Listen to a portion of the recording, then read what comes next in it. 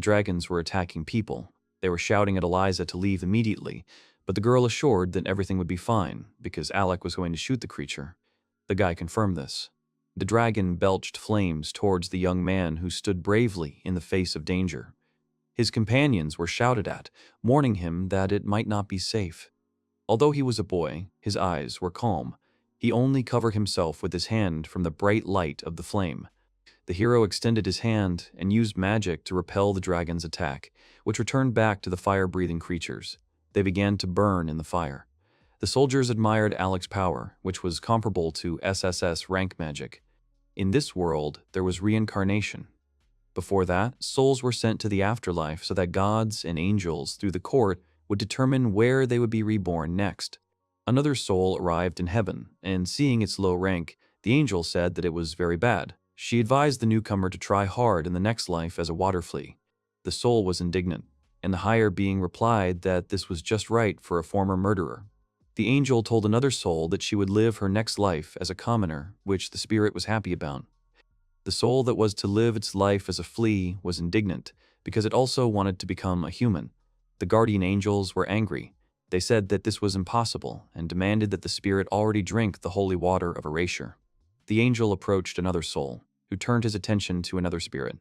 The girl said that this was a former emperor who, along with his evil deeds, brought many good changes, so he will live his life as an ordinary person. Angel moved on to her map and biography. Her hands were in debt. Her surprise knew no bounds because in front of her was SSS rank, soul confirmed. The girl's colleagues were also amazed because they had never seen such a level before. She asked the soul how many good deeds it had done. The spirit thought that it had led a fairly normal and calm life. The angel offered two options for the SSS rank soul. The first was to become a god. The second was to live as a supreme being. The girl recommended becoming a god, but the spirit interrupted her and said to be a human.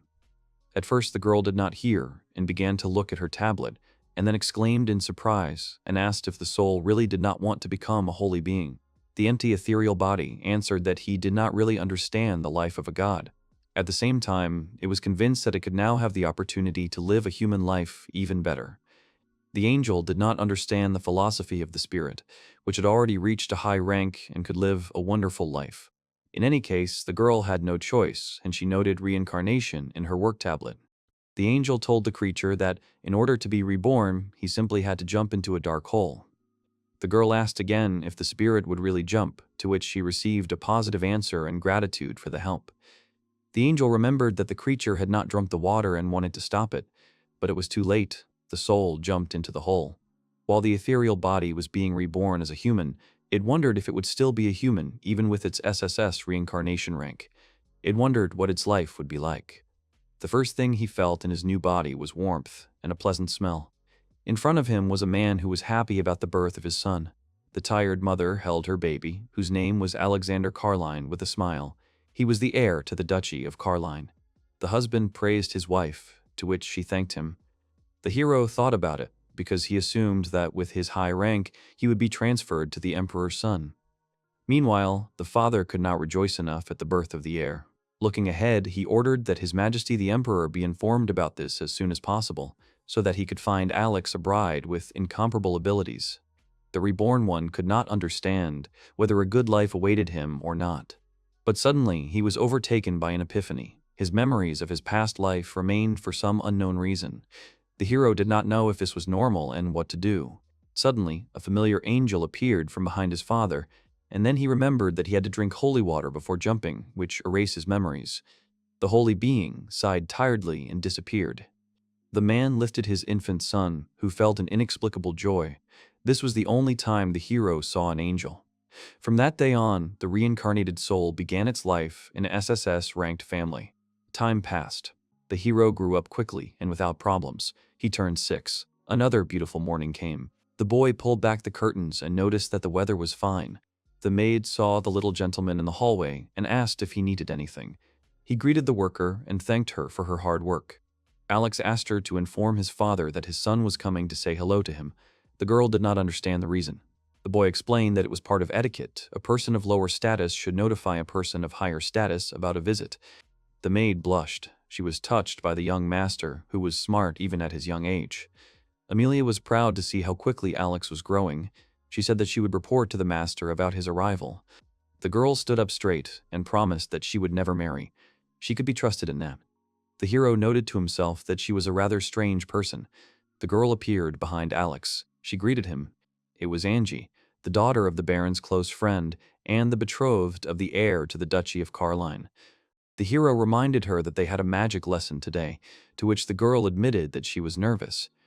But despite her worries, Andy smiled and promised to do everything possible to help Mr. Alex.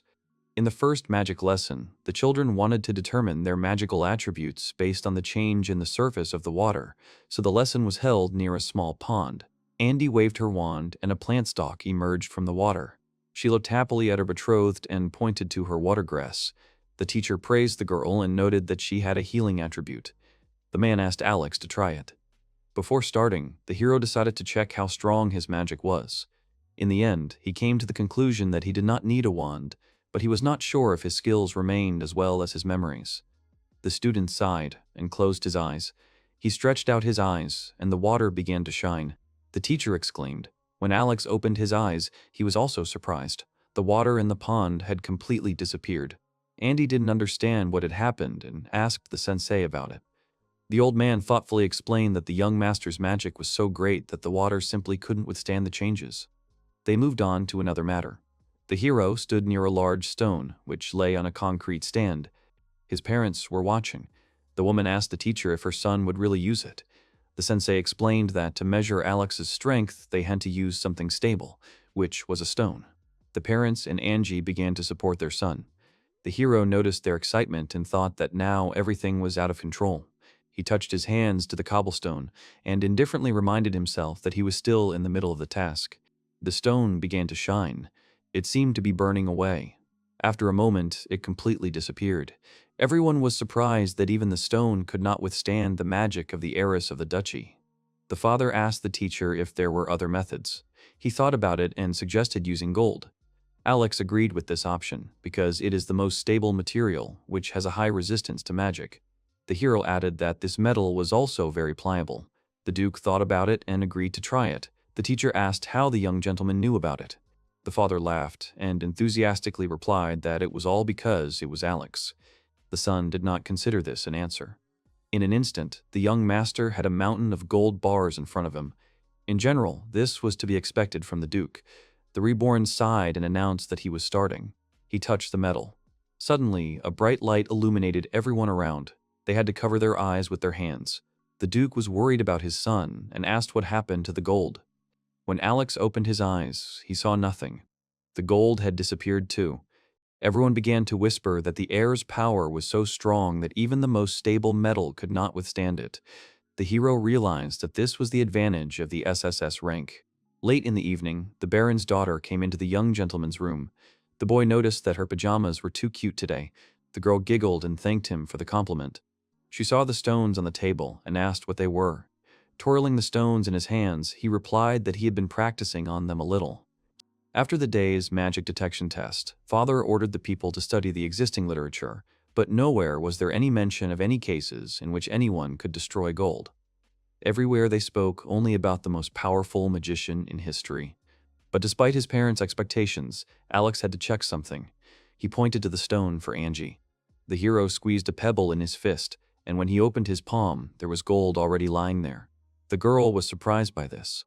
With the help of his practice, Alex was finally able to find a way to use his magic so that objects would not disappear. Despite such miracles, the hero understood that he could not allow such mana reserves to get out of control, and he intended to control it with his selection. When he put the gold on the table, it turned back into stone. The young master said that the creation of gold might not be so good, and asked that it be a secret between them.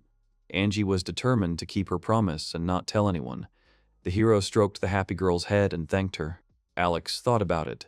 He knew there was one way he could use magic to his advantage. The boy remembered the short time he had spent in heaven. He realized that although in his past life he had tried to help as many people as he could reach, it was impossible for him to help the entire world. In his past life, his abilities were limited and prevented him from helping other people. But now, the hero felt like he had a miracle in his hands, sent by God to save humanity. Alex took a deep breath. He remembered reading some very interesting information in his past life and decided to check it out. The gentleman squeezed the stone in his palm, and Angie asked what he was going to do with it. Alex exhaled, and the hands that held the stone began to glow.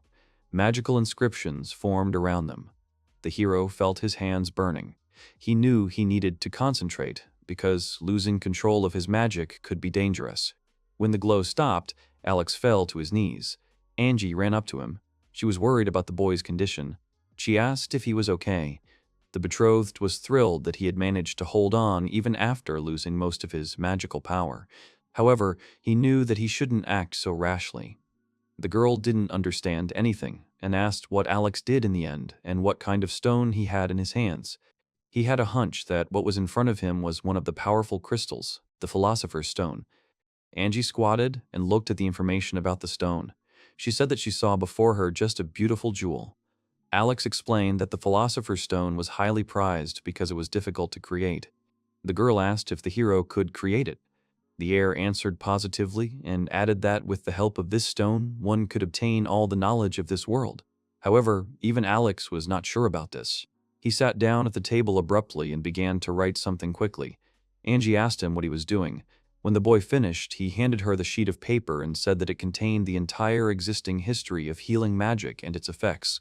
The girl admired the mind of her betrothed, who understood everything that came into his head. Alex said that he would need something more serious to achieve mastery. The bookshelves in their library contained advanced-level books that were under strict surveillance. However, he believed that his magic should be enough to deal with the philosopher's stone. After some time, the children came to one of the streets of the Duchy of Carlane, Molech. The merchants asked if they wanted to try the new sweets. The boy wrote out a check with an amount that was enough to cover the expenses. Looking at the heirs, the townspeople discussed the recent event with gold. People assumed that the boy had the highest level of magic. The men discussed that in High Bay, the rebel army and defense were balanced, which was alarming. However, they were not afraid, because they trusted Alex. Meanwhile, a boy passing by eavesdropped on them. Due to the terrible reign of the previous emperor, rebellions broke out throughout the empire, resulting in civil war. And in order to protect the new emperor, information about his identity was carefully hidden.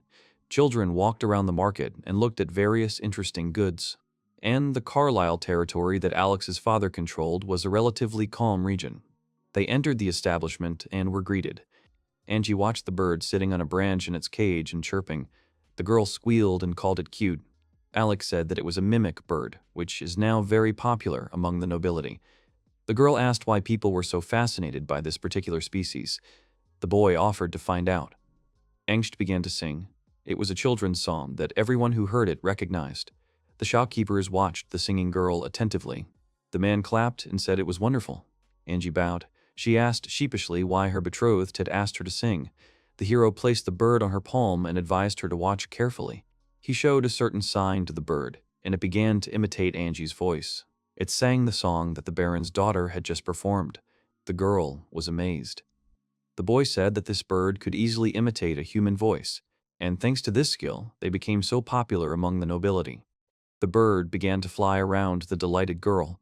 Alex began to write out a check, telling the merchant that they would like to keep the bird for themselves. The man thanked them. Suddenly, a street boy pushed the hero. He ran past the heir. He felt something slip into his inner pocket. The thief smirked and advised them to be more careful with their things. He had stolen an important certificate. Angie grabbed Alex's hand and asked if he was okay. The boy wanted to catch him. He used restraining magic. The hero extended his hand, in which inscriptions and a magic circle appeared. He was going to tie up the thief. Suddenly, the street boy felt that he could not move. Invisible shackles did not allow him to run. Alex came up to him. He advised the young criminal not to steal anymore. The hero demanded that the certificate be returned to him. He added that only he could use it, so it would be useless to a thief. Angie stood behind her protector. The boy began to pour out all his discontent. He believed that such rich people could not understand the suffering of common people, especially refugees like him who have no choice but to steal. Alex learned that the thief was from the south. The hero began to think about how he could make this innocent child give up stealing because he believed that justice existed in this world. They ended up taking the thief with them to the garden where the boy was pouring tea for the heir. He was confused and indignant. The boy asked why they took him with them. Alex replied that it was his favorite cafe where he could relax. The hero began to give the thief advice on how to brew tea well. First, you need to warm the teapot and weigh the tea leaves accurately. Second, you should pour the tea until the tea leaves open. The boy shouted to be listened to. Alex ignored his exclamations and calmly said that this method of making tea was known only to those who served the upper class. The thief looked at him in surprise. While the boy was hesitantly asking the heir if he really wanted to hire him, the hero planned to tell the thief about the philosopher's stone. Alex said that the tea was cold and had a weak aroma and ordered the drink to be remade. After tea, Angie noticed that the boy was learning quite quickly. The hero agreed and added that he was very obedient. The thief had a good memory. Alex remembered how the boy apologized and thanked him. In any case, he would see what their cooperation would lead to in the future. The young gentleman took his betrothed by the hand and suggested that they go back home. The girl happily agreed. Alex practiced. He learned that there is a way to train the release and control of his power. This is the creation of magic balls. They hovered over the children. Angie said that using all 7 magical elements at once would always be amazing. The boy said that he was happy about his betrothed's success. The girl smiled and agreed with him. They were now 7 years old. Thanks to the knowledge of the philosopher's stone, their main goal became practicing magic. While the balls were spinning in his palms, the hero thought about the fact that, unlike an ordinary person, a high-ranking magician can use all the elements at the same time. While the children were talking, their father jumped out of the bushes and swung his sword. He shouted that they were now open. Alex threw one of the elemental balls. Andy hid behind her betrothed. The ball hit the sword, which was immediately engulfed in steam. Molten metal began to drip onto the ground. The father was pleased with his son. He smiled smugly and praised the boy for his excellent use of fire magic. Alex was unhappy with the sudden attack and asked his father not to do it, because if he lost to his own son, it would reflect poorly on his image. The man was not offended by the child's words, because he agreed that his son was the most powerful magician in the world. However, the hero believed that the father should not behave like that, because then the guests or the Empress would not take him seriously. The Duke considered the mention of the Empress as a guest. Alex picked up the handle of the melted sword and noted that his father was still concerned about his image. However, the man suggested inviting the Empress and demonstrating the young master's magic. That way, she would see how brilliant his son was. Angie was inspired. Her father remembered that the Empress was planning to visit their region during her summer vacation anyway. The more the man thought about it, the more convinced he became that his decision was the right one. He laughed and said it was a great idea.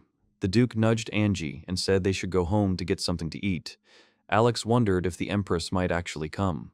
Several days passed. The children were walking down the stairs and discussing where they should go. The girl suggested going to look at the flowers in the western part of the garden. Suddenly, Alex was called by his father, who asked him not to move. After some time, the hero learned about the news about a serial killer. The man pulled out a leaflet with a picture of the criminal and said that 10 victims had already been found. Among the dead were children and women. The father asked them not to visit the city. The girl clung to Alex. She was scared. The hero fully understood the reason for her fear. The piece of paper said that the killer was wanted dead or alive. The heir confidently said that they had to do something, because the crimes could get out of control. Alex pulled his hood over himself and went into the city alleys in the evening, like bait. He was determined to free people from horror. Suddenly, a hand appeared from the darkness. It grabbed the boy by the neck from behind. The criminal held a long knife in his other hand. The madman demanded baby meat, because it was the most delicious. Using his elemental magic, Alex melted the killer's knife and moved right in front of him, demanding that the criminal stop his crimes.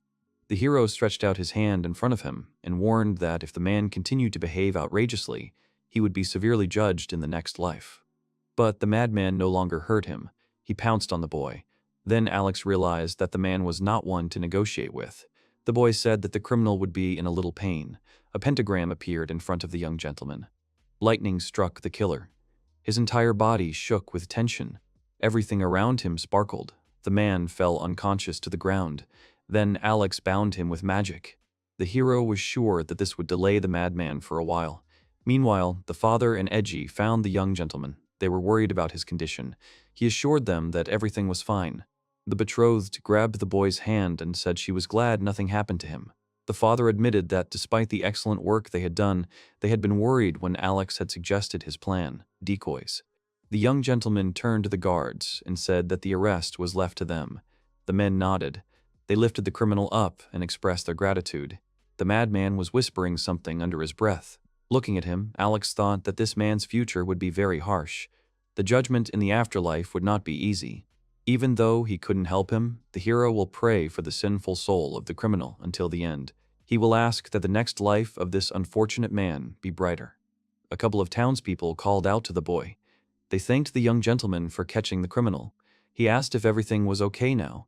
However, they were distracted by the noise and commotion. It was a girl who was being pestered by a guy. She demanded that he leave her alone, but he did not listen to her and continued to invite her to have fun with him. He grabbed her hand and looked her insolently in the eyes, saying that he could be a good company for her. Angie tugged at Alex's clothes, hinting at helping the girl. The boy agreed with the idea. Meanwhile, the guy's patience ran out, and he roughly pulled the girl, telling her to stop acting so angry. The hero managed to block the impudent guy's path and demanded that he leave her alone. The girl was very surprised that such a brave boy was protecting her. The guy got angry and was going to hit the child. Alex squeezed the philosopher's stone in his hand and used criminal handcuffs on the impudent guy. The guy felt something on his wrists. However, it was not enough to stop him, and he decided that the child had very weak magic. The boy swung his hand, but missed. The handcuffs began to tighten. The bully screamed and fell to his knees from the sharp pain. He did not understand why the handcuffs suddenly began to tighten. Alex explained that the magical handcuffs tighten every time the person does something bad, and he will be in them until the guy changes his habits. Otherwise, the handcuffs can even cut off the wrists. The bully had a shocked expression on his face. The young master told him to come back to him in a year, and then he would remove the spell. He threw him a subordinate that he was Alexander Carlite. The girl heard what family her savior was from, and said that the rumors about the magical abilities of the Carlite heir were true. After some time, the new acquaintances were sitting at the table and drinking tea. Eliza introduced herself and thanked him for his help. Alex introduced himself and his betrothed. The girl noted that earlier, the boy could simply hand the bully over to the guards without magic. She said that if he was going to do something proper in the future, he had better hand over criminals to the guards. Eliza asked why he did that. The hero noticed that the man sitting in front of him was perceptive. Alex agreed that it would be much easier to hand the bully over to the guards, but then the guy would not have a chance to do good deeds. The girl asked him what he meant. He answered directly that people are judged only when they die. Eliza said she had heard of this theory. However, she didn't know that Alex had already experienced it. She realized that the hero gives people a second chance to change and reminded them that there are those who don't change. The hero believed that it could not be denied, that there was a small chance that the guilty could change, because it was not a question of judging, but of guiding. Eliza called him virtuous, but she didn't think it was a compliment, because he might regret it someday. She thought that good people usually end up with nothing. The boy thought it wasn't so bad to have such a trait. Eliza bowed her head and admitted that she liked him, and if they were the same age, the girl would fall in love with him. The boy thanked her, and the girl left. Angie noticed Eliza's beautiful eyes. The young heir agreed. It was not often that one met a person with a strong spirit. Even though the girl was only 16, she acted and spoke like an adult. Alex said that Eliza's eyes resembled the eyes of a person carrying a heavy burden on her shoulders. The burden she carried was unwanted. The girl wondered if she could ever become like this girl. Alex stroked his sweet bride's head and assured her that she was beautiful in her own way. He liked her just the way she was. The girl smiled. The children returned home, where they were met by a servant who greeted the young heirs. Suddenly, the hero sensed danger. A sword flew towards them. Alex quickly used fire magic and melted his father's weapon, who was amazed by this. The man laughed and said with a smile that he had no doubts about his son. Alex asked why he was doing this again. Then he remembered his father's suggestion to invite the Empress. The boy understood what was going on, and at that moment they heard the voice of a girl who praised the heir to the Duchy of Carlite, who lives up to their reputation. The girl he had helped earlier came out to them. She introduced herself as Empress Elizabeth Forsyth, and she'd come to ask a favor of the Duke. Although Alex was surprised, he did not forget to greet the Empress and introduce himself. Angie followed his example. They bowed to Her Majesty. The girl asked to raise his head. She said that the boy really knows how to understand the situation. She asked the Lord if they had a room where they could talk privately. The man offered to use his office. Angie said goodbye to everyone. Just in case, the gentleman decided to use soundproofing magic. When they settled in the office, Eliza suggested getting straight to business, discarding formalities. The Empress was sure that they knew about the rebellion that occurred due to the terrible reign of the last emperor. Alex confirmed and said that it happened before he was born. The girl said that people were still angry with the former ruler. Even after she took his place, small rebellions continued to arise throughout the country. The Empress believed that the Imperial Army would soon launch a global attack on the rebel stronghold. She wanted to kill their leader to avoid unnecessary bloodshed. Alex understood why the girl was asking him. Eliza said that with such outstanding abilities, the boy would be able to catch the leader during the attack. The hero thought about it and mentally agreed with this. He bowed and said that he understood. The girl said with a smile that if he succeeded, the land would be his, and added that she had finally received this request from his father. The boy turned to his parent, who only replied that this was a very important task from Her Majesty. Alex said that such a reward was too much for him. The Empress replied that it was the most appropriate reward for completing such a large-scale task. Besides, she would be calm if he became their leader. The girl leaned over and confessed to him that she was interested in the heir to the duchy. The boy did not understand her interest. The day of the attack came. Eliza and Alexei climbed to the top and saw the soldiers preparing for the attack. The girl said that it was time to show what he was capable of. The Empress said she was excited because his father had named his son after him and she couldn't wait to see how he would handle the task. Alex had felt a scary atmosphere around her when she was talking to his father, but now she seemed more like a teenager. The hero sighed and asked if he was supposed to catch only their leader. Eliza confirmed the mission and said that she wanted him to catch him alive, despite the fact that the criminal was facing the death penalty. She asked how he was going to pull it off. Alex had a magical sphere of earth in his hands, which did not impress the Empress. The boy explained that he was going to use it on the earth. He directed it into the soil, after which the earth began to seem to be sucked into itself. In front of them was a staircase leading down. Alex suggested that the Empress go down it. As they descended, Eliza admitted that she never would have thought that the enemy could be bypassed underground. She asked if the boy knew exactly where they should go. The young gentleman continued to create the stairs and answered positively. Alex added that these types of buildings usually have the same layout. The girl agreed. After some time, they reached the enemy storage. The boy assumed that it was already close to the target. They saw a door. The young heir said that the leader was in this room. Eliza pressed herself against the door, despite the boy's fears, and said that she heard a familiar voice. Lord Fleming was there, and a rebel. The man said it was time. Fleming agreed, and remarked that their troops had done well. He said that the army should be ordered to retreat. The rebel said that he was urging the Lord's army on a bit for show, since they could not afford to let their hard-earned income go to waste if it became known that they had conspired. Fleming said he knew about it and asked his accomplice to make sure his troops did a good job. The man paused. Meanwhile, Eliza and Alex heard the whole conversation. Suddenly, they heard the men stand up and walk towards the exit. The boy warned the girl about this, who could not believe that there was a traitor among them. However, they did not hide. When the men came out, they were surprised to see Her Majesty. At the same time, the traitors understood that their entire conversation had been heard. The Empress looked at Lord Fleming seriously and asked what it all meant. She demanded an explanation until the man could not find the words. Alex interrupted and said that the Lord had been a financier after the war. By reporting the death of soldiers, the man had been squandering funds intended to pay the dead. He asked if that was true. The traitors were no longer going to listen to them. They took out their weapons, intending to silence their Empress forever. Alex quickly stood up for the girl. He asked her to move away. The boy was going to pin her down. He had a ball of magic in his hand. He threw it at the criminals, who were enveloped in a thin haze. They froze and then fell to the ground. They felt incredible weakness in their bodies. The boy explained that he had deprived their bodies of power. Now they would not be able to move for a whole day. A small ball of magic flew above the magician's hand. Eliza stepped forward and said that, in the name of Her Majesty, she declared that for Lord Fleming's betrayal, he forfeited all rights to his title. When the criminals were arrested, they came outside. The girl sighed and told Alex that she had ordered her subordinate to take care of the rest. She thanked the boy for his help. The young gentleman said thoughtfully that no one would have thought that the high ranks of the imperial army could deceive them. Eliza said with annoyance that it was because of her weak character. The boy reminded her that her reign was just beginning, so she just had to do her best. The girl smiled and thanked him. Alex said that now they should take care of the soldier's wounds. The young gentleman continued to talk about what he should do when he noticed the Empress's gaze. He smiled and asked what was wrong. The girl became embarrassed.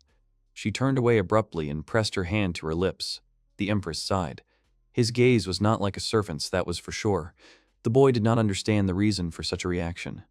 In the capital of the empire, the hero met Kosei Choza, a general in the imperial army. He was a bearded, middle-aged man with bright and lively energy. The boy introduced himself and Angelica as his bride. He said that they would stay with him for a short time. The girl, however, stared at the warrior. She was distracted from her thoughts by Alex's voice calling her. She came to her senses and quickly bowed. The girl was glad to meet Horsin. The man laughed and said that they shouldn't worry, because he had already heard about the children from Carlite. He added that they should feel at home. With the traitor caught, the fake rebellion came to an end. Alex gained respect for the plot's discovery and was invited to an audience with the Empress to receive his reward. And the place where the heirs stayed was the house of Sir Horsin, a friend of his father.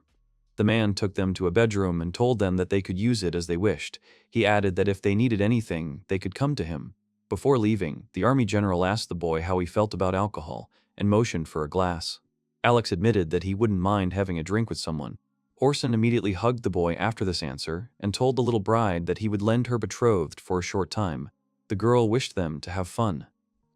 The man moved closer to Alex and said that he had a good wife. The boy smiled at his words. They entered the luxurious dining hall where the general of the imperial army usually met with his friends. Corsaine turned to a maid and ordered her to bring them something to drink. The girls quickly brought 2 bottles and a plate of mountain salt. Alex took the dishes and said that with salt, one can enjoy the evening well. At first, Corsaine did not understand what the young gentleman was talking about. Seeing the salt, the man immediately understood what the boy meant. He approvingly slapped Alex on the back and said that even though they had an age difference, they had already found a common language. The young gentleman winced in pain. He caught himself saying something from his past life again, where he was used to drinking alcohol with salt, and he noticed that Horsin was quite a lively person. Alex thought that if his father were around, he would definitely join them. The general understood why people were so interested in the heir to the Duchy of Carlisle, because he liked him too. Corsaine grabbed the young gentleman by the shoulders and offered to become his sworn brothers. The boy was surprised by this offer. It seemed to him that the general was too close to him. He awkwardly began to persuade the man, reminding him that they had just met and there was an age difference. However, Horsin continued to insist and even offered to marry his granddaughter. The maids laughed. The general sat down at the table, putting the bottle on the table. He called the boy to sit down at the table quickly. At that moment, Alex took back his words about his father, because one Horsin was enough. Meanwhile, Andy was sitting in the room on the bed and singing songs. Suddenly, she heard someone knocking at the door. She thought it was her betrothed returning. The girl happily opened the door, already greeting Adex, but Eliza was in front of her. She said that she hadn't heard the children's song Angie had written for a long time. The girl asked for an extension for the sudden visit. The girl greeted Her Majesty, but she asked to leave the formalities and call her by her usual name. The Empress entered the room. Angie immediately reported that Alex was not there. However, Eliza knew about it because it was she who let Horsaine in to entertain the boy. The girl came to the Baron's daughter. The girl was surprised and asked how she could help. Eliza asked her if Angie was Alex's betrothed. The girl immediately and enthusiastically admitted that she loved him. The girl said that she had no doubt about it. The Empress asked Angie what she would do if she found out that her fiancé was liked by someone else. The girl replied that she would be happy. Her Majesty was surprised. The young lady said that she would like to work with this girl and chat with her about Alex, so that she would learn even more wonderful things about him. Because the more she learns about him, the stronger her love becomes. The girl was sure that it would be fun. Eliza thought for a moment and then stood up abruptly. The girl thanked her for the conversation. Before leaving, she leaned over to the girl and asked her not to tell anyone that she had been there. Angie understood her request. Eliza explained that she wanted to surprise him and do something that he might like. In the royal palace, Alex's audience with the Empress began. The girl sat on the throne, surrounded by her subjects. Lord Corlaith was greeted. Eliza said that capturing the traitor was a great service to the Empire, so she wanted the Lord to choose the reward he wanted. Alex bowed and replied that he would accept whatever Her Majesty deemed worthy. He knew the etiquette and could not simply ask her for something. However, the boy would like to return the funds to the soldiers if there was something valuable in them. The girl smiled and stood up from her throne. She addressed Lord Corlith. The boy immediately stood up straight and quiet. Eliza declared that she was solemnly appointing him vice-emperor. The hero did not expect to hear that. The advisors began to whisper. Horsain was interested in watching this. The Empress said that for the well-being of the Empire, Alex would become her right hand and show them his full potential. The hero could not even imagine such an outcome of events. It was too unpredictable for life with the SSS rank. The boy bowed and said that he accepted the position with great joy. At Corsain's residence, Alex found a pile of letters waiting for him.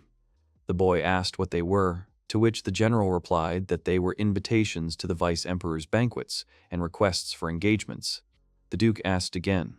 The man noticed that the words were hard to get through and said that these letters were simply left at his house. The other part was at the house of the heir to the Duchy of Carlisle. Horsain asked if he hadn't expected this. The boy had expected this outcome to some extent, especially after his appointment as vice-emperor. After the audience, Eliza told him that she wanted to bring prosperity and peace to the empire for many years to come. She was going to create a stable world and restore order to the empire after the turmoil of the previous emperor. That was her real goal.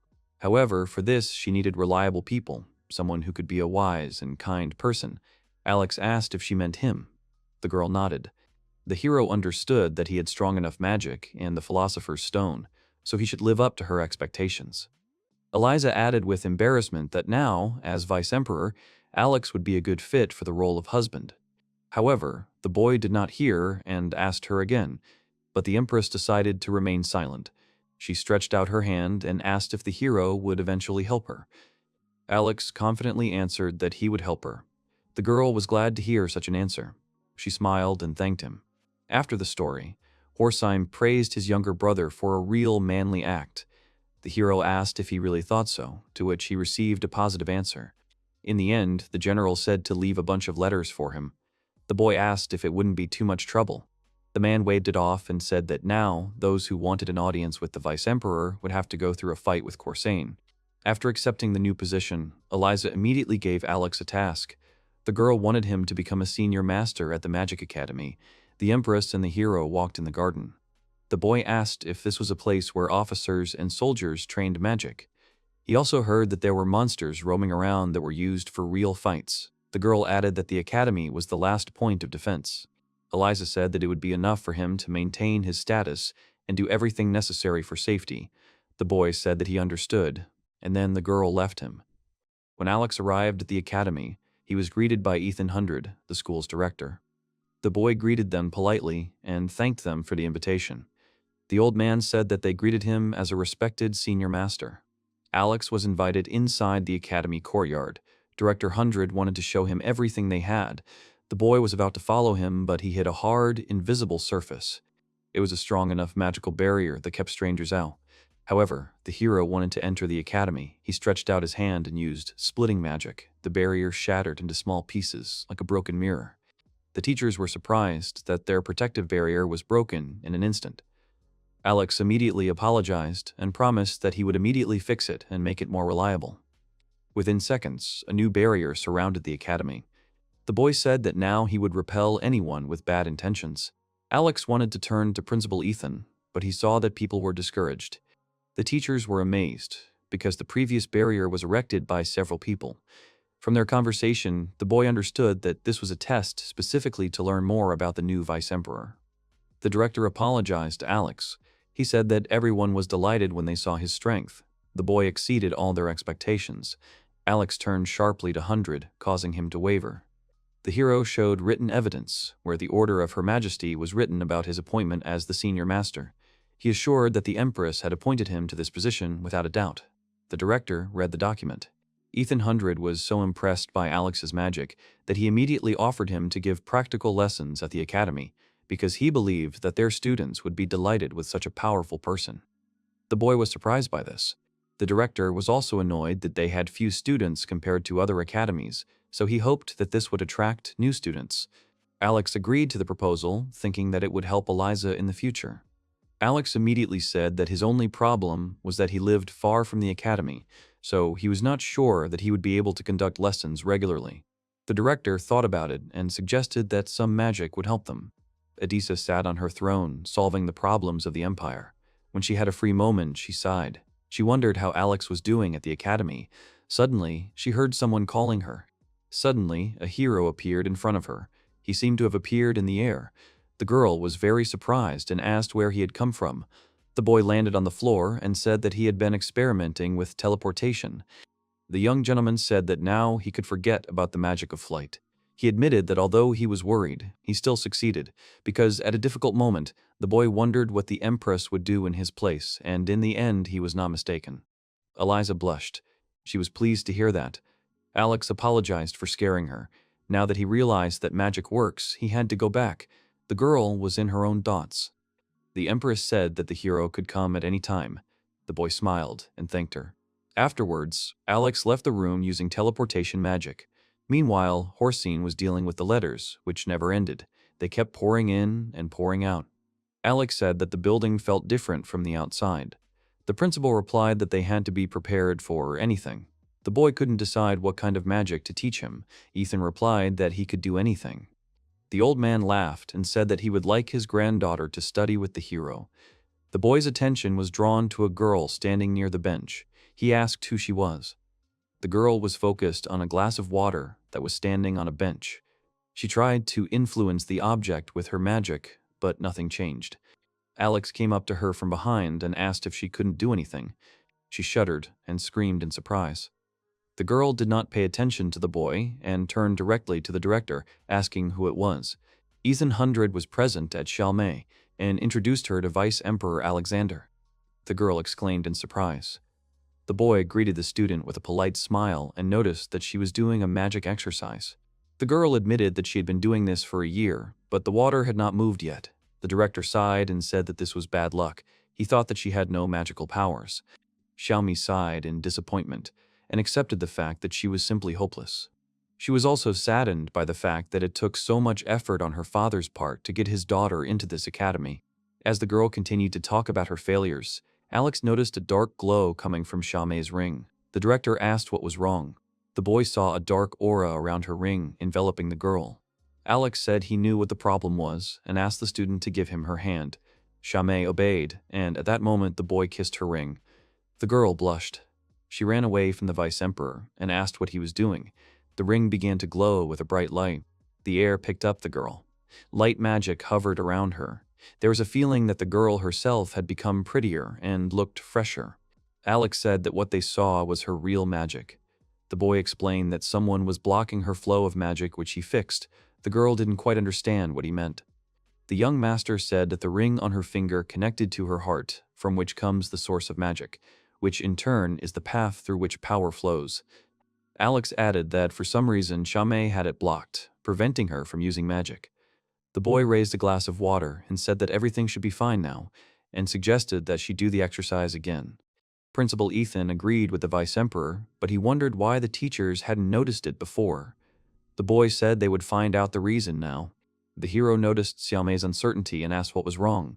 The girl really didn't believe that she would succeed this time. Alex promised her, as a senior master, that she would succeed. The student decided to trust and took a glass of water. She closed her eyes and canceled her magic. The water really froze. The girl exclaimed that she could. The director noted that Xiaomei could use ice magic. Alex drew their attention to the frozen river. Xiaomei was amazed that her magic could affect not only a glass, but an entire river. She couldn't quite believe that it was she who did it. Alex told the director that the girl's magic was very strong, and to see it, one had to be equal in strength or stronger. Then Ethan understood why they hadn't been able to see her potential before. The principal said it was great and asked the Vice Emperor to continue helping their students. The boy assured that he would try. He approached Xiaomei, who was crying with joy, and reminded her that everything had worked out. The next day, Alex used teleportation magic to move to the temple of the guardian dragon. He believed that the Empress was kind to be here. Eliza was sitting inside on her knees. She was wearing a special robe. The hero called out to the girl, who immediately turned to him. Alex wanted to talk to her about returning home, but the castle said she was performing a ritual. He apologized and asked if he had disturbed her. The girl said everything was fine. The boy looked with interest at the statue, which he saw for the first time. Eliza confirmed that it was the guardian of the empire, who, according to legend, shared his power when the empire was founded. In front of them stood a majestic white statue of the legendary dragon, who was the protector of the empire. The legend says that the dragon protector lent his power to the first emperor and then disappeared. Rulers throughout history were required to pray at this temple every month. Alex noticed how huge and well-defined the statue was.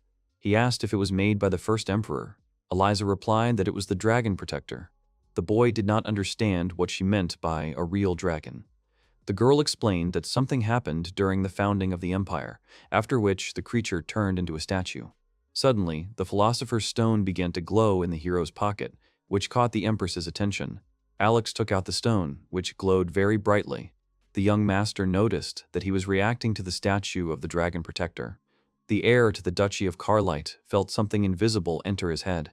He heard a voice asking for his release. Alex asked Eliza to step aside. He realized that the creature was asking for the stone shell to be removed. The boy leaned his hand against the statue, intending to awaken the real protector of the empire. The girl said it was impossible, because no one had ever done it before. The wind began to blow. The boy was determined to go all the way.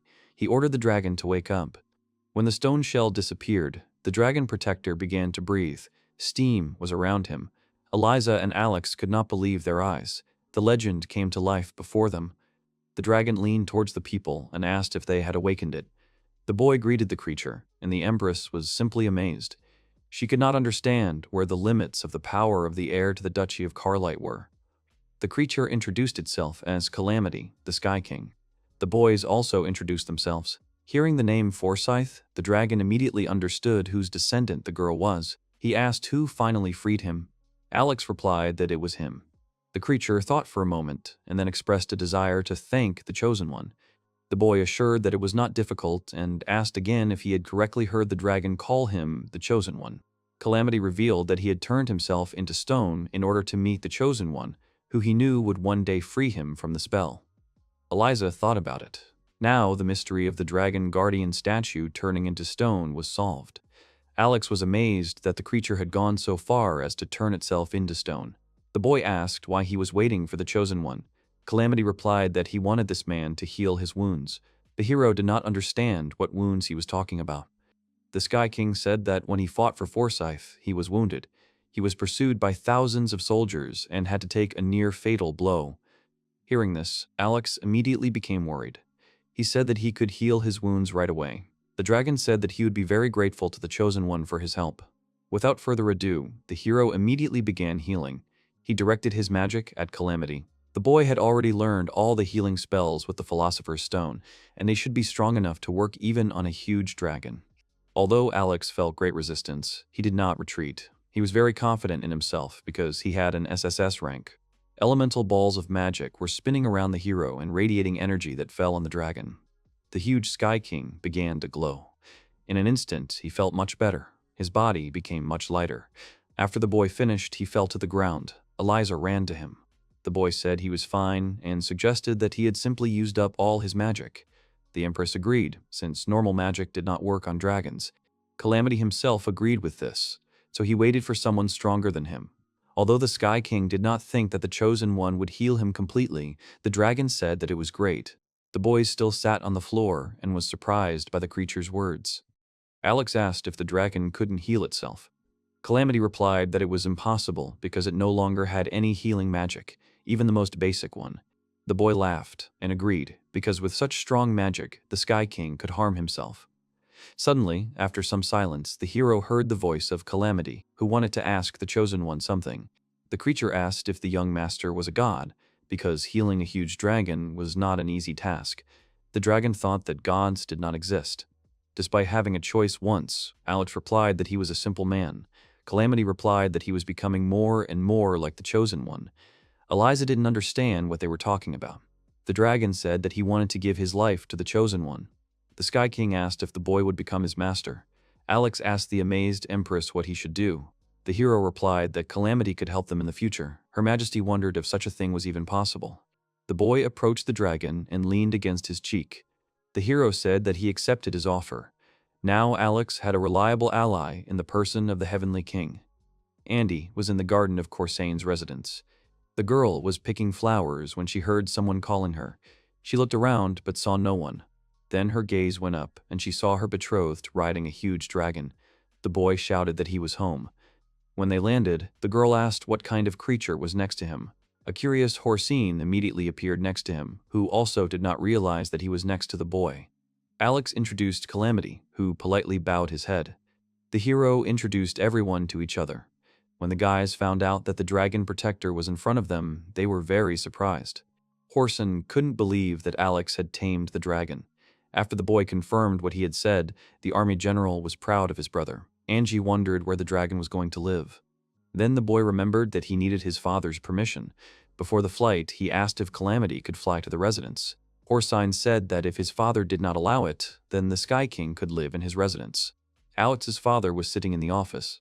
The man heard something knocking on his window. There he saw his son, to which the Duke asked in surprise what his son was doing there. The man opened the window and then noticed a huge dragon. The father exclaimed. He could not believe his eyes. The hero was sitting on the wing of Calamity. Alex carefully descended into his father's office and told him how he had become vice-emperor. He showed him the official letter. The man was happy with the news. He grinned and said that he expected such a decision from Her Majesty. Seeing his father again, he remembered the atmosphere at their home. The boy asked if something was bothering his father. The man said that the weather was very favorable this year, so there would be more harvest than usual in a certain area. The boy did not understand what he was saying because he considered it, on the contrary, good news. The father said that there would be so many vegetables that there would be surpluses, so the prices would fall sharply and the farmers would be left with nothing. The man did not know what to do, destroy the produce or buy the surplus. The Duke said that if he bought them, then the problem would be in storing them. It would be necessary to find a place and people. The head would take care of this. The boy understood the problem and thought about it. The main task was to find a place and labor force. He reached into his pocket and clutched the philosopher's stone, which said the problem had a solution. Alex looked out the window and called Calamity. The young master asked the Heavenly King for one of his claws. The creature gave it to him without further questions. Dragons had incredible magical potential, and each part of them had remarkable rare properties. In an instant, a bag appeared from the claw. The man asked what it was, to which the boy told his father to just watch. He warned that he would be at his table for a moment. The young gentleman opened the bag, and the whirlwind burst out of it, taking the table with it and turning back into the bag. The boy explained that the storage bag he made from his magic and a dragon claw. It has unlimited space, and the food in there will never spoil. The son suggested to his father that they buy up all the surplus, put it in a bag, and use it in the future as needed. The Duke said that it was a wonderful idea. The man took the bag and demanded his table back. He only needed to send a letter saying he was buying the harvest. The boy thanked the dragon for helping him out. The Duke came up with the title of the letter, Alex's Brilliant Solution. He asked his son what he thought about it. He was surprised. The man also suggested naming the harvest festival after his genius son. The dragon noted that the father of the chosen one was quite a cheerful person. Alex just looked at his Duke. Since then, 2 harvest festivals have passed. The hero sat and thought about what topic to take for the next lecture. Angie called the groom for a good job. She added that the weather was nice outside and suggested they relax in the garden. The boy accepted the offer. The mimic bird sat on its little owner's shoulder.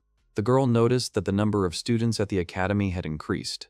Alex agreed and said that they were serious about their studies. Angie said that she would like to attend his lectures too. The hero reminded her that he was already studying with her at home and she was doing great, so she didn't have to go to lectures. The girl began hesitantly to give reasons why she still wanted to go. Angie said with a smile that her betrothed looked cool when he taught. The boy smiled warmly. Now it was clear to him. Alex suggested that the girl go to the next lecture at the academy. Angie was inspired and asked again if she could really come. The boy confirmed. The dragon found himself near the children and noticed that Lady Angie was very happy about it. The girl agreed. Alex said that she would keep it a secret from his father. The betrothed asked the reason for such secrecy. The hero explained that then the father himself would want to go with them. The girl laughed and said that the Duke would definitely want to. At that moment, the man sneezed.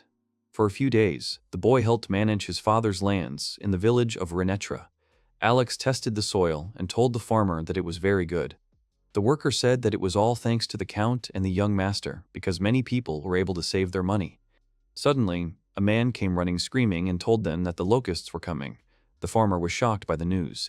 He was told that the Silva area was already under attack. Silva was known to Alex as the place where Angie's family lived. He became concerned about the safety of his fiancée. Farmers were shouting that the locusts were slowly approaching them. A black and sticky-looking creature was wandering around. The hero asked if the farmers were talking about locusts that were causing vegetables to rot. The workers confirmed this and added that it was a monster that was attacking villages, destroying forests and crops. People were sure that nothing could stop her. The boy understood the situation and said that he would think about what could be done to solve the problem. The people begged the young master to do something. Alex assured them not to worry. He had heard that the locusts were not interested in human flesh and advised the farmers to find shelter.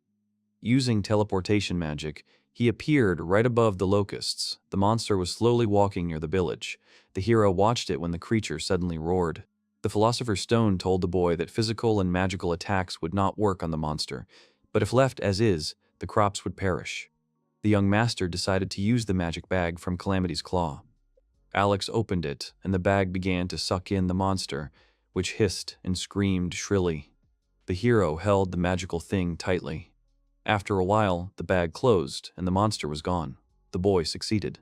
He managed to prevent a catastrophe, and now, while the bag is closed, the creature will not get out. A farmer ran up to him. He asked what had happened to the locusts. The young gentleman replied that he had captured them. The worker was happy with the news, but at the same time he did not understand how this had happened, since even magic did not work on the monster. The townspeople began to admire the boy and his strength. They gathered to celebrate such an event. Meanwhile, Alex was sorry that he had not managed to save the rest of the places. A month passed in the Carlite residence. The hero went to his father, asking if he had called him. There he was met by Angie. Alex was greeted by his betrothed's father, the Baron. The hero was glad to see him. The man said that he had come to thank him. The Baron bowed and said that the locusts had caused great damage to his lands. He thanked the Duchy of Carlisle for their help and support in such a difficult moment. Especially on behalf of all his people, he expressed gratitude to the Vice-Emperor. The boy said with a polite smile that there was no need to thank him, since they already had plenty of food supplies. Help was a common occurrence. The man said that he was a real gentleman, and added that they would be able to sleep peacefully for the next couple of decades with such a vice-emperor. The Baron was proud that Andy was Alex's fiancée. The guest still did not understand how such a good man still did not have his own lands. The Duke replied that his wife was against it, because their son was still too young for such responsibility. The Baron proposed to create an alliance in which Alex would be the representative, although they would continue to govern their lands as before. The father thought it was a great idea. The boy wanted to stop the Duke, but he was no longer listening. The man had already started talking about the possibilities of their alliance to expand Alex's influence and fame. The Baron supported the decision to invite Horsane to the alliance. Angie thought it was a good idea too. She said she would be glad if more people knew about him. The boy mentally noted that his fiancée was too cute. The hero looked out of the window and told Calamity that they had decided to form an alliance between Carlite and Silova. He asked the dragon to go to Her Majesty and ask for permission, handing over the document. He quickly went to the Empress and returned with her on horseback. Eliza said that she heard his proposal. Alex did not expect to see the girl. Her Majesty said that they would have no problem with their alliance. She believed that it would further strengthen the hero's position as Vice-Emperor. The girl said that she gave her permission. Everyone was happy, but she added to the Empress that she wanted to put forward her own conditions. Eliza said that Alex would have to come to her regularly with an answer. The boy sighed and agreed. He felt like his SSS rank life was becoming more and more exciting now. He was surrounded by people who were proud of him and loved him. The angel continued to do her job, judging reincarnated souls. She turned to Meiling Huang, asking if her life had gone well this time. The soul replied that she was sick with her life. She had 100 grandchildren, and she died painlessly. The angel was glad to hear such good news. The girl said that her next life would be B rank, like the previous one, and asked who Malin wanted to become, the daughter of merchants or the most gifted healer in the village. Suddenly, another angel interrupted her and advised her to take a closer look at all 9 of Milan's lives. The girl looked at the statistics of each life. She was surprised that the soul had never sinned in 9 lives, which was incredible. Her colleague agreed with her. The angel explained to the soul that they had counted her lives so far and found out that her next life would be S rank. The spirit thought about it. Malin asked if she would live her life surrounded by many people. The angel assured her that they would be good people. The soul needed nothing more. She was happy with this arrangement. The girl gave holy water to the soul so that it would forget the old memories of its past life and start its new one. The angel wished Malin a happy life, who was reborn as Angelica Silva. The academy was practicing fire magic. Alex demonstrated a number of weak magic power using the example of a target that caught fire. He explained that his magic had its own rhythm and the magical power itself was cyclical. Flames emanated from his palm. He stood before a crowd of students. The boy added that when they understood their rhythm, they would be able to unlock the full potential of magic. Alex threw another fireball towards the dummy. It burst into flames that quickly spread across the target's fabric. The students noticed that the flame's strength had changed. The boy suggested they try it. The vice emperor said that the students were already 18 and would soon graduate. The students were already fully prepared mentally and physically, and he hoped that they would succeed. The students immediately began to try to apply the teacher's advice in practice. They immediately noticed how their strength began to grow rapidly. Principal Ethan thanked Alex for another excellent lecture. He promised to try this method too. The boy asked if 100 wanted to discuss anything. The director said he wanted to talk about the graduates' career paths, since most of them wanted to work in the palace, join the army, or work for the nobility. Considering that Alex owned the territories, the director asked if he could take some graduates to work for him. The hero asked directly if he meant creating jobs on his lands. The old man agreed. Alex thought about it. The alliance his father had created included the territories of Horsain and the Baron, and from this year they would fall under his protection. In the end, the boy agreed, and the director was pleased with the news. He bowed and said that he would go and announce it publicly. The young master thanked Ethan, saying that he would leave it to him. The next day, Horsain visited him. The general noticed that the job offer had become popular among students. It was incredible to the man that 500 young professionals had applied. This surprised the boy himself. Horsain said that 200 of them wanted to take the exam for employment, skipping the graduation. So another 500 candidates for admission to the academy were also very happy. Alex wondered how he would now choose from 1,000 candidates. Siami was practicing her magic in the academy. This time, she was practicing fire magic. A small flame was burning in her palms. Alex was next to her and praised her. She had mastered the Mupapat method perfectly. The girl asked if he really thought so. The boy asked if he had ever deceived her. The student shook her head. From the moment they met, the hero gave her private lessons because he had high hopes for her skills. The young gentleman assured her that after graduation, she would be in demand. The girl thanked him. Suddenly, they were interrupted by students calling for the master. There was a problem in the dormitory. When they arrived, they saw that Shame's door was frozen. Alex asked what happened. Patrick admitted his guilt. He apologized and said that he was studying a magical device, which then exploded, and then the disaster occurred. The hero understood everything. He said that ordinary magic could not fix anything here. The students asked the senior master if he could melt the ice. They were sure that with Alex's abilities it would be possible. The boy looked at Shame. The hero clutched the philosopher's stone in his hand. He did not know what would happen if he used the magical device that created ice magic incorrectly. Alex stretched his hand upwards. A magic ball formed in his palm, but the vice emperor was going to use pure, non-elemental magic. He threw a ball, which immediately broke the ice around the door. Patrick, who was responsible for this, was surprised that the master had succeeded, because it was an eternal freeze. Siame heard his words and asked again. Alex understood what was going on and asked how the student was going to explain it. Patrick realized that he had been exposed. The vice emperor told the director what had happened. They looked at Patrick, who wanted to put the young teacher in his place with his prank, because he knew that the eternal freeze would not melt anything. Now, the bully was clearing away the weeds. Alexa called out to Shame.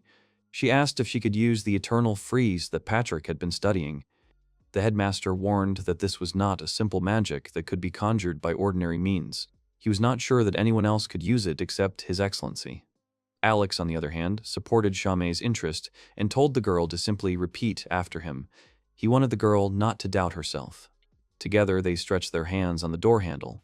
The hero said to use the Mupapada method, which the talented student did. He knew that she could do anything once she saw it. Alex decided to give her just a little inspiration. In an instant, the pen froze.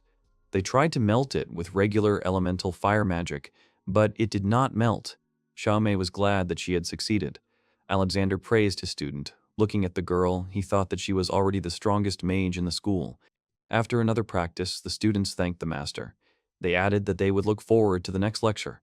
The vice-emperor waved back to the students. He was pleased that the students were getting better with each lesson.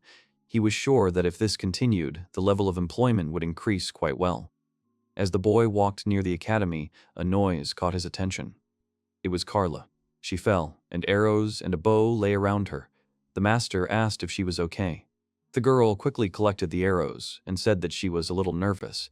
The teacher wanted to bow as a farewell, but her arrows fell again. Alex ended up helping her collect the arrows and take them to the right place. Carla said that the senior master shouldn't have done that. The hero noticed that the arrows were pretty worn out. The girl said that she should fix them by the next lesson. The boy offered to help Carla. The girl stopped her colleague in a hurry. She was worried that after the master's repair, the arrows would become enchanted and the students would not be able to use them. Alex confidently loaded the crossbow and told her not to worry, because it wouldn't change anything. As proof, he aimed the arrow at the target. Carla saw the earth magic swirling around the crossbow. The young master concentrated and fired the arrow right at the target. Carla asked what it was. Alex explained that he made an arrow out of soil because in the future he wanted to make an endless supply of arrows out of the ground. The girl was worried that his genius would make the other teachers unnecessary.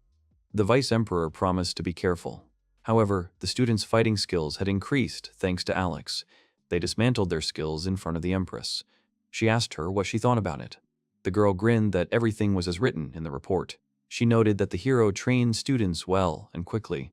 The Empress expressed her admiration for Lord Alexander. She thanked the boy. He said that Her Majesty was very kind. The girl said that someday she would reward him. The young gentleman smiled politely and said that she had called him for his efforts and that his reward was already his. The Empress blushed. She thought about it and mentioned that he had a fiancée. Alex was surprised that she mentioned Angie so abruptly. He nodded and said that his fiancée was the Baron's daughter.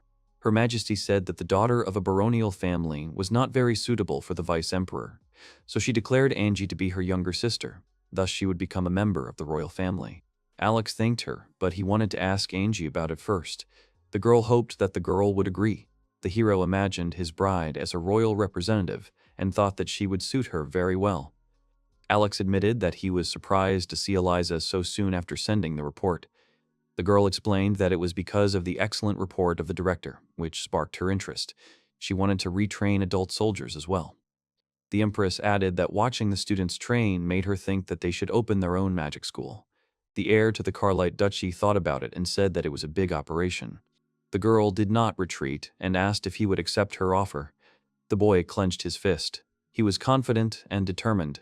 He declared that he would do everything for Her Majesty. The girl wanted to thank him, but they were interrupted by noise. They turned around and saw Xiaomei practicing with ice and roses. She was freezing fresh rosebuds into eternal freezing. The master approached the student and noticed that she had completely abandoned the magic of eternal freezing.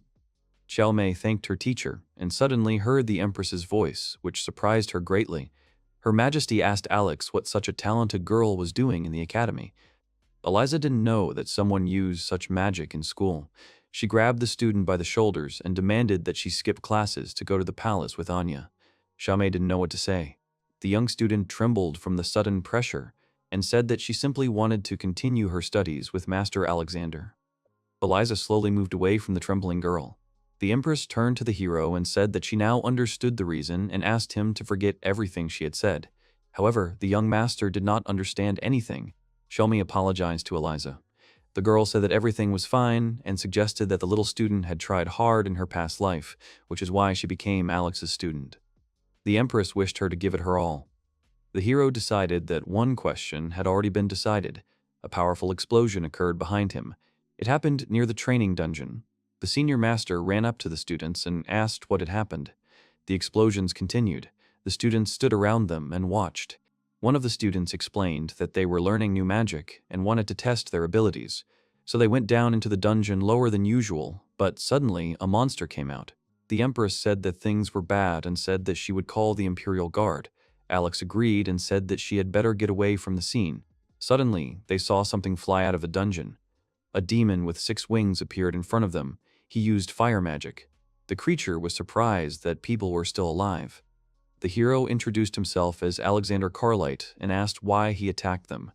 The demon gave his name, Azazel. He said that destruction was the meaning of his life. Without further ado, the demon threw his flame towards the people, saying that it was a sign of gratitude for the foolish mortals freeing him. The projectile hit right next to Alex, but he managed to dodge. The boy demanded that Azazel stop, otherwise the court of life would decide his fate. However, the demon did not care, because he would be reincarnated as a demon again and again. He told me that the life of a demon is a continuous pain throughout the body, just from the fact that you are alive. Azazel did not even remember why he became like this. The only thing that did not turn was pain.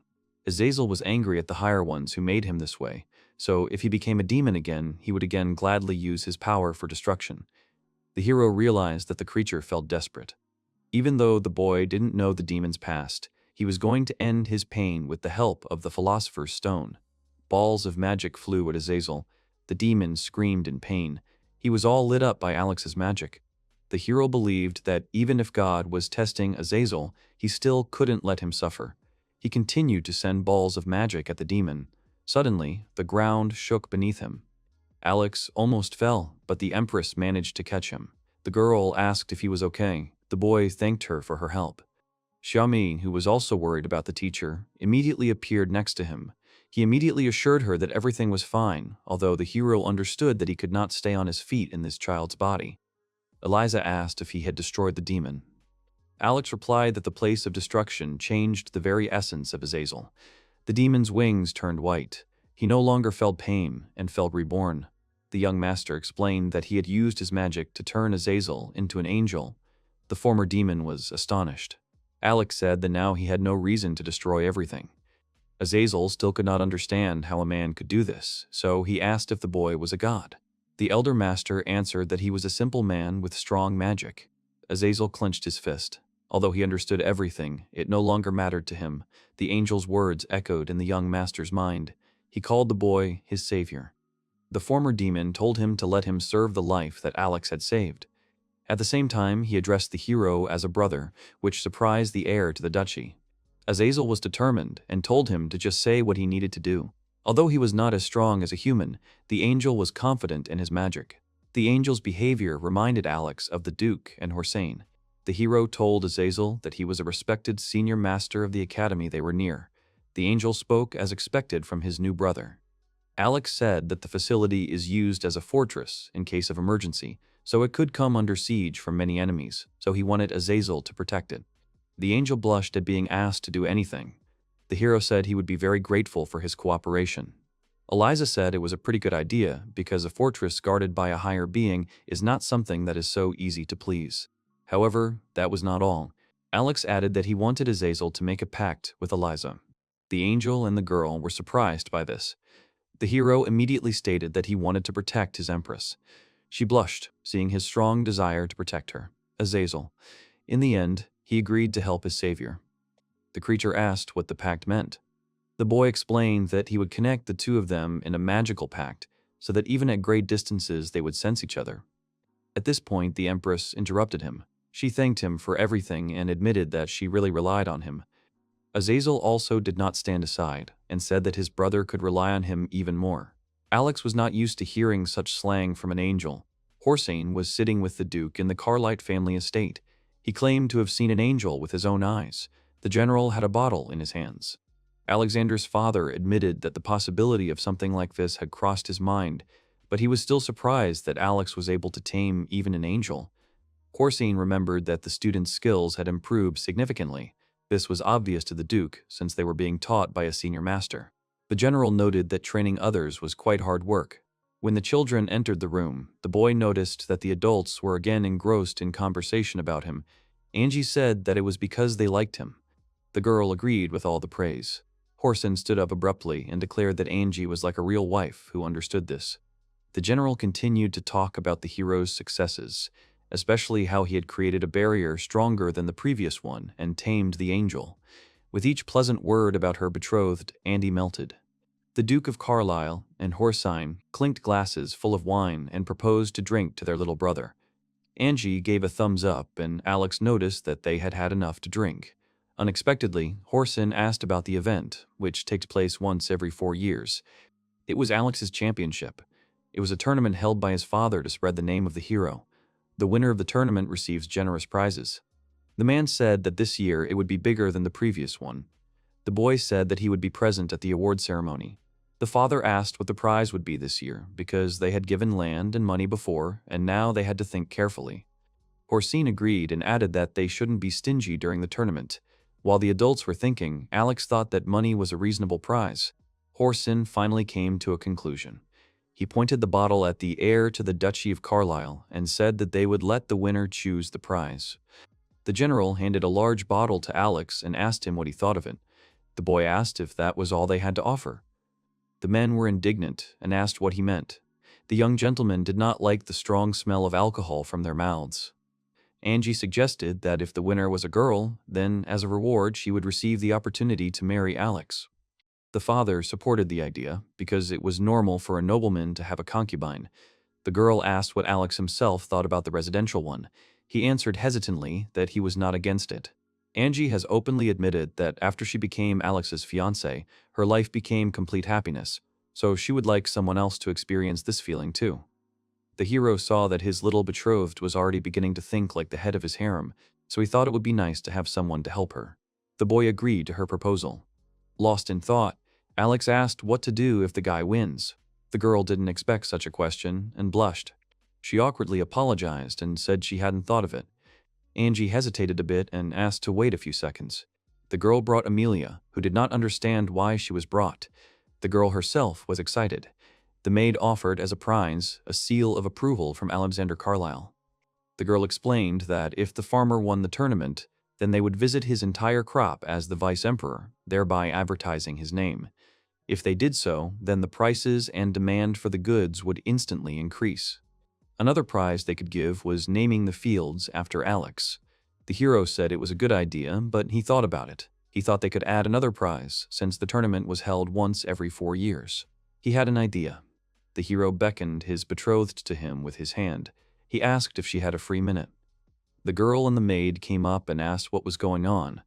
The boy said he had a great idea. He held out his hands and suggested that if they tried using mana in a different way. A cube formed from elemental magic in front of him. It grew right before the surprised girl's eyes. Angie asked what it was. The boy replied that it was a room made of magic. He invited her to come inside tomorrow. The maid and the baron's daughter passed through the slippery walls and found themselves in a spacious room. Amelia asked what had happened. The boy explained that it was a kind of spatial magic. In this place, you can do anything you want. Angie exclaimed and said that she had never seen such magic. The girl's eyes were shining. She said her heart had quickened its pace. Angie even thought about how Calamity could fit in such a room. Amelia approved of such a prize for Alexander's tournament. The boy was glad that they had finally figured out the prize for the men. After the prizes were announced, the number of participants had increased by 100 compared to the previous tournament. Today the Lord has a lot of work, as always. This is the village of Casson on the border of the Duchy of Carlisle. The protagonist heard that the tax payment delay was due to the weather, so he came to check. He said that he would do something now. He created a huge barrier over the harvest. This barrier surrounded the vegetable beds. He squatted down in front of it and touched it with his hands. The people standing next to him watched his actions attentively. Angie put her arm around his shoulders and happily told him that the greenhouse was now working. They both smiled very brightly. She added that spatial magic was so useful, to which he asked if she grew roses in her garden. The man turned to Alex and thanked him. He explained that the weather was very cold this year. However, they did not have the money to build a greenhouse. They asked how they could thank him, to which Alex asked the farmer to stop kneeling. Alex replied that the problem with the cold had been solved, so he asked to be taken to the rest of the crops so that he could cover them too. He responded with agreement and pointed with his hand where to go. The stranger called out to Alex. He turned around and saw that other people were standing nearby. He asked where they were from. They answered that they were from Miller's territory. Alex asked that it was the one that was next door to them, to which the man replied that this was now the property of Count Miller, and that he had a very bad character. The unknown man fell on his knees in front of him and asked him to become his people. Alex and Angie were shocked. The protagonist asked what exactly they meant. They replied that they had heard a lot about him and his miracles. For example, the harvest in the magic bag and those greenhouses earlier.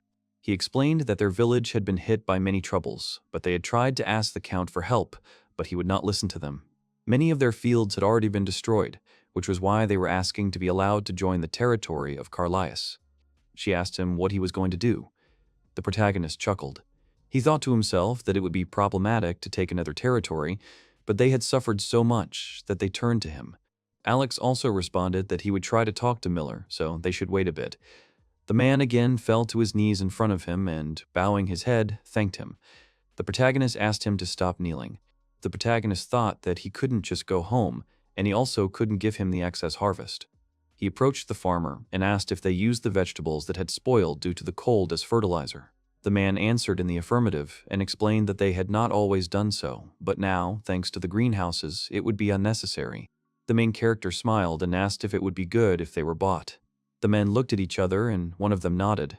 Alex thought that he couldn't just barge into someone else's territory like an advisor, but he could easily make a normal exchange between residences. So he suggested buying the vegetables and leaving them under their management. The man thanked him with all his heart. The main character thought to herself that this way both villages would be fine.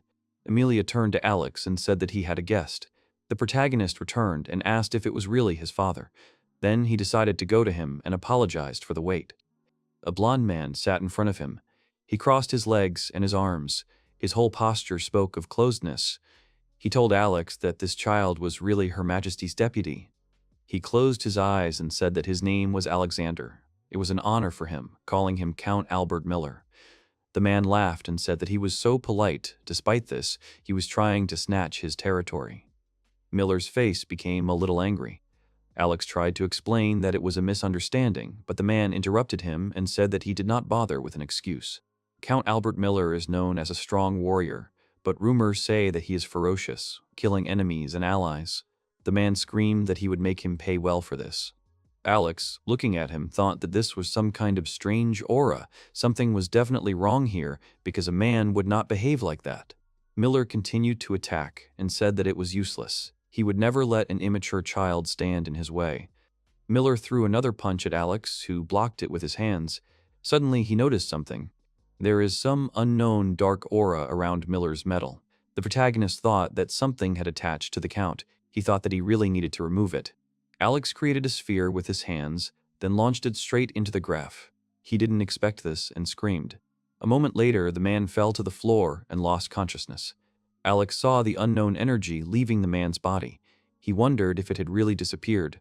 After a while, Miller opened his eyes. He scratched his head and said that the guy was not bad.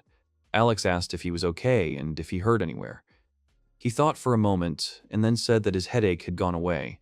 It had been bothering him for 50 years. Even the doctor couldn't do anything. Then Alex asked if his bloodlust had gone away, to which the man asked how he knew about it. Then the protagonist seriously answered that it seemed like he was cursed. The man asked him again, to which the protagonist replied that he was sure that this was the cause of the headache. His aura was different from that of an ordinary person. The man asked again about this, to which Alex said not to pay attention. That Miller laughed and thanked him. He explained that in a few moments he understood everything and solved the problem. He is definitely capable. Alex thought to himself that this is the man's real personality. The Count smiled and said that the main character interested him, after which he offered to discuss the details of the exchange between the territories. After some time, Alex told Her Majesty about why the Count wanted to join the alliance. The girl asked again about Albert Miller and said, "That isn't it great? Everything as he likes, another loyal comrade." Alex came to Miller's territory. He saw that everything around was destroyed. The man asked if it was bad, to which he replied that at this rate it would not grow properly. It looked as if he had left them for a long time. The man then asked if it wasn't obvious and explained that he was instigating fights and quarreling over the loot. Alex then asked if it was theft. Miller laughed and said it could be called that. With the annexation of Miller's territories, he began to receive requests for help from all over the territory.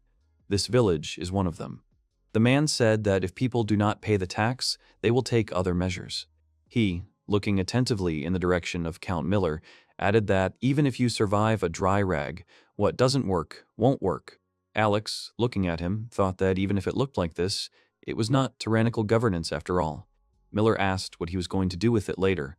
Well, the guy replied that if it was just cleaning, he could do it quite easily, to which the man standing nearby said that it wasn't just soil.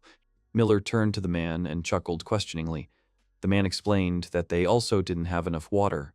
The storm earlier left the well unusable. Miller said there are no good places in the city. Alex said that if this was really the case, then the Lord should take action, to which Miller said that one should not ask too much of the old man.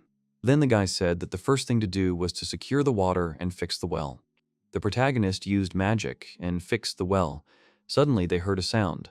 The water in the well began to bubble, and they assumed that something was happening there. Miller moved closer to the well, but Alex shouted at him not to touch it, as it might contain poison. A moment later, a hand appeared from the water, and then a girl began to appear, making strange sounds. The girl crawled out completely and opened her eyes. She began to scream loudly, holding her head with her hands. Miller said that he had seen it a long time ago.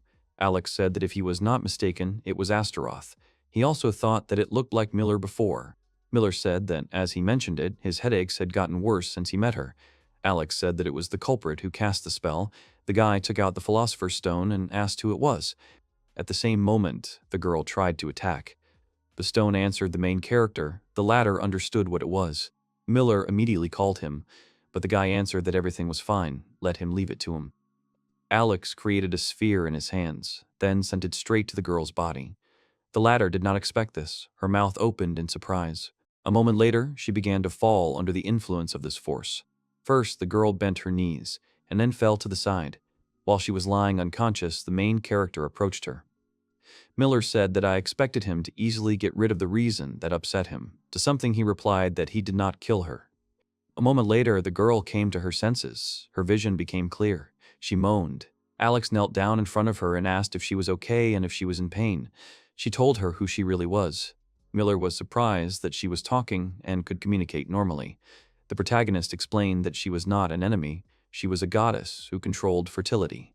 The man was surprised and asked if it was really a goddess. This exceeded his expectations. Alex ignored him and asked the girl if she had any pain anywhere. She smiled and said that he had saved her, after which she thanked him. She explained that she had been cursed by an evil spell. She also thought that it was impossible to stop and that her suffering would last for eternity. The main characters denounced her words and thought about whether it was the same condition as for Azael, the circles that make them suffer, even if they are reborn. The girl asked his name, but something explained that his name was Alexander. When she learned his name, she asked about it, and he became her master.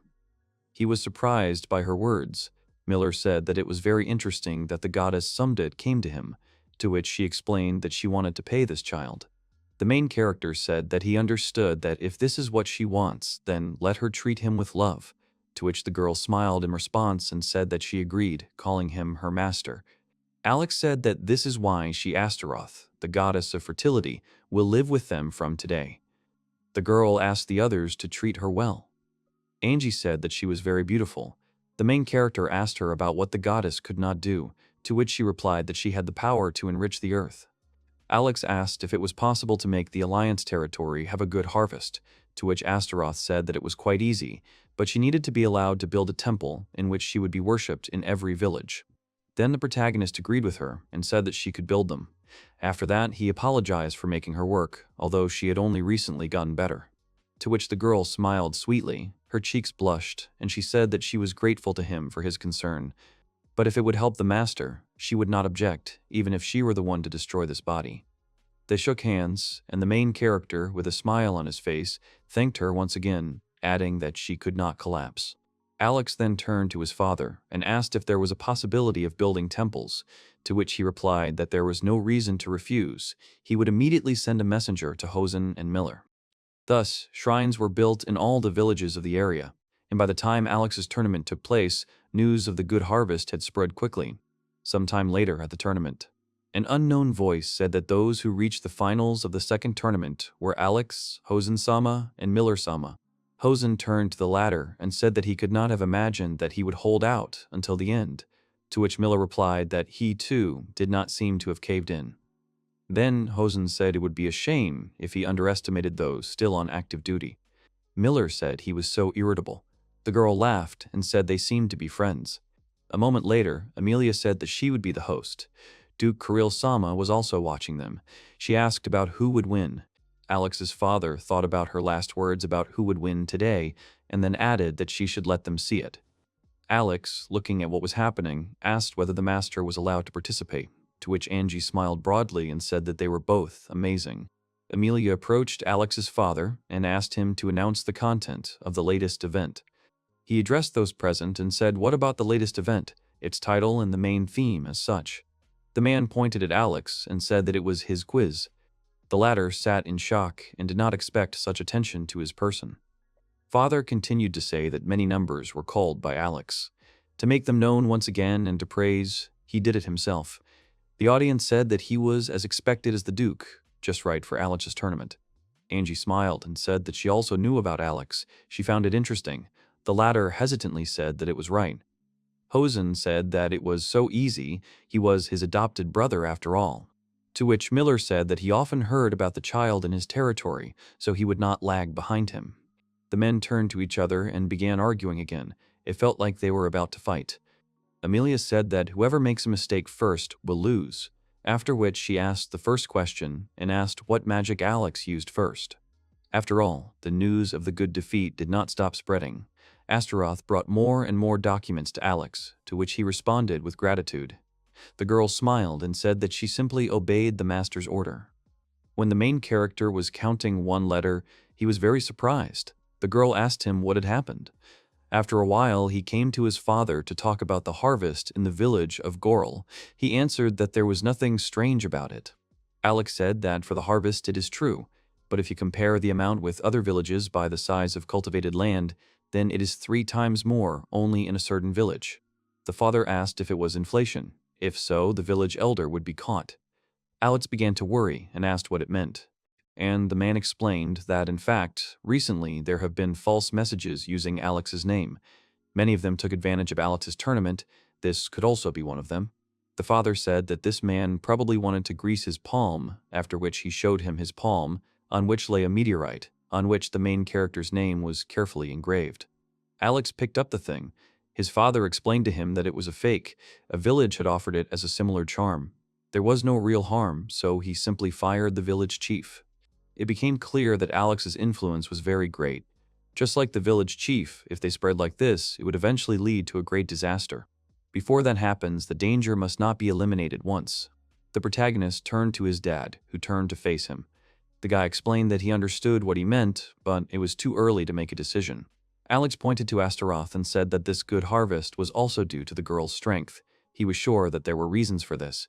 She was pleased with his praise, so she turned to him with a smile. Then the main character said that he would check the situation himself. After a while, they went to the village of Saral. Alex looked around and said that it was amazing. A good harvest without a single complaint. It seemed that the numbers were not false. Then he turned to Astaroth and asked her what she thought about this. The girl replied that everything would be as the master said. She did not consider it wrong. She put her hand to her chin and said that she had thought of something. Then Alex asked if she had any ideas.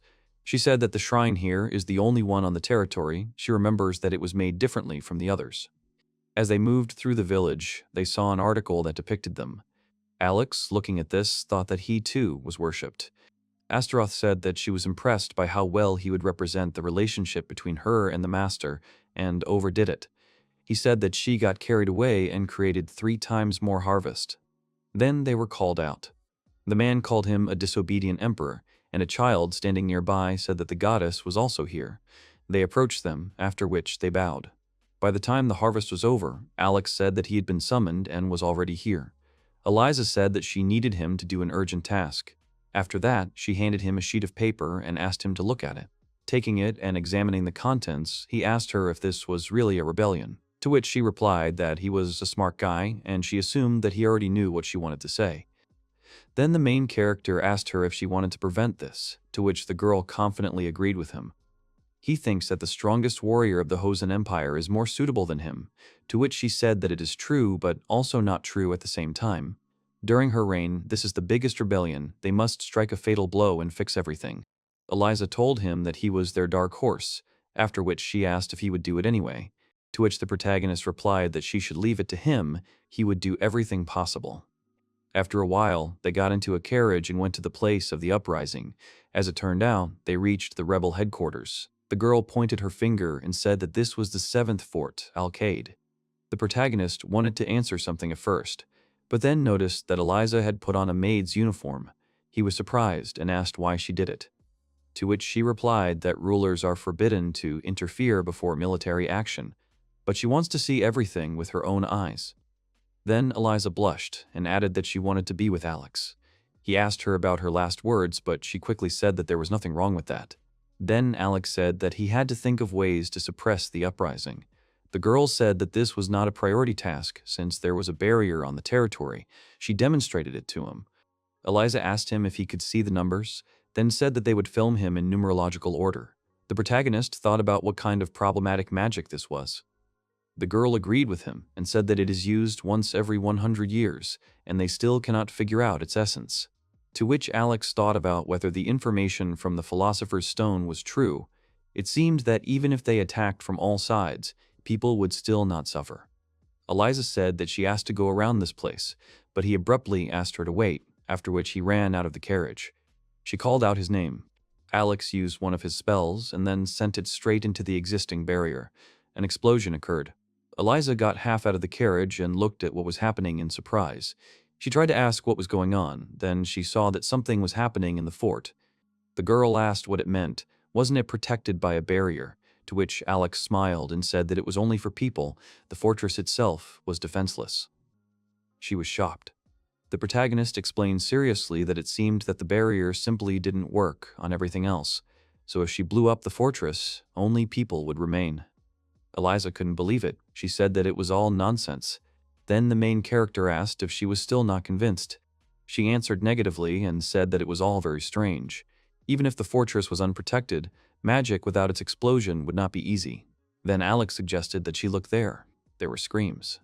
There were naked men standing there, shouting about what had happened and where their gear had gone. They were confused. Eliza understood what he meant and blushed too, covering her face with her hands. He asked if she believed him now. Then the main character said that it works on others too. Eliza said that she, of course, believes him. It exceeded all her expectations. She was so naive. Amidst the noise and shouts, the capture of the fortress went smoothly. The man asked to be allowed to report and said that all the forts were damaged. The supreme commander was captured. Eliza said that it took only half a day. Alex asked about casualties, to which the man said that there were no casualties. Eliza was shocked. She asked about it again. Alex said that he understood. She was surprised that it was not a great battle with the rebels. Then Eliza sat down and, covering her ears with her hands, said that it was so amazing that her head was spinning. The main character immediately asked how she was feeling. One of Eliza's soldiers said that now they had to deal with the consequences. Eliza suggested leaving the enemy general to Alex. The latter was surprised and thought that she trusted him. Then the main character wanted to propose a plan of action, but was interrupted by unknown people who decisively said that they would take revenge, after which they asked everyone to get ready. An attack was launched towards Eliza, but Alex managed to run out in front of her and reflect it back to those who carried it out. All the men fell to the ground. They cursed, then apologized. Alex said that he was no longer their enemy. The battle was over. The man told him that 100 years ago the emperor had driven them north, right to the border. He asked to lift the curse on their land, which prevented them from returning to the sacred city of Zulun. Eliza then asked if he was talking about the natural tribe. She said she had heard of a curse that prevented people from leaving the north. Alex joined the conversation and said that everything was fine, they could go back there. The men were surprised. He said that the curse was lifted and the city of Zulan was on his territory. They were surprised that it was lifted, to which Alex said that he had just done it with his magic. Eliza asked if that was true. The men, looking at the main character, said that he looked like a stupid person. Then the latter scratched his face and said that it was easier for him to show them, after which he used fire on one of the men. He screamed, and then realized that the feeling had returned because he was hot. They were very surprised by this fact. Alex smiled sweetly at them and said that their problem was solved. Then the men's faces turned red. Then they fell on their knees before him and began to thank him with all their hearts, saying that he was their god. The protagonist approached Eliza and asked if they would go to Zulan, to which she replied that she would like to, but she needed to return to the castle and get a report. Zulani district in the Alexandria Alliance territory. Alex asked if he was right about it being here somewhere. Then the man answered positively and said that he had changed a lot. The old man said that this was the land where they lived about 100 years ago. There was an altar in that place that was dedicated to their god. The other men also exhaled and said that they were on their own land. One of them said that Alex and the others had destroyed it without a trace. The souls of their ancestors were laid to rest there, in the altar. Then the protagonist clapped his hands and joyfully said that it was very important, so they should return it to its place. Everyone was at school and asked if he was going to bring it back. However, perestroika will not bring history back to them, to which Alex said that they should just watch. He held a stone between his palms, with which he created a pentagram on the ground. The protagonist suggested that they return everything to how it was before. A moment later, an altar appeared from the ground. One of the men was surprised and shouted that it was their altar, while the other said that it was just a copy of it. To which Alex said that it was real, since he pulled it out with the help of space-time magic. The old man asked him again. The protagonist explained that he had moved it from that time, not rebuilt it. The residents said that it was excellent, and then suggested conducting a ritual to make sure that it was truly real. The old man poured his blood onto the altar. The blood began to rise. The old man looked at it with wide-open eyes and said that he was really real. He then asked Mia Bella if she was ready, and she responded positively before closing her eyes and raising her hands to face level. Dark clots of energy swirled around her. She thought about the blood mixing. After a moment, she opened her eyes. Alex, looking at this, said that it was so beautiful. People began to rejoice and talk about what they had done. They began to talk about how she was their light. The old man explained that this was a blood ritual over the most beautiful daughter. This is a symbol of the family's prosperity, the transfer of beauty from one generation to the next. 100 years ago, the emperor could not get such a girl, so he cursed their family. The main character, looking at the smiling Mia, thought that she really was the purest and most beautiful. The old man turned to him and told him to accept their gratitude. Alex asked him again why he called him vice-emperor, to which the man said that Mia Bella was their treasure. However, the protagonist did not understand what he meant. After some time, the main character returned home. However, he was not alone but with Mia Bella. He called Angie and said that he was home. The girl came up to them and put her hands on her face. She blushed. Angie asked Alex if she was a princess and said that she was very beautiful. Mia gave her name and said that from today on, she would be living with them. After that, she told Angie that she was pleased to meet her. This is the most precious treasure of the natural tribe. Alex wanted to refuse them, but it would be a serious blow to their dignity. So the protagonist decided to take her in. Mia turned to God and asked him to tell other people that she was okay. It turned out that she was addressing Alex. He asked her to call him by his first name, but she said that was not allowed. Then Alex told her that she was older than him. Then the girl hesitated, after which she addressed him as Alex. Angie was surprised. She asked if the main character was Mia's god, to which she replied that it was true because he saved her tribe. Then she turned to Alex and said that she knew he was helping her. The girl said that she thinks Alex is a god who was reborn to help them all. Then Angie smiled broadly and said that it was no wonder they nicknamed him that, to which the protagonist thought that she was becoming more and more like her father. Alex thought to herself that he had been told this many times, but he wasn't sure if it was true. It was good when he was helped. The protagonist returned to Mia and invited her to go. After a while, they found themselves in a room where they ate cake and drank tea. Angie said that Alex's parents were away. He said that they would have to wait to see how they would introduce Mia. At that moment, he looked at Mia and thought that she looked so good, even holding the cup beautifully. However, a moment later, he saw that the hand holding the cup was shaking.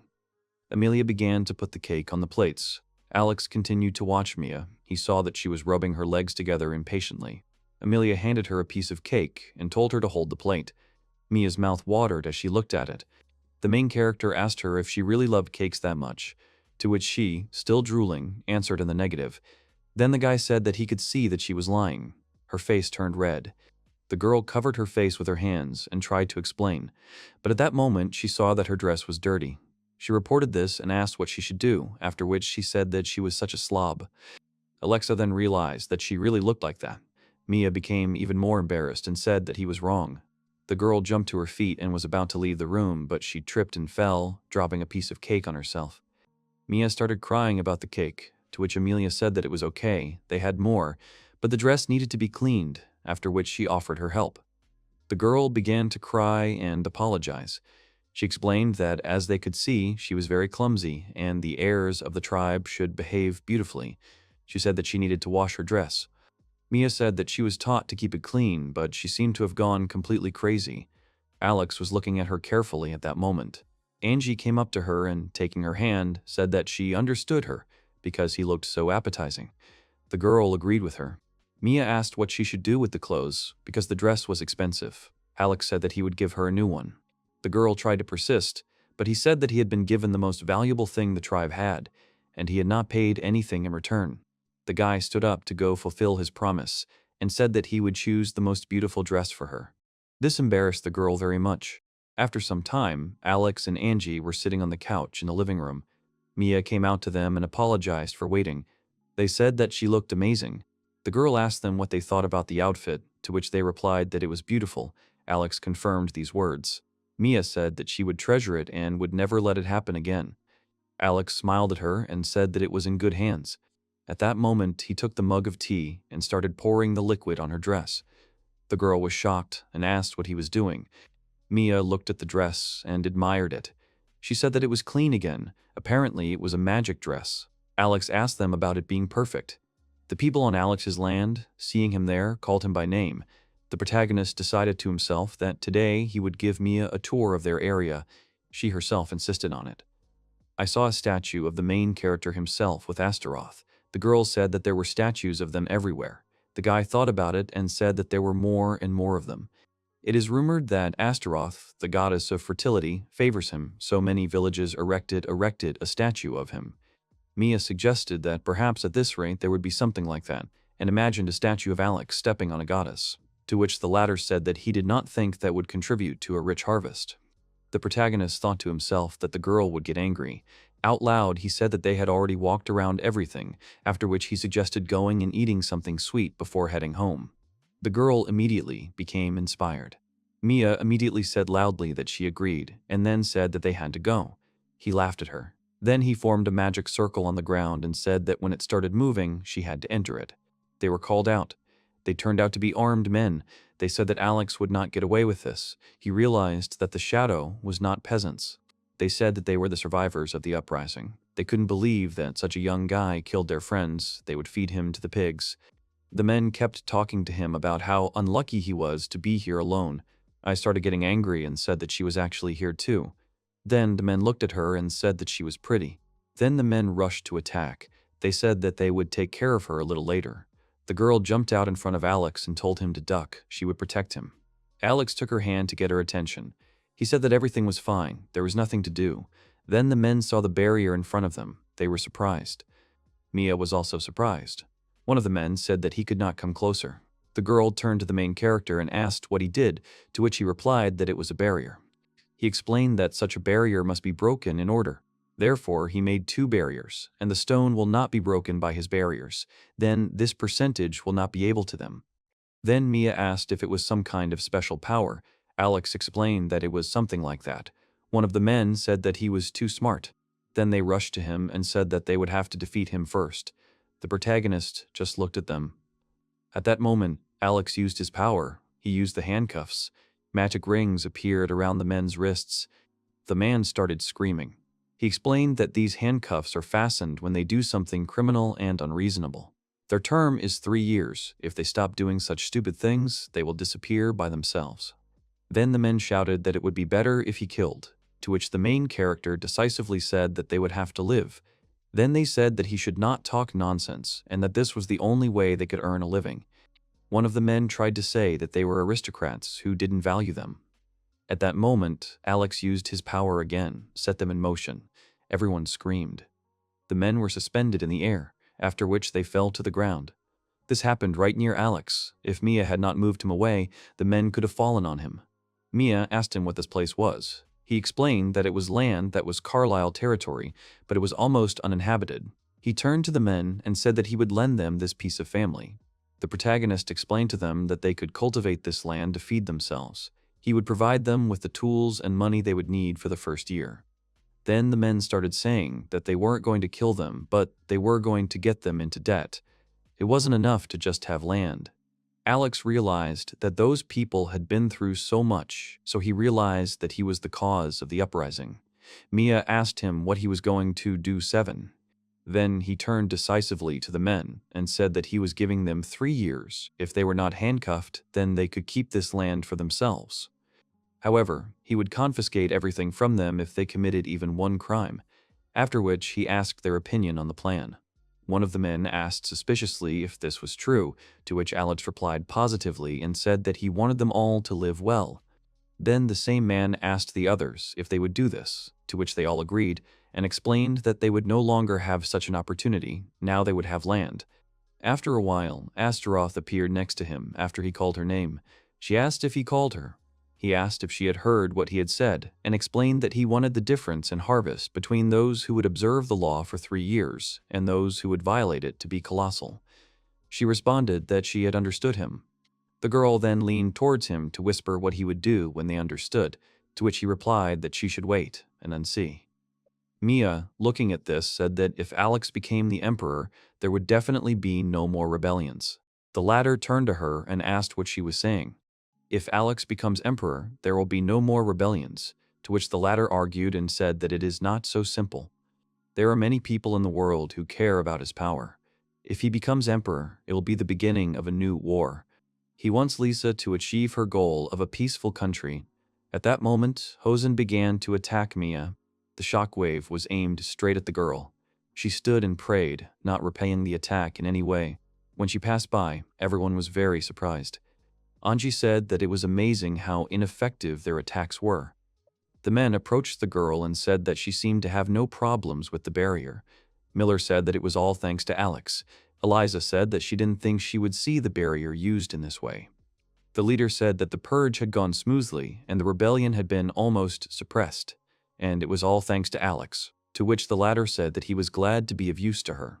Eliza made Angie a princess, so now she will be Eliza's sister-in-law. They are half-sisters, but they get along well with each other. Hosen asked Alex how many people could fit in the barrier, including himself, to which he replied that up to 7 people were allowed. The man said that he understood everything. Eliza suggested calling the barrier 7-Star Pharmacy instead of the Plow, to which the man replied that this option was rejected. The girl turned to him decisively and asked the reason for this, to which he explained that the title did not include the word son-in-law. She agreed. Alex was thinking to himself that it did not matter. Then he was called by name. Some unknown person stood in front of the fence of their house and asked if the main character was there. He answered positively and said that he was here.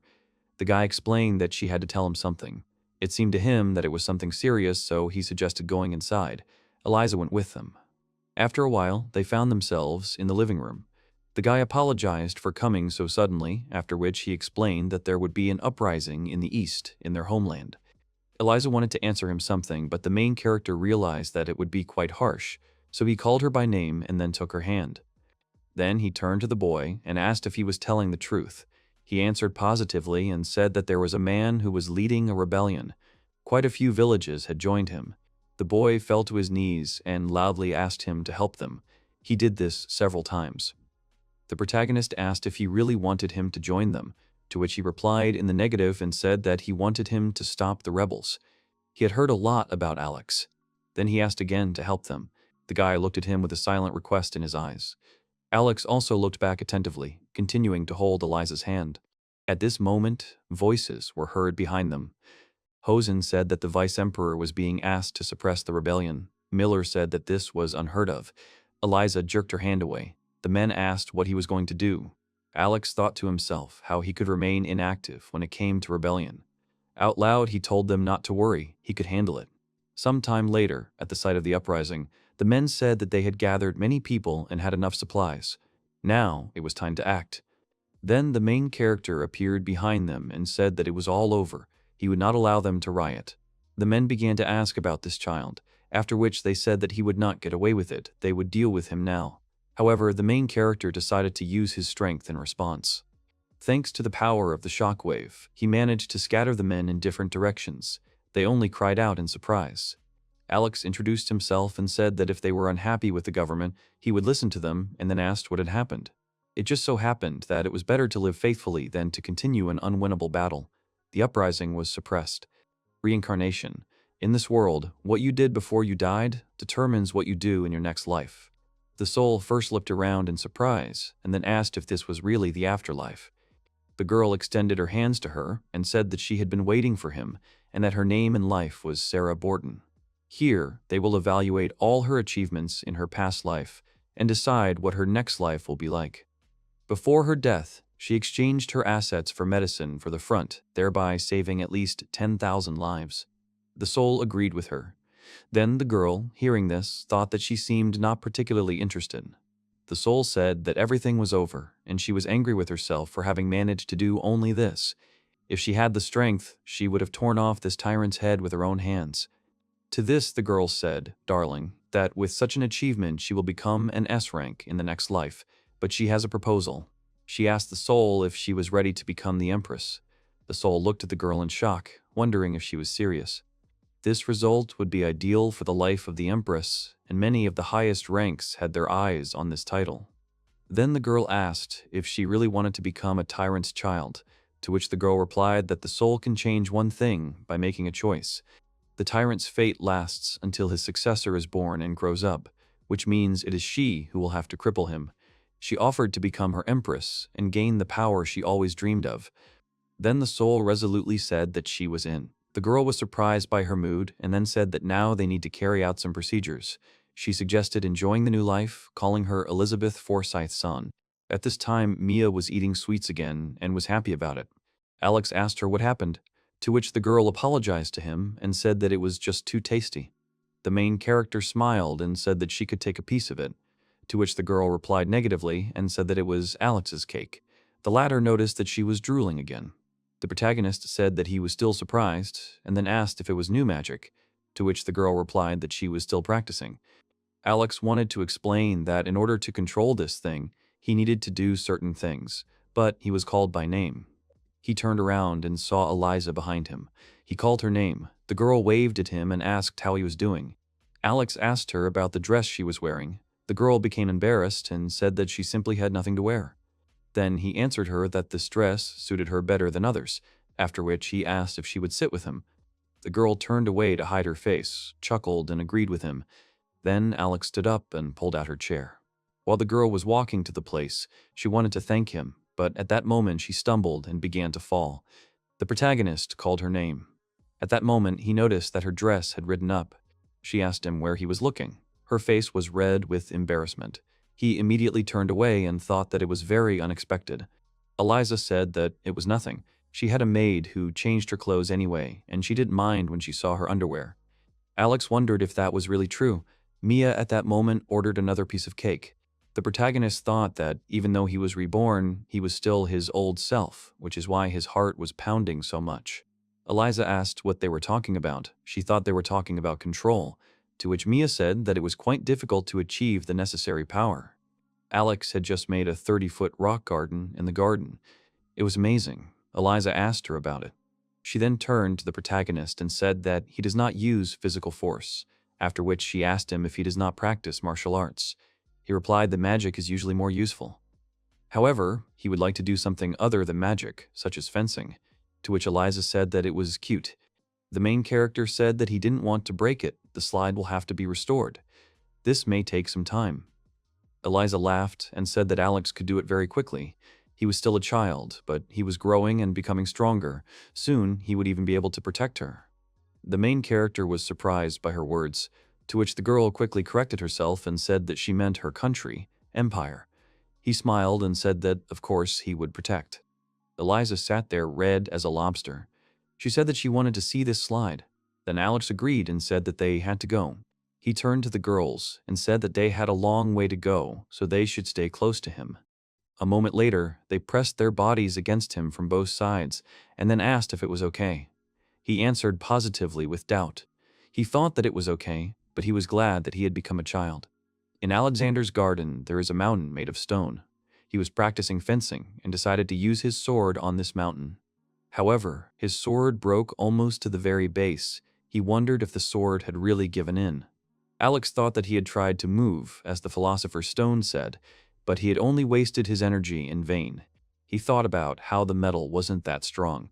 First, he needed to find a worthy weapon. He thought about Ori Hulken, but then his name was called. It was Hosen. Behind him stood a young man with blonde hair, whom he called Ruzen. The protagonist thought to himself about who this was. The man said that this was his new man. The guy said that his name was Koro Ruzen. He had heard about the main character. Alex immediately looked him over from head to toe and noticed that he was a swordsman with a confident face. Hosen explained that he was new here, so he was taking him everywhere. The protagonist replied that he understood everything. Hosen immediately saw what Alex's sword had become. He asked him if he had really decided to take up the sword. The protagonist said that he was training. Rosen said that he didn't know that he owned a sword. The guy said that he heard that the main character teaches at a magic school, so he would like to ask him to teach him something. Alex agreed, but before he could finish speaking, Rosen rushed into the attack. The protagonist realized that his sword was useless, but there was nothing he could do. He used his power and attacked Rosen with the hilt. The latter was very surprised. A moment later, Rosen saw that he had the hilt of a sword in his hands. Hosen said that he had nothing to say. The guy apologized to Alex and said that he would no longer be able to use the sword. Then the protagonist showed his sword and the broken blade and said that he had already been like that. Alex explained that he accidentally broke it with his magic. Hosen laughed and said that what else should be expected from his son-in-law. Rosen was shocked. The man said that Alex needed to pick up the appropriate weapon. The latter agreed with him and said that he would be offended if they were constantly breaking. Then Hosen said that some legendary sword, magical or holy, would be waiting for the main character. Alex agreed with him and said that it would be nice, but it is not so easy to find. Hosen said that it would be easy for the son-in-law to be convinced. The main character said that he doubted it. At this point, Alex's father joined them and said that he knew this could happen, so he was prepared. The protagonist tried to understand what his father was talking about, but he said that it was already here, after which a sword appeared on the field on the table. He said that he asked to buy it especially for his son. Alex, looking at the sword, thought that it was a holy sword. It had air that drifted along the blade. Father said that the holy sword must choose its owner, not everyone can use it. Then Hosen tried to tame it. However, he failed. Then his father replied that it was not easy, after which he suggested that Alex try to do it. He turned to the men and asked them why they were so sure he could do it. They answered resolutely that he could. Alex reached for his sword. He took it in his hands calmly. No problems arose. Then a light appeared around the sword. The men watched it in surprise. They started talking about how they knew Alex was the only one who could use it. The latter thought that the stone had reacted. Now he couldn't deny that this sword was sacred. The stone showed him the history of the holy sword. Various people were involved. Then Alex prepared to swing the weapon. He summoned his true form and swung the sword down. An unknown youth appeared from the sword. The men watching were shocked that it was a holy sword. The young man turned to the main character and thanked him. He said that thanks to him he became free and could now return to heaven again. The father turned to Alex and asked what had happened, to which he replied that the boss was sealed in the sword. God explained that he had been condemned for sin and had been waiting a long time for the moment of release. He turned to Alex again and said that he was grateful to him, after which he asked if he was one of the gods, to which he answered in the negative and said that he was a man.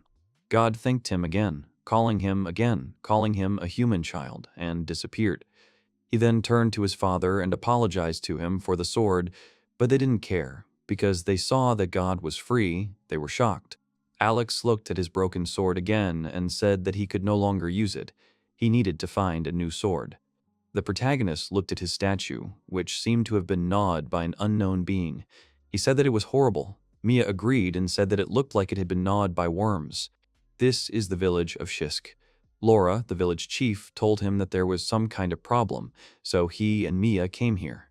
The woman said that some kind of monster had appeared. The protagonist asked her again about the monster, to which the woman replied that it was a bug monster, after which she showed it on her palms. They both looked at him carefully and thought about how small he was. However, moments later, the beetle flew out of the woman's hands and began to eat Mia's dress.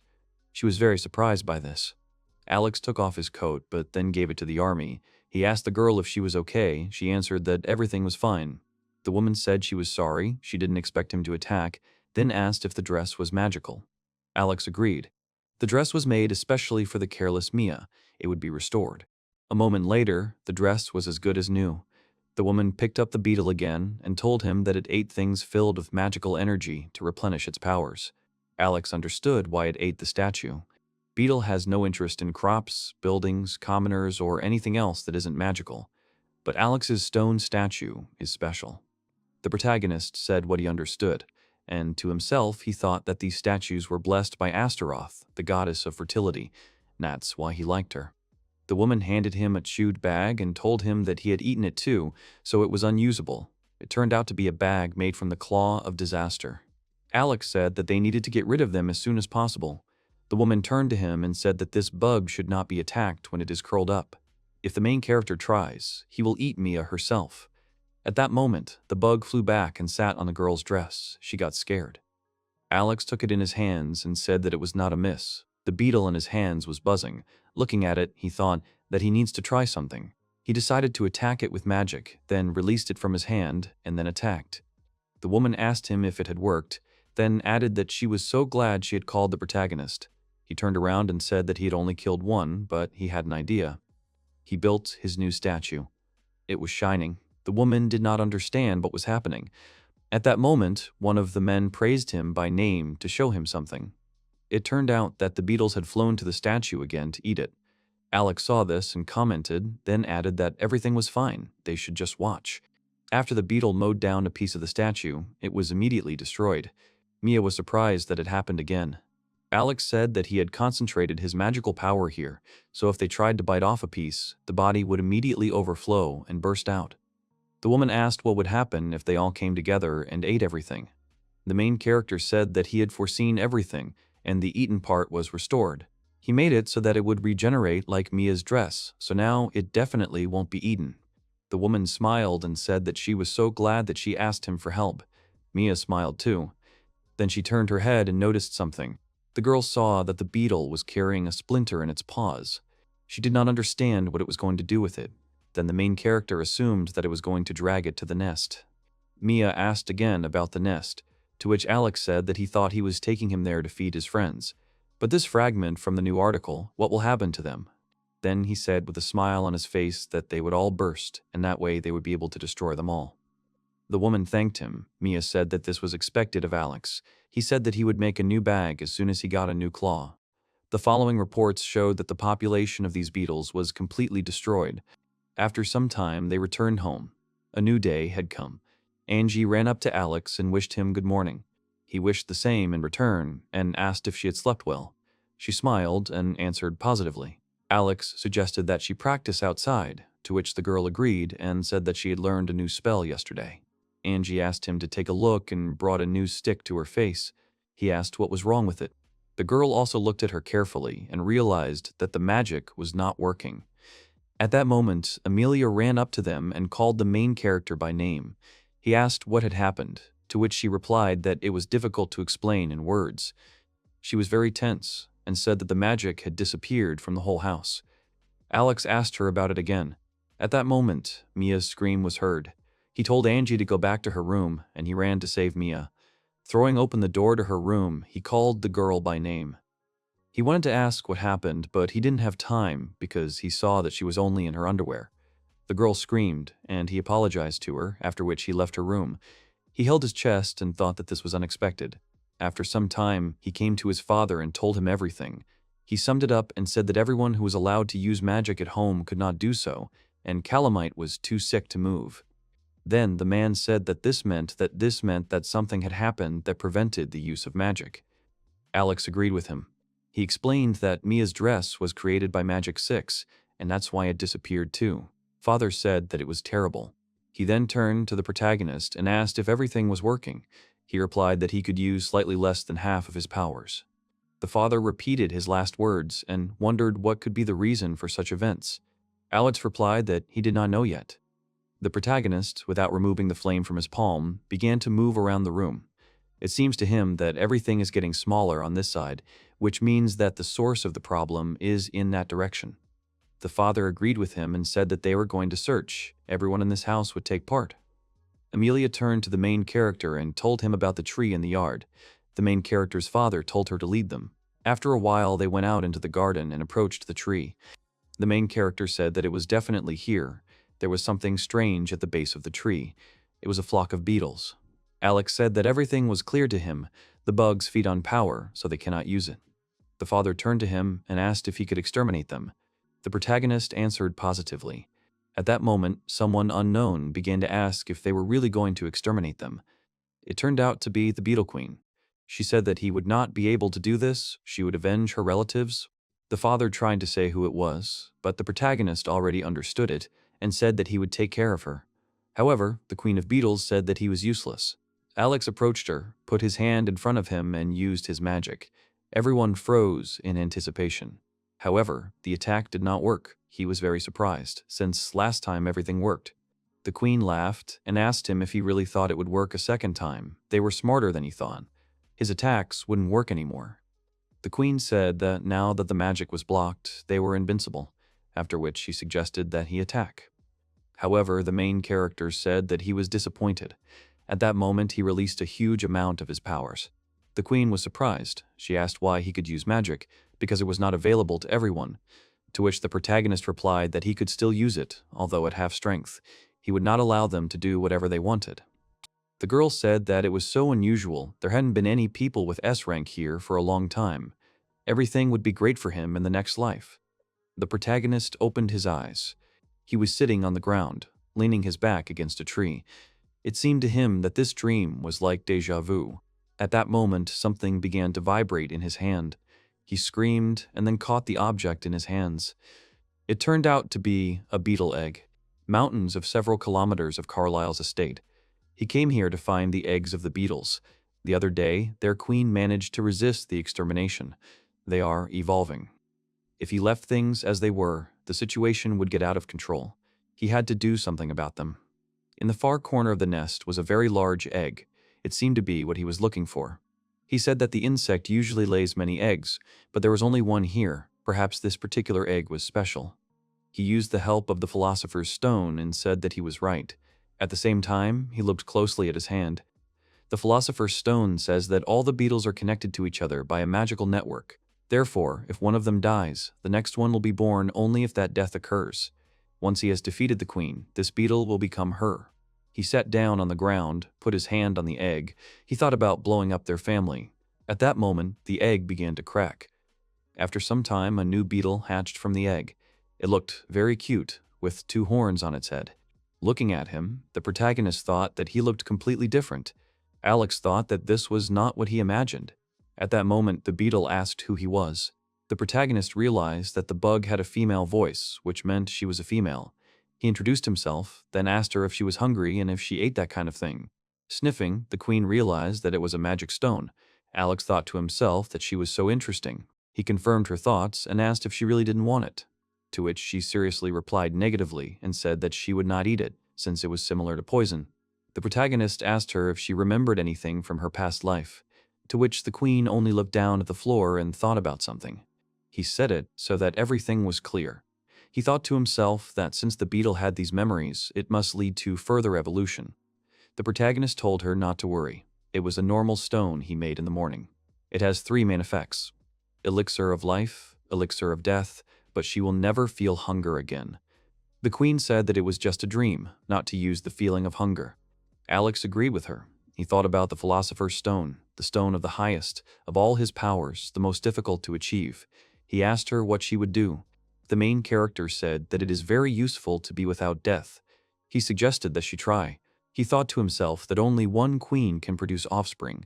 If she does not die, then another will not be born. At that moment, the queen made a decision. She said that she wanted to gain immortality. At first there was silence, but then the stone used its magic on the beetle. Alex closed his eyes. At that moment, he saw the girl appear before the queen's soul. She asked the latter if she wanted to become immortal, and then added that she was an S rank. She was capable of many things. The queen was in a daze. She listened to this voice and thought that it was a dream where she heard such an angelic voice. She also realized that in past lives this child was a good person. After some time, the queen woke up. She was in the arms of the protagonist. The latter invited her to go to his house. He thought to himself that he now had an immortal queen. The beetles will no longer be paid and evolve. The queen at this point asked him again about the house. He said that he would tell his parents that she was just his pet. The main character said that he would name her Pichan. He thought that her parents would be happy with her.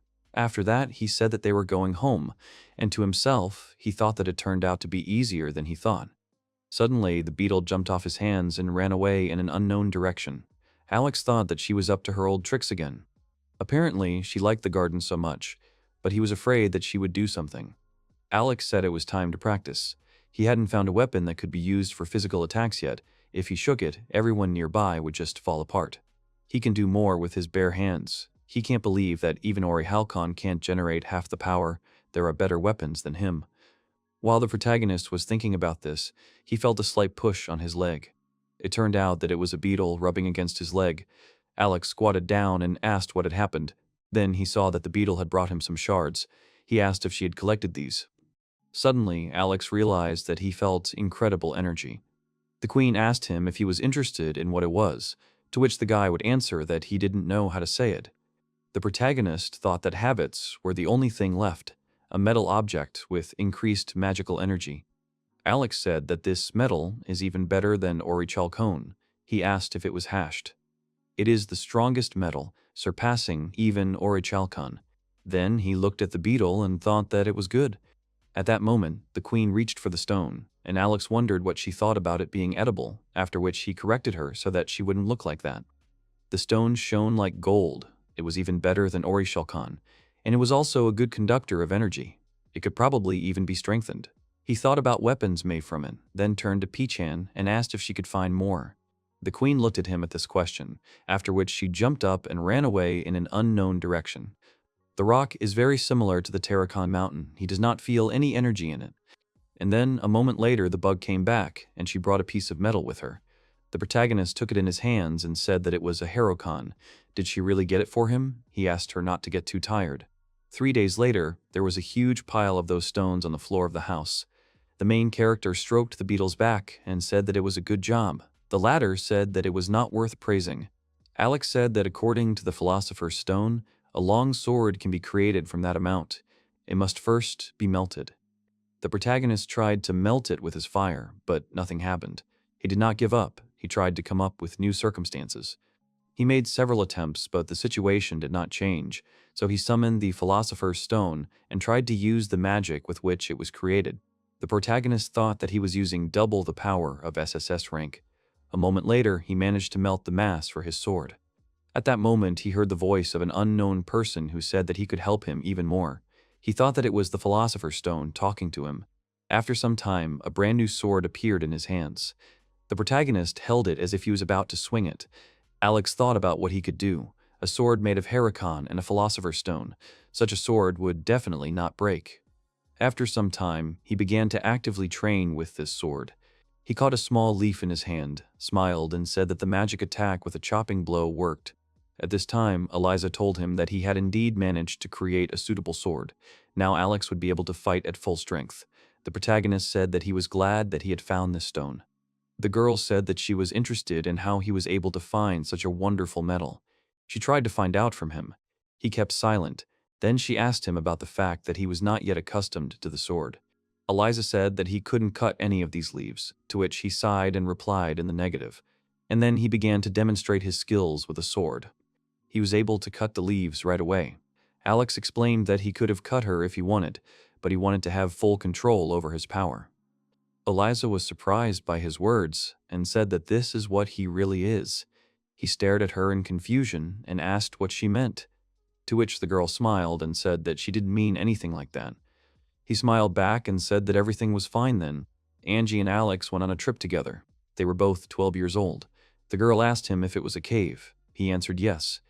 Today, at the request of the residents, they came to the town of Zeahorse. Things began to disappear here. Following the trail of magic, they got to the right place. The protagonist looked at her with a smile and handed her a hair bow, explaining that he tried to put the magic power of the queen of those bugs into it. If she dropped it somewhere, it would protect her from the effects of magic. The girl took it in her hand and said with a smile that Alex had given it to her, so she would take care of it, after which she thanked him. Then the main character said that they needed to go to the cave, and then added that she should hold on to him. She agreed. They went inside. Alex said that it was more spacious than he thought. Angie covered her nose with her hand and said that it smelled strange, like they were at a hot spring. The protagonist asked her to be quiet, and then they saw a basilisk and a minotaur appear in the cave. Angie said that they were very creepy, then asked what they should do. To this, Alex said that he would put a bow on him so that he would go blind, and then the basilisk would use its magic. The girl asked if everything would go well, to which he replied that if anything happened, he would be able to defend himself with a sword. Suddenly, the protagonist noticed the missing things. He thought that he had to stop the basilisk first, otherwise it would immobilize Angie. Alex asked the monsters why they stole crops and clothes from the people. The Minotaur replied that it was to lure his kind into the cave and thanked him for dealing with the basilisk. The enemy said that he would gnaw every bone of him, as well as all the inhabitants of this city. However, he did not have time to attack. The protagonist used his sword and cut off the Minotaur's head in one blow. He fell without signs of life. Alex turned around and said that if they were going to do something bad to people, then they shouldn't expect mercy. He also continued to wonder why they needed the residents' things. A moment later, he came up to Angie and touched her shoulder. She said she was glad the guy was okay. He told her he wanted to look around. She was surprised. At that moment, Angie's support disappeared and she began to fall. Alex deftly jumped up and caught his wife as she fell. The protagonist looked around and said that they had gone quite far. They assumed that they were in a dungeon that did not look natural. Then Alex felt that the wall was warm. While he was lost in his thoughts, Angie asked him to look in the direction he indicated and see a bunch of monsters. Looking at them, the main character was a little angry and thought that the enemies seemed to be asking for a showdown. It was very strange. At that moment, an unknown man appeared in front of them. He said that he had been waiting for them. The man realized that he was a child, but still did not want to send him away so easily. The unknown said that time is like a river. Each wave absorbs the previous one. When the man spoke about the previous wave, Alex thought that he was talking about him. The stranger was expecting an attack from him, because the strangers were supposed to break into the city. The main character said that the man is a bad actor and that he is just trying to buy time. The man asked him again. He replied that in such cases one should act as the spiritual book says. Alex said that he was going to feed them because they were already in the stomach. Angie said that they needed to get out, otherwise they would all be digested, to which he said that first they needed to get rid of everything. Then the girl realized that he was going to seal the building. The main character said that they would need to free. He turned to the girl and told her to be careful. She agreed. After some time, they noticed that it was all gone. Alex thinks that this is not an ordinary cave. It seems to be one huge monster. He decided that he needs to report this to the city. After a while, they reached a hotel in Seahorse. Together with another person, they sat at a table. The stranger asked them to put their hands on it. Angie agreed. The woman said that they were so well suited to each other. It was the first time she had seen anything in detail. Angie said that she was glad that she and Alex were connected. Alex answered her with consent and, with a smile on his face, said that she was his wife Angie. She smiled very warmly in response. The girl asked him if it was time for them to go and meet the girls. The guy smiled and said yes. Angie and Alex were walking along the city streets. The girl kept walking and turning her head from side to side. The main character called her by name, and she answered him that they were all shining like that. They came to the conclusion that it seemed to be one of the effects of the hot spring. The protagonist said that it was so amazing. Alex remembered the day they destroyed part of the mountain. Angie said that it was not right to leave other work, to which he replied that for now, everything will be fine. After some time, some metamorphoses began to occur on the mountain. The main character hugged Angie and stated the fact that the mountain was being restored. To this, Alex said that it was all just a mirage. He created a barrage. He created a barrier that would temporarily represent this mountain.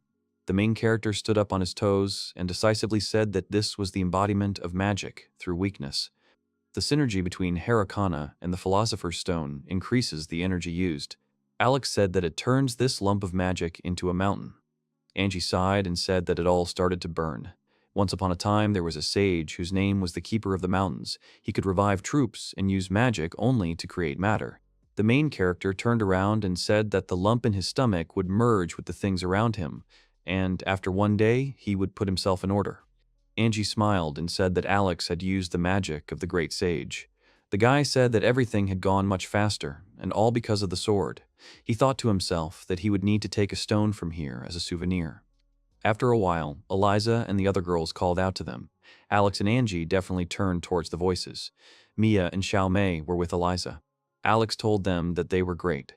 The girls said that they wanted to go to the hot springs, so they would become even more beautiful. The guy said that magic mixed with the spring water, forming a source with special effects. Xiao Mei quietly walked up to the protagonist and put her hands together. She turned to him with a sweet smile and said that she was grateful for the invitation, to which the guy told her that she looked fresh in such clothes. She blushed deeply. She thanked him again. He told her to enjoy the visit while she could. After a while, they all came to the hot springs. Angie said that it smelled amazing there. Eliza turned to her and said that there was no need to wrap yourself up with a towel there. The Imperial Majesty began to tease her and hurry her to throw off the towel faster, to which Angie began to squeal and tell her not to hurry her so much. Mia said that it felt very nice. She turned to Xiao Mei and said that her skin was shining. She said that the water felt so nice. One of the girls said that the main character would give everyone a yukata a little later. Then one of them asked if that was really what Angie was wearing. At this time, Alex was alone in the source. He said that despite the fact that nothing was particularly visible because of the steam, he had to restrain himself. The girl looks at Alexander in surprise and asks him what kind of glasses these are. The protagonist asks Xiaomei if she knows everything about the court of reincarnation. The girl answers him by nodding her head.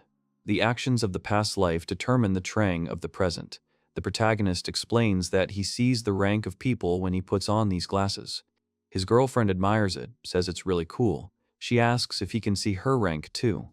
The protagonist is surprised. Does she really want to know? The girl replies that she is interested too. However, the heroine expresses concerns that she will not be satisfied with the results. Alexander thinks that such an option is possible, which is why her rank is A. He is sure that the girl will have a good future. The young man guarantees her this. Xiaomei is surprised by his answer. The girl thanks the main character and says that if he said so, then it is definitely true.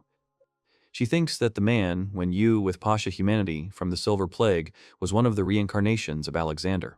The protagonist replies that something is wrong. During the disease, the human race was reduced by 10%. Alexander believes that the hero who managed to prevent the disaster would clearly become God. The main character looks thoughtfully out the window. The hero approaches the castle. Alexander says that they are almost at the Magic Academy. At this academy, as director Thor Ethan told him, something is wrong. While the idea was being studied, the summoning technique, but a few days ago they stopped communicating. Alexandru suspects that something is wrong here. This academy plays an important role during emergencies, so they must always be in touch. The director is afraid that everything is too serious, so he asks the protagonist to check it out. The young man agrees and says that he is leaving. Entering the academy, the heroes discover that there is no one there. There are no traces of a battle either. They decide to check another place. Suddenly, the heroes stumble upon something that amazes both of them. Huge monsters. Animals appear in front of the friends. One of them is clutching a man in its paws. The heroes scream in horror. The girl turns to Alexander and says that these monsters attacked people. The main character looks at his opponents in horror. Using his special glasses, he analyzes their rank. His partner tries to help with all her might. However, she is preparing to attack the opponents. The main character stops her. The young man says that these monsters are people too. He explains that he sees a C rank in the glasses. A soul of that rank obviously can't be reborn as a monster. There are many types of magic that can swap bodies, but they need to understand something first. In an instant, the situation changes and the monsters are attacked. People manage to escape from their clutches. The monsters themselves fall to the ground. The hero runs up to one of the survivors. Having felt the breath of one of the victims, the main character thanks God that he is alive. Suddenly, from somewhere behind him, his partner screams. Alexander turns around in horror. He sees a huge monster grabbing a girl, very similar in appearance to a human. The protagonist demands that he stop. It is unknown whether he is squeezing the girl in his arms, apparently. He wants to twist her head off. Alexander is going to help his friend. However, the situation turns out in such a way that the girl has also been replaced, and now she is in the body of this monster. The protagonist doesn't know this and orders his girlfriend not to move. With deft blows, he inflicts injuries on the monster. The girl is released. The protagonist approaches her and asks if she is okay. The heroine runs to hug him and asks how he knew it was her. The young man replies that he could not confuse his girlfriend with someone else. The girl sighs touchedly. She admires Alexander's abilities. The heroine blushes and covers her face with her hands. The young man is surprised by such a reaction. The protagonist asks the girl if she really feels bad. She answers thoughtfully and says that she was just surprised, but now she is fine. The main character turns to her and asks the girl to try to always walk next to him. The young man thinks that she is influencing him with her magic. The heroine asks if he has already managed to find out the reason. Alexander replies that yes, he has managed to find out their goal. It has long been known to everyone that the carcasses in this world are ranked by the judges of reincarnation. Rank S is an angel or a god. Rank A to C is a human. D is animal monsters. The protagonist says that the power and abilities of a creature are determined by its rank. He turns to the girl and asks if she understands what he is talking about. So she nods her head and answers that she does. When a long time ago, a sorcerer came up with a spell that could swap the bodies of two objects. This man used the spell to swap the bodies of people with monsters. The protagonist assumes that at first the sorcerer was simply curious whether the soul would retain its rank if it were replaced by a body. One purchase then, somehow, those who were replaced were able to increase their initial rank. In addition, after about a month, they would lose their sense of self-worth and become puppets of the one who cast the spell. The sorcerer was then so enchanted by the power that he used the spell to create a mighty army. Alexander says that with this army he planned to conquer the whole world. This was the catastrophe that killed so many people on Earth. The girl understands what he is getting at and says in horror that then the magic used in the Earth Academy she doesn't have time to finish. The young man interrupts her and says that this is indeed the case. Most likely the spell is to blame. The girl looks at him in horror, not knowing what to answer. The heroes understand that there are people in this academy who are trying to revive the Silver Plague. The young man looks at his sword and says that all the students here can use magic. Many of them are high-ranking. Their skills make them ideal for the army. That is why the academy has most likely become a target for evil people. If their students are not saved in time, there will be big problems. The young man has an idea. Suddenly, a huge, tall shadow appears behind his partner. The girl is very scared.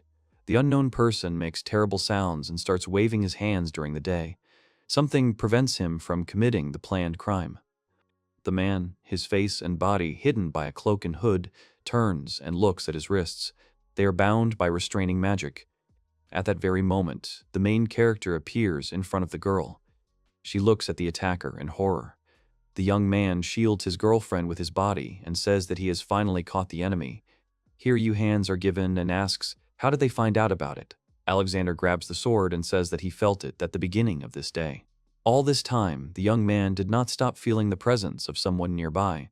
She says that she made it so that when the enemy tries to use magic, he will be immediately grabbed. Resistance is useless. He says that his grandfather was the leader. The man smirks and advises the protagonist not to think that he has already won. The enemy emphasizes that he is too young. Something starts to move behind the heroes. The characters turn around in horror.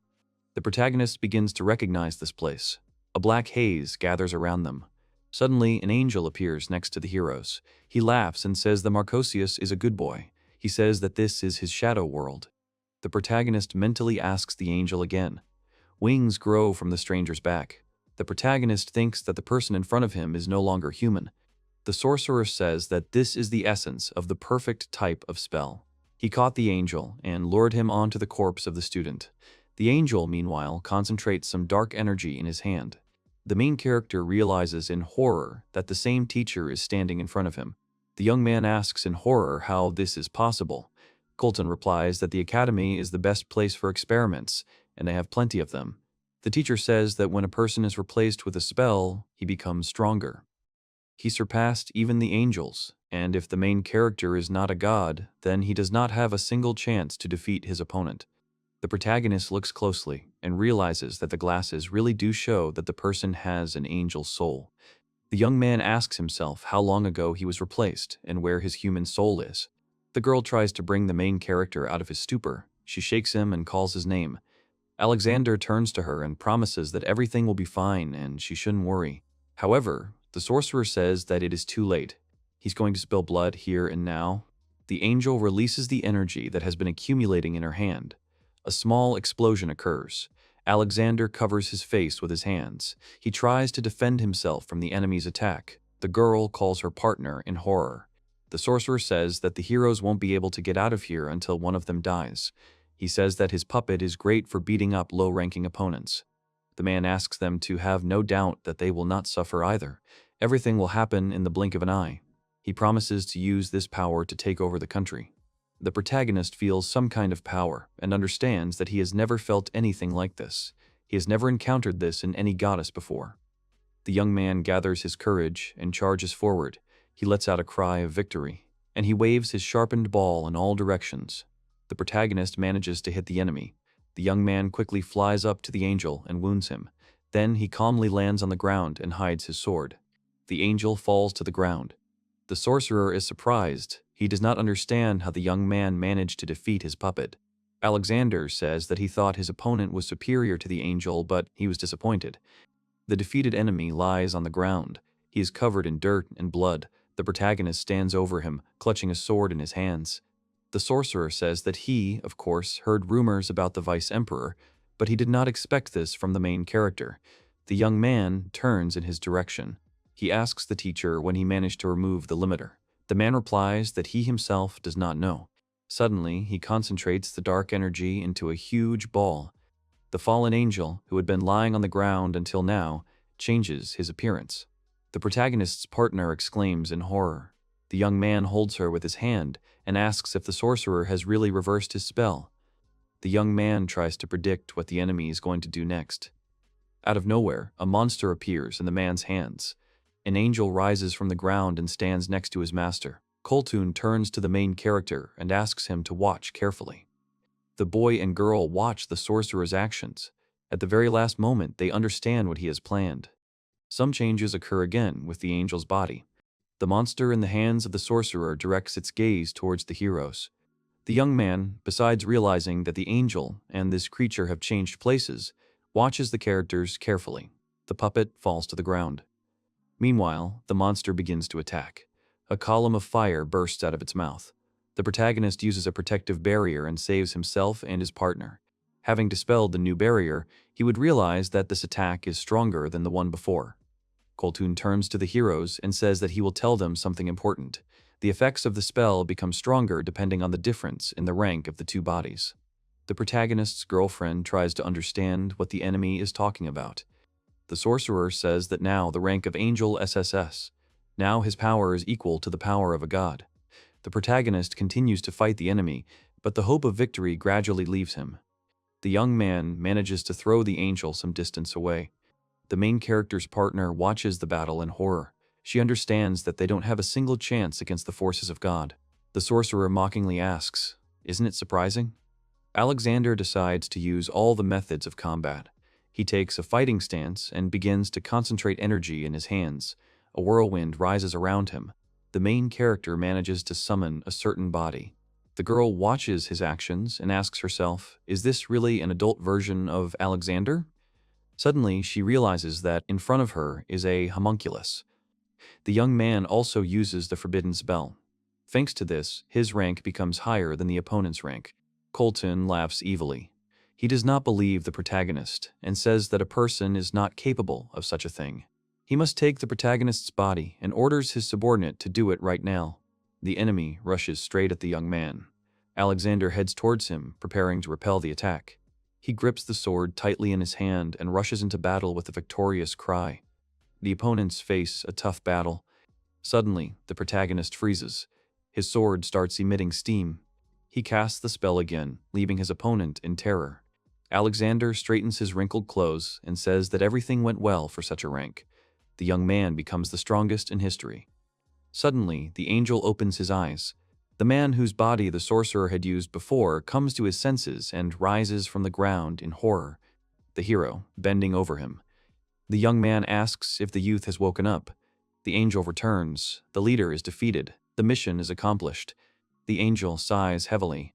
The protagonist's partner looks at the youth sympathetically. The angel tries to say something and justify himself. The protagonist does not blame him but points to the person who has been controlling him all this time. Alexander says that he has already removed the spell, so the angel is safe. What do you answer? That he remembers perfectly well how he was controlled, but does not know this person. He thanks the protagonist for saving him. The angel kneels and says that if he needs help, he is always ready to provide a service. The young man replies that he is glad that the boy is okay. He suggests his partner find the rest of the teachers and students. The protagonist says that he defeated that boss, so they should be fine by now. Going outside, the heroes see a crowd of people who help each other get up from the ground and provide first aid. The girl sighs lightly, glad that everything is okay. The angel says that it seems that they are not injured. The protagonist replies that he sent the replacement monsters to their former habitats. This is where the story should end. The people approach the vice-emperor and thank his highness. The young man replies that he is glad that they are all right. He modestly rubs his shoulder and does not want to focus on his victories. The director comes up to thank the young man personally. He says that he saw everything and therefore cannot find the words to express his gratitude to Alexander. He asks if everything is okay with him. The man replies that thanks to the main character, yes, but there is something that worries him very much. He points at the girl. The old man says that she was lying here when they woke up. However, no one knows anything about this girl. The protagonist kneels before her and feels her body in this. He is surprised that the person in front of him is made of crystal.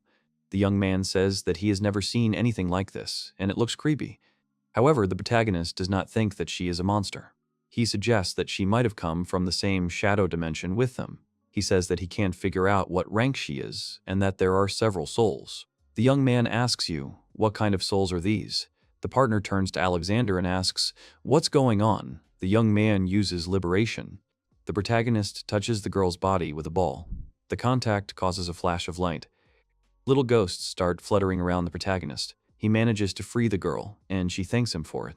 The hero's girlfriend asks what this is. The protagonist replies that these are the souls that were sacrificed during the Silver Plague. They were all trapped and couldn't get out. That's where this crystal came from. The souls fly up to the goddess. She greets them, and turning to the long-suffering souls, she offers to judge their next life. The goddess says that they have endured this suffering for hundreds of years, and therefore they will be rewarded. Most of them will get rank A or B. The girl asks them to enjoy their next life. The protagonist blinks and wonders what he just saw. He doesn't understand what it was, and tries to come to his senses. Alexander thinks that at least these souls have safely reached their destination, and yet it seems to him that this is too much. Suddenly, someone behind him asks if they saw him. People shout that the judges did the right thing. The young man realizes that it seems like the whole country saw the trial of the liberated souls. The girl sitting on the throne says that she has heard a lot about Lord Carlisle. She says that he could make the Empire fear the whole world. They are the protector of the country. The young man thanks Her Majesty. He reminds her of that incident, and the woman says she saw it. She says people think it's a sign. Everyone thinks having a baby now will make it more fulfilling. She says that hope makes a country stronger, and the Lord managed to strengthen it. That is why, from now on, he will be called the Father of the Nation. She sighs and announces the birth of the Father of the Nation. The protagonist thanks her for her kindness. For some time after the incident, children were born with different talents. The name of the Father of the Nation, Alexander Carlisle, is written in the history book. Now the world will have many good guys with high rank. The protagonist is delighted and looks at the one brightest star in the sky. He is amazed at how much it stands out from the rest. Who flies behind him like that and calls him son-in-law. The protagonist approaches the men. The young man greets him and asks how everything is going. The interlocutor replies that everything is going quite interestingly. He says the girls are really excited. It seems like it's the first time they've seen pregnant girls. The protagonist says that he is, of course, very happy, but asks why he brought 3 pregnant women here. The man replies that his son-in-law needs to have such an opportunity, and he did not want to miss it, especially since all the heroines are only in the early stages of pregnancy. After the liberation of the souls of the world, the birth rate increased, and the man decided to take advantage of this. The protagonist thinks about the birth of the babies and eagerly awaits this moment. His friend confirms that he is also eager. The man looks at the sky and says that it is quite bright today. He asks what kind of star it is. The protagonist replies that he hopes that it is not some kind of omen. Suddenly, the protagonist notices that the star is starting to fall. The young man looks up at the sky and is surprised that she is flying straight here. A girl appears before the heroes in the starlight. The young man is surprised by this turn of events. The beauty opens her arms to him. She joyfully exclaims that they have finally met their father. The main character looks at her in horror and asks again which dad she is talking about. The young man tries to understand. Is it really one soul, reincarnated in a human body? The girl answers that this is the essence of her and was told that her rank is SS. She says that she heard that she was the only one out of a huge number of millions of souls who received such a high rank. The girl says that she wanted to be a simple person again, but in order to be reborn as a person with such a high rank, she must become someone's child. That's why she chose the main character as her father. The young man looks at his new daughter in surprise. The young man tries to pull himself together and says that he is very lucky. The man is happy that he now has a granddaughter. The girl asks if the main character has become a dad, then where's the mom? The young man says that this is a difficult question and suggests that they talk about it in the room. The girl turns to her adopted father and asks when he's going to have a child.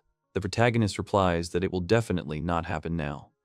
She persistently asks him why this is a normal age for nobles.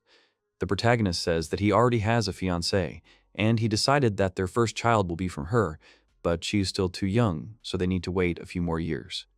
The girl wonders why she has to wait so long and asks what she should do next. The protagonist asks, can she wait? The girl replies that she can, but she feels deprived. To wait for a newborn for hundreds of years, so that later she doesn't know how to finish the sentence. The protagonist thinks about her words.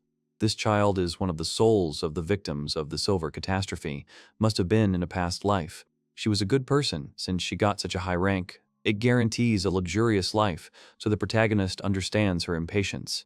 The young man sympathizes with her situation but says that nothing can be done and she will have to wait. The girl sighs sadly. Her gaze falls on the book. The heroine is surprised and says that the letter looks different now. You answer that in the coming years the population will continue to grow. They are well aware of this, but if it continues like this, they will not have enough land, food, education. In general, there will be nothing left. The girl asks if he is really going to support all this. She says it is simply amazing. The restless heroine leans on him and looks upside down. She asks at such an age to do this job, and who is he anyway? The protagonist is surprised that the angels did not tell her about him. The girl replies that she did not listen to them, but flew in immediately after they said that she was his child. However, the girl knows that he is a great guy. The young man thanks her for this. The newly made daughter looks at her father's papers and says that he has beautiful handwriting. Alexander is surprised. The girl says that she would like to improve her handwriting in her new life and asks if this is possible. The protagonist asks if she really wants this. The daughter replies that in that life he really was terrible. The protagonist decides to help her improve her handwriting. He shows his daughter to him. Tanya is sure she fits. Alexander offers her to try. The girl writes something on a piece of paper. The young man reads her handwriting. He notes that his daughter has made progress. It seems she has a talent for writing.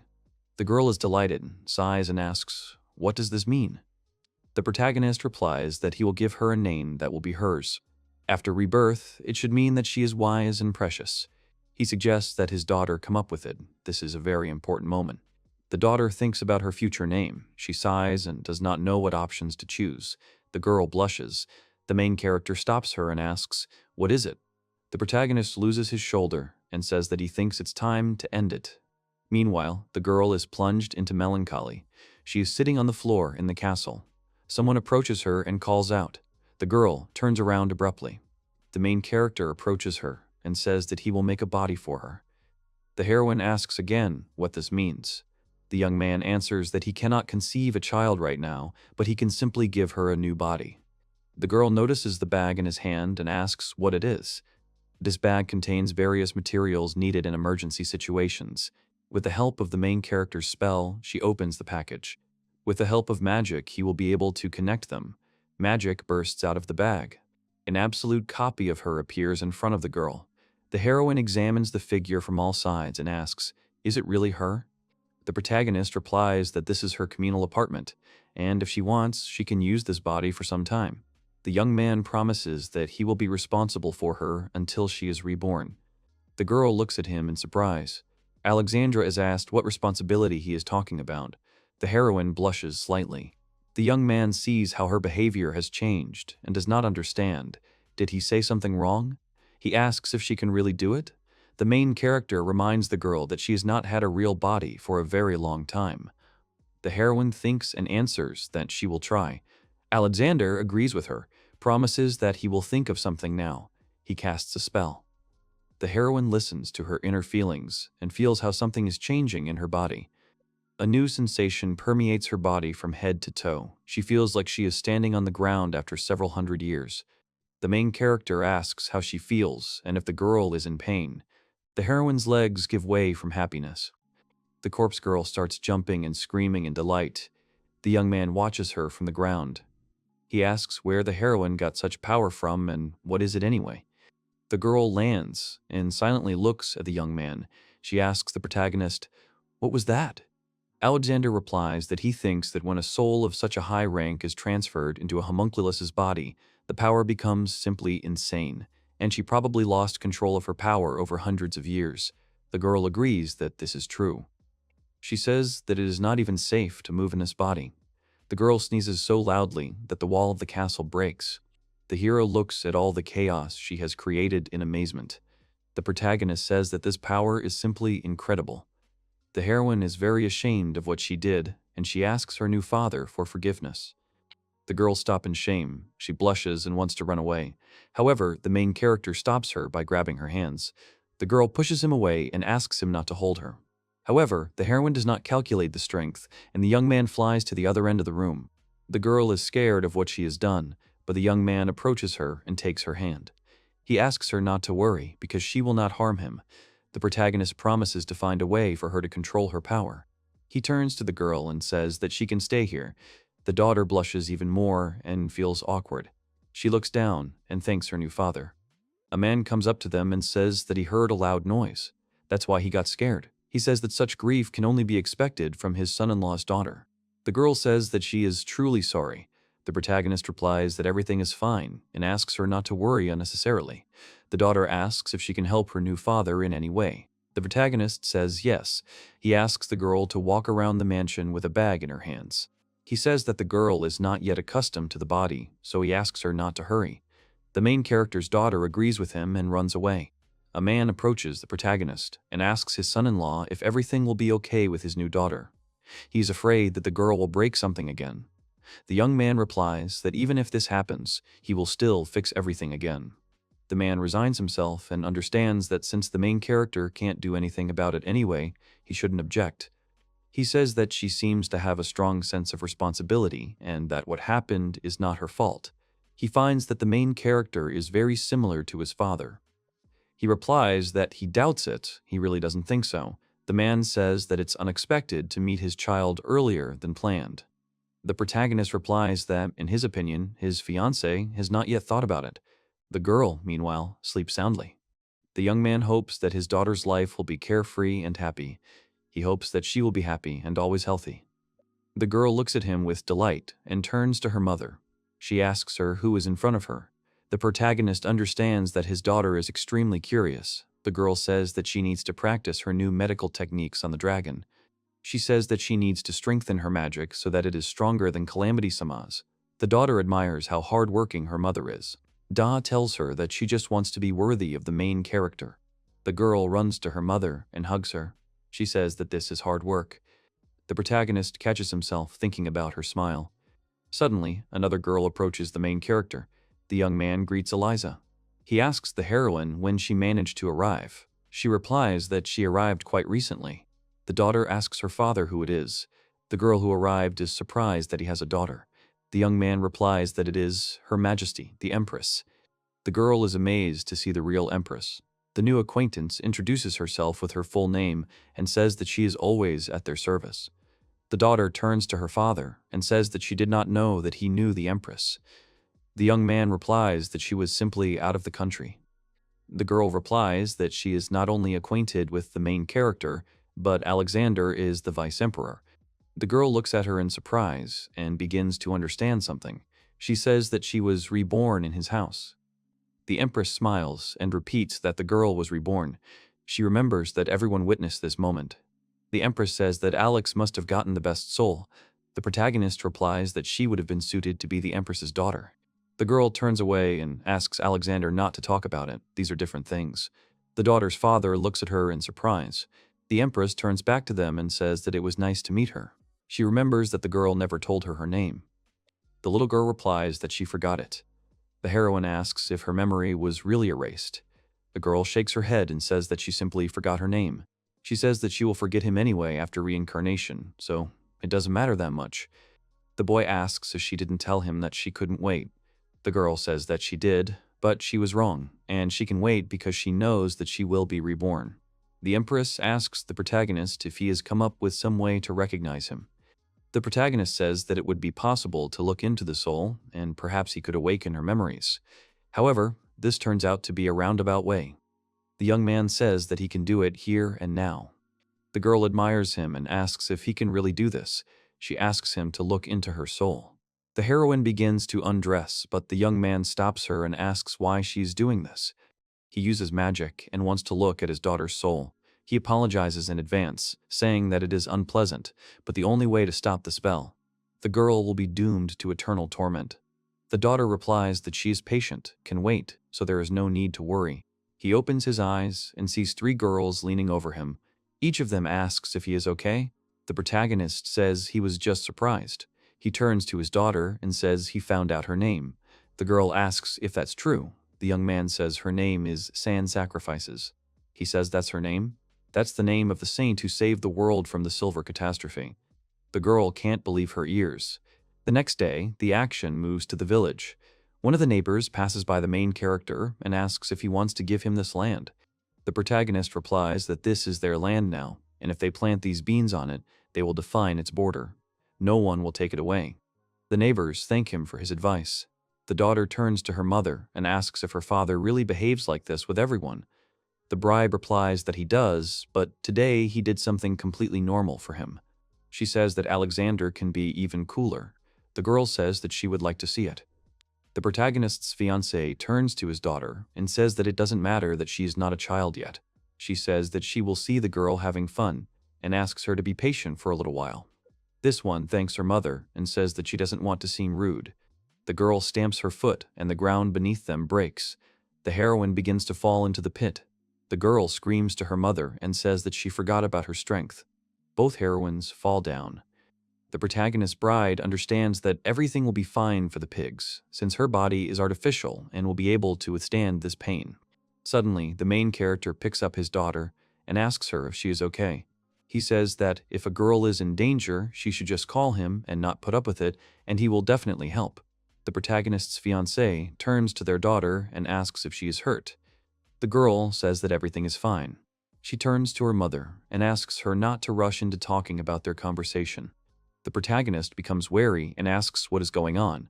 The daughter says that she would like to live like this for a little while longer, so there is no need to rush. The girl replies that it will be as she says and agrees with her daughter's decision. It turns out that Alex's daughter has fallen in love with him. The main character's daughter screams at her dad. She is happy that she finally learns her own name. The protagonist says that while he was studying various spells, he found one simple formula, so the sooner they use it, the better. Only for this spell he will need her blood. He hopes that the girl will not mind.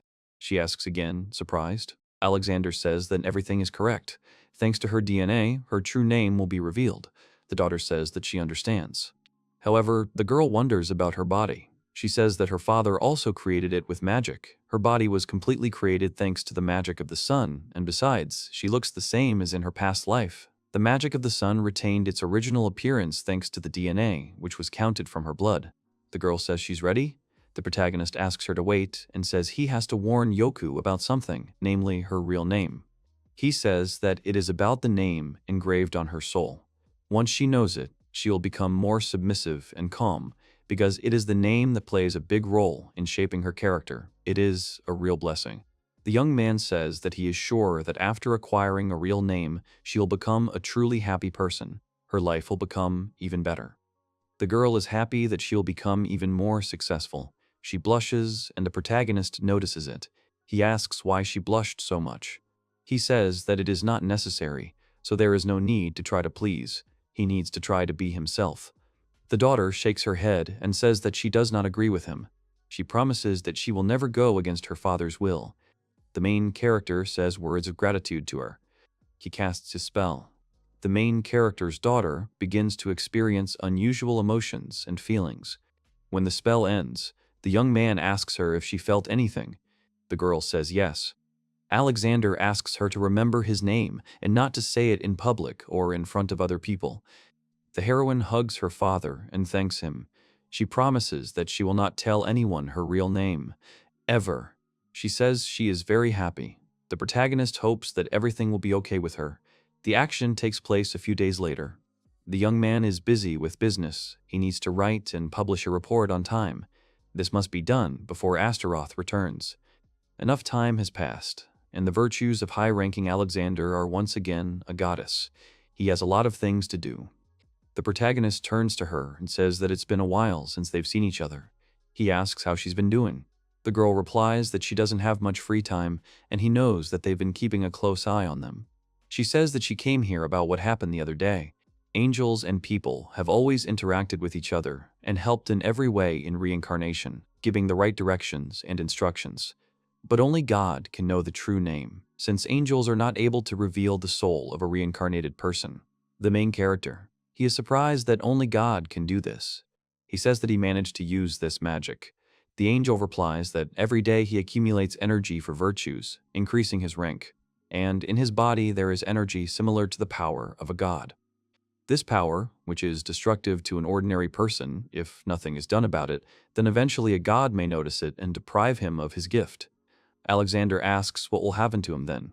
The angel answers that there is only one way. He asks if any deity is protecting him. The protagonist asks again. He feels himself getting nervous.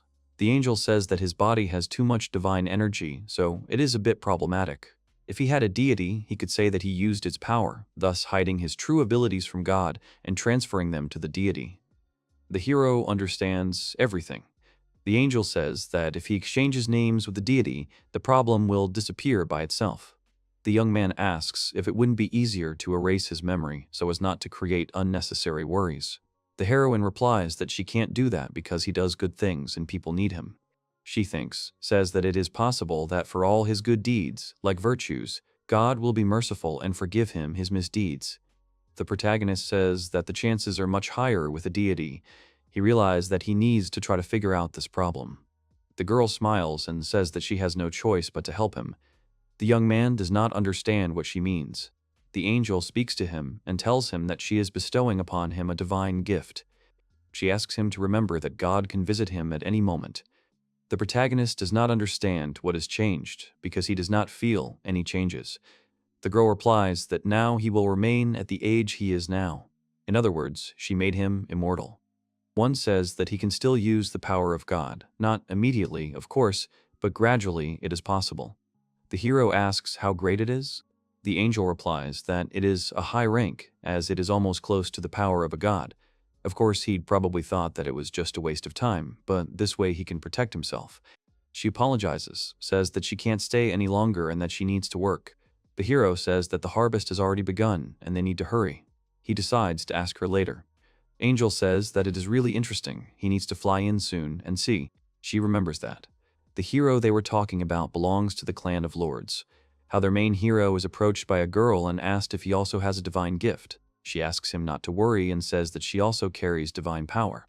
The angel says that she urgently needs to fly, otherwise she will not have time. At first, it will be a little difficult to change from rank and master the divine power granted to the hero by the angel, but he will cope. He did not particularly feel any changes, only now it seems to him that he has become immortal. The main character could do everything else without this gift.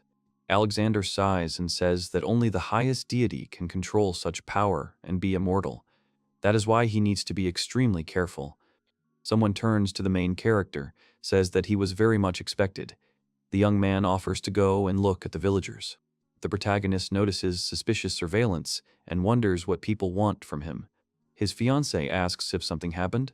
The young man replies that no, it just seemed like a magical spark flashed. One of the villagers says that they are planning a feast today in honor of his arrival. That is why, if the main character needs something from things or food, then he should not hesitate to take it. Twilight Village, located in the north. It is famous for its fruitful harvests, as they use the magic of greenhouses. This year the harvest was even larger, so they called the protagonist. The young man thanks for his concern. One of the villagers asks him to follow him and says that he will take them to the room. The main character asks his bride not to worry about him and to eat a little. He says that he himself can incarnate without food for more than a week, since his body takes energy from divine magic, so there is no need to worry. The girl says she understood him. As the angel had said then, after the divine power, his body began to feel significant changes. But he never had time to fully familiarize himself with the new energy, as there was no suitable time and place. The main character tries to fall asleep in a new place, but he fails. He turns and looks at his bride lying next to him. He notices how soundly she sleeps.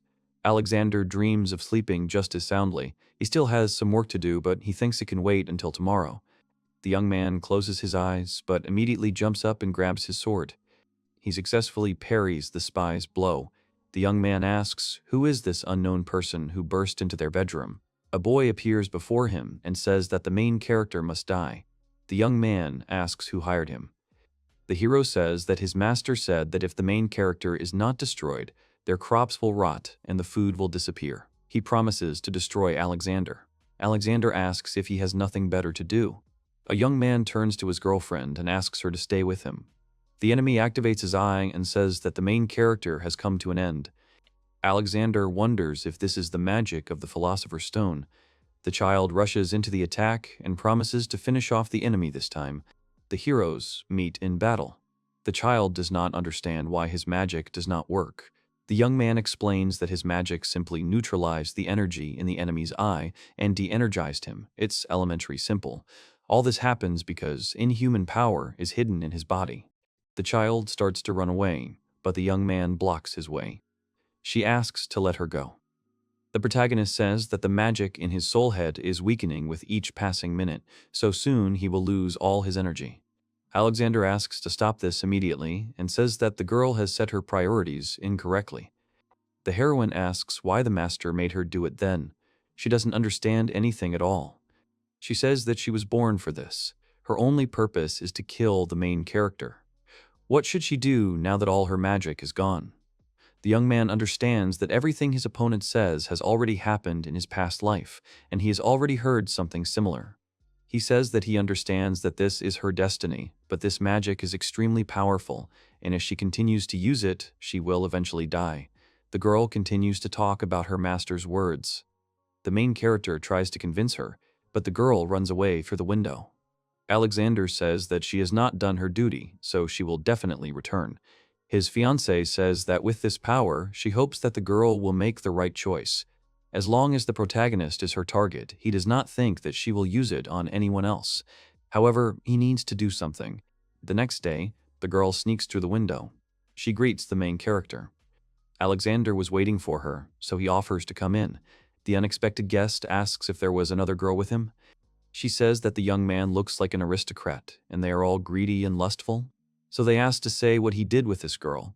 Alexander says that it is a stereotype. He asks if it is true that the master told her about it. The girl says that he ordered her to be careful and not to believe the hero's words. She asks if he is holding this girl against her will. Alexander says that he does not think that his fiancée is with him against her will. The girl asks if she is happy. She doubts that it is possible.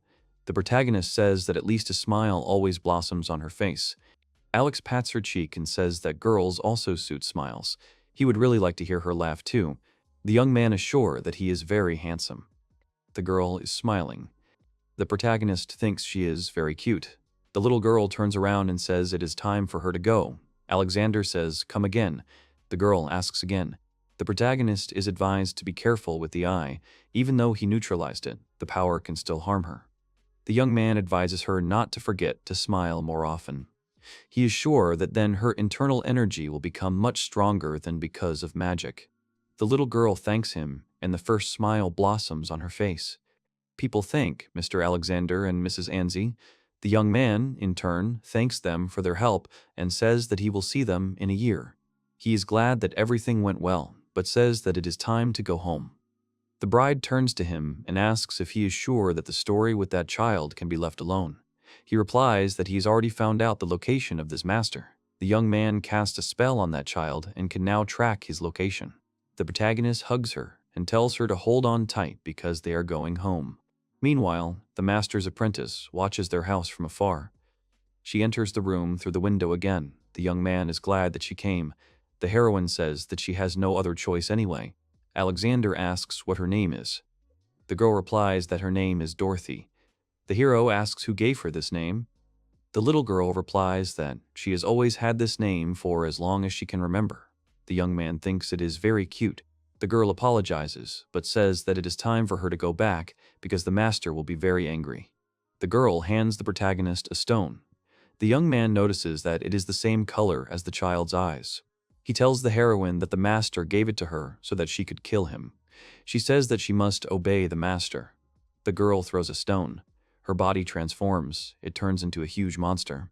The protagonist points his sword at her. He guesses that the stone serves to transform the body. The philosopher's stone has the same abilities anyway. He is amazed by the power of the impulse that the stone gives.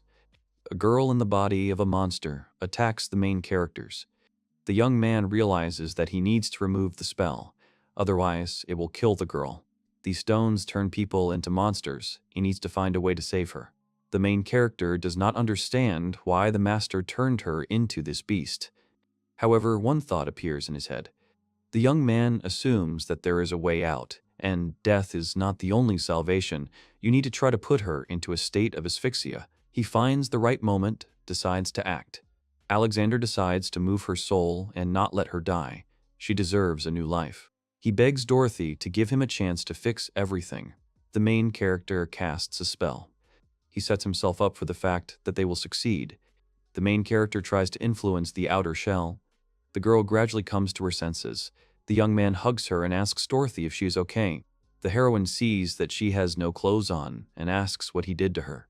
The girl understands that things are bad because she never returned to the master at the appointed time. The hero says it's just his guess, but he thinks her master is using her for selfish purposes so that she can kill his enemy at the cost of her life. The girl says she knows it because it's her duty. The boy says it's wrong. He says that she will eventually die before she can enjoy life, so he will never allow her to put herself in danger. He says he wants to see her smile again so she can be happy. That is why he will do everything to make her smile as often as possible, on condition that Dorothy will also help him in this and make efforts. The girl finally thought that her heart was slowly beginning to thaw. The protagonist comes to visit Dorothy's master. He says that she has worked hard all this time, so now she can be free. The protagonist says that he is glad to hear it. The master is willing to say anything to be left alone. The protagonist tells him not to worry because he will personally take care of it. It's time to deal with Master Dorothy. The man does not understand what is happening.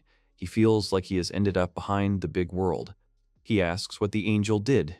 The girl asks him to look at her carefully and listen to everything she says. The man doesn't want to listen to her and starts cursing. The angel looks at his rank and says that he must have been a terrible person. The man asks if he really was on trial before his death. The angels answer that because of his actions in this life, he will be reborn as a pig or a cow in the next. The man yells at her to shut up. The girl asks him to live his next life correctly. The master yells and says he is not going to die. He begs her to stop. Angela says goodbye to the protagonist, saying that her work is done. The young man thanks her and says that without her help, he would not have been able to manage and redirect his soul. He apologizes for asking to come here so suddenly. The girl says that there is nothing to worry about because he knows that he can ask her at any time of the day or night. The protagonist shows Dorothy a document signed by her master. From that moment on, it stops working, and now she is free. The girl says that it seems that she really lost to the man who summons an angel by touching his chin. The protagonist is surprised. The action takes place several days later. The young man and his bride wake up. The young man looks out the window. He notices Dorothy and greets her. He asks how the girl slept in her new place, or if she didn't sleep in the room he gave her. She replies that she slept well. She liked sleeping in the attic. The hero is surprised. The fool explains that the attic is dusty and there is little space. She says that she is used to living in such a room. The young man asks himself, how much longer will she resist and refuse to accept the obvious? He thought that the girl would be only too happy to be freed from the master, but apparently it is more difficult than he expected. Maybe she is simply afraid of the uncertainty of the future? Although she was used as a mercenary in the past, the young man understands that he needs to conduct a magical inspection. This way, he can see the current rank and determine the level of magic.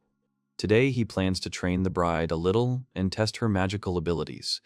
The hero invites Dorothy to join them. She wants to, but she can't, because she can't go out into the light. The girl would gladly train with them, but the master forbade her to appear during the daytime. Alexander says that because she followed his order for a long time, it will be difficult. So suddenly rebuild yourself for another life and leave this rule in the past. He asks the girl to wait a little and says that he will be back soon. The young man hands her a dagger and tells her that it is made from the scales and bones of the monster of disaster. He also added some of its blood to strengthen the magic. The girl examines the dagger with a connoisseur's eye. She asks if she can have it. The young man replies that of course he thinks it suits her perfectly. He offers her to try the knife out. The girl cuts the shadow. The hero says that the shadow is a totemic space, so he thought that she could train here. He invites her to come in. The hero asks how I like the idea of training without leaving the shadowy space. Daylight won't get there. Let's think about it. She agrees to the proposal. Alexander says that then he needs to go outside because his girlfriend is already tired of waiting. He trains Angie and says that her magic is not yet strong. However, he sees her growing every day, except that her magic is beyond repair. It will take a lot of effort to figure out why, and why her color is so dark. Suddenly, Dorothy starts coughing. Angie asks why she crawled out from under the ground. The girl answers that it is warm and cozy here. The heroine is surprised. Dorothy suggests that she check it out herself. The protagonist makes a decisive gesture. He decides that he needs to find out if Herschel is still in Dorothy's body. Alexander says that the combination of the magic of the phantom illusion, which is part of the shadow, is what can change the properties of magic and control the shadow, so it is possible that magic is unstable precisely because of this. The girl agrees with him, but if these are really spells, then there is a chance of losing magic forever. Angie assures that this will not happen. Alex is very strong, so he will easily find the reason, even without using the magic of restoration, so there is no need to worry. The hero asks her not to worry and says that Dorothy's magic is strong enough that the probability of her losing her magical properties is minimal. He asks her to trust him. Heart of a fool, you have removed the light again. Hydropower is sometimes possible not only in the shade, but also under the sun. The dragon asks the protagonist if he is ready to fight him. He replies that he is. He will believe, you cannot, that there is a battle with disaster ahead. Dorothy suddenly appears on the battlefield. The main character, what are you telling her? Her power grew stronger and stronger. Efforts, then the message is like this. All these magical properties have changed places. The main character uses the technique with the eye. The dragon watches him closely. The girl notices that the power is locked in the eye. The young man realizes where Herschel was hiding. The girl's power is in the pupil, so she can control the power of the shadow. Disasters obey her. Theoretically, she can use the power like him, but she has very little magical power, so she should put in more effort to balance the magical balance. The girl asks if this will help. The protagonist says that thanks to this power, they will learn a lot with her. He thanks Dorothy. Suddenly, the main character notices something. It seems to him that angels have appeared. He turns in the direction where he saw the silhouettes. An angel appears before him. She asks why he called her at such a late hour. The protagonist says that he wants her to look into Dorothy's soul. The young man replies that he wants her to do it because he is afraid that her mind will change and he will simply miss it and will not be able to help. By making a mistake, he can undermine trust. The girl asks if he understands the risk they are taking. She used to do this a lot when she was visiting or hanging out with her friends. They loved to swim in the lake and catch people by looking into their souls. They often stole their clothes, so they would catch them and use magic, thereby entrusting the intolerable thieves. It was fun, but she stopped doing it because it was risky and dangerous. She asks if she needs to cut this shadow with a knife. The girl apologizes in advance. She finds herself in Dorothy's shower and is surprised by how much space there is. The girl notices her. The angel apologizes for coming in here without asking. She enters Dorothy's memory. The girl, it turns out, was born with a D rank. Kersey picked her up as a child and raised her as a mercenary. Is the girl erasing her memory? The angel says that he will dig through, remove all negative memories, and cleanse himself. She tells the girl that she needs to balance everything with the shadow and find the right magic that Alex uses. Then she will be able to control herself and reach a new rank. This is very unexpected. She has a kind soul, so there is no negative energy in her. She is simply cleansed. The hero says that he understands everything. Her magic can not only heal, but also save people, so in the future she can. The hero does not have time to finish. The angel interrupts him. She says that she will cleanse the soul, save it is completely different things. She should not break the law created by God the Creator. Now they have seen her magic in action, maybe it is for the best. The main character says that he understood everything. The angel replies that in that case, her work is finished. She tries to go through the door, but she can't do it. The girl says that she used to be able to pass through this door with ease. It is very strange that now she can't. She says she doesn't want to blame anyone, but she feels like it happened after their meeting. The heroes find this a strange coincidence. The protagonist suggests that she try to get through in another place. He thinks that she will succeed now. The girl says that it seems that his rank has risen a notch. What you did was that when she created the previous door, her rank was lower and weaker, so she couldn't pass through it. The angel does not understand why this happened. The hero says that she helped them a lot now and during their last meeting. The girl says that she did not think that this applies to angels. However, she is very happy. Now her rank has been raised, and she won't have to walk around like an average angel for the rest of her life. Amelia's test arrives. The girl says that she must get into the shadow. The protagonist confirms and says that this way they will test her abilities and make sure of her strength. It seems to him that this phenomenon only applies to people who have used them Herschel. Therefore, there is a possibility that Amelia could borrow the ability. He gives her a knife that can cut through them without special magic. In the shadows, anyone can borrow each other's abilities, but only the Shadow Lord can control this shadow, thereby controlling the others present. The hero is the only one who is not affected by this magic. He blocks any abilities and directs them to those who want to use this magic against him. The girl admires, says that it is truly amazing. However, she does not think that she will be able to help, since her abilities are very weak. The hero says that the work of a maid is based not only on primitive knowledge, she also uses magic to polish furniture or brew delicious tea. Therefore, her powers will be very useful. Her experience and knowledge will be very useful, so she will go with him. The hero says that they will be grateful to her. The girl blushes. She says he can use her however and whenever he wants. The hero says he's not using her, he's borrowing her powers. Don't twist the words. He asked if she was okay. Suddenly, his daughter jumps on him. She says that he promised to take her mother to the city. She asks the maid what she is doing. The father says that she helps him with something. The girl notices the shadow of her father. She says that she wants to go there too. She wants to help her father. He forbids her. However, the girl also jumps into the hole. They say that in her past life she was a saint who saved many a lost life. Alexander does not know all the details of the power of the San. He wonders if she can help Amelia and if Amelia will be against the company. However, he decides to try. Young man, I wonder what skills Amelia can master. His plan worked as expected. He can feel her feeding on energy. Is the girl really a saint? The hero shouts into the hole that Amelia can come out. The maid appears on the surface. The hero thanks her, says that her abilities are really effective. The girl looks confused. Alex asks what happened. She says that it was so warm inside his shadow, and she felt so wonderful. The young man is surprised. He remembers that Dorothy also said the same thing, only her reaction was completely different. The daughter crawls out of the hole. She tells her father that I am very hot in his shadow, but so good. Not the heart is about to jump out of the chest. The hero thinks it's not critical. At least they're safe and sound. At any rate, they can use restoration magic. It helps them recover. Alexander asks how they feel. He says that he used the power of sand because it is the healing ability of the energy that helps with recovery. This is the power that is called holy. The girl is surprised that she has such magic. Alexander asks, did she really not know about it? The heroine answers that she just thought that her smile could heal people without implying that it was some kind of power. Now she knows the properties of her magic. The action moves to the maid's room. The maid asks her friend if it is true that she is with Alexander. The girl says that it was so warm in his shadow, she has never felt so good. She says she thinks she's fallen in love. The other maids all gather together and also ask Alexander to let them go inside the shadow. The young man does not understand what is happening. He is surprised that they are talking about his shadow. After that day, Amelia changed noticeably. She began to smile more often and blush every time she saw him.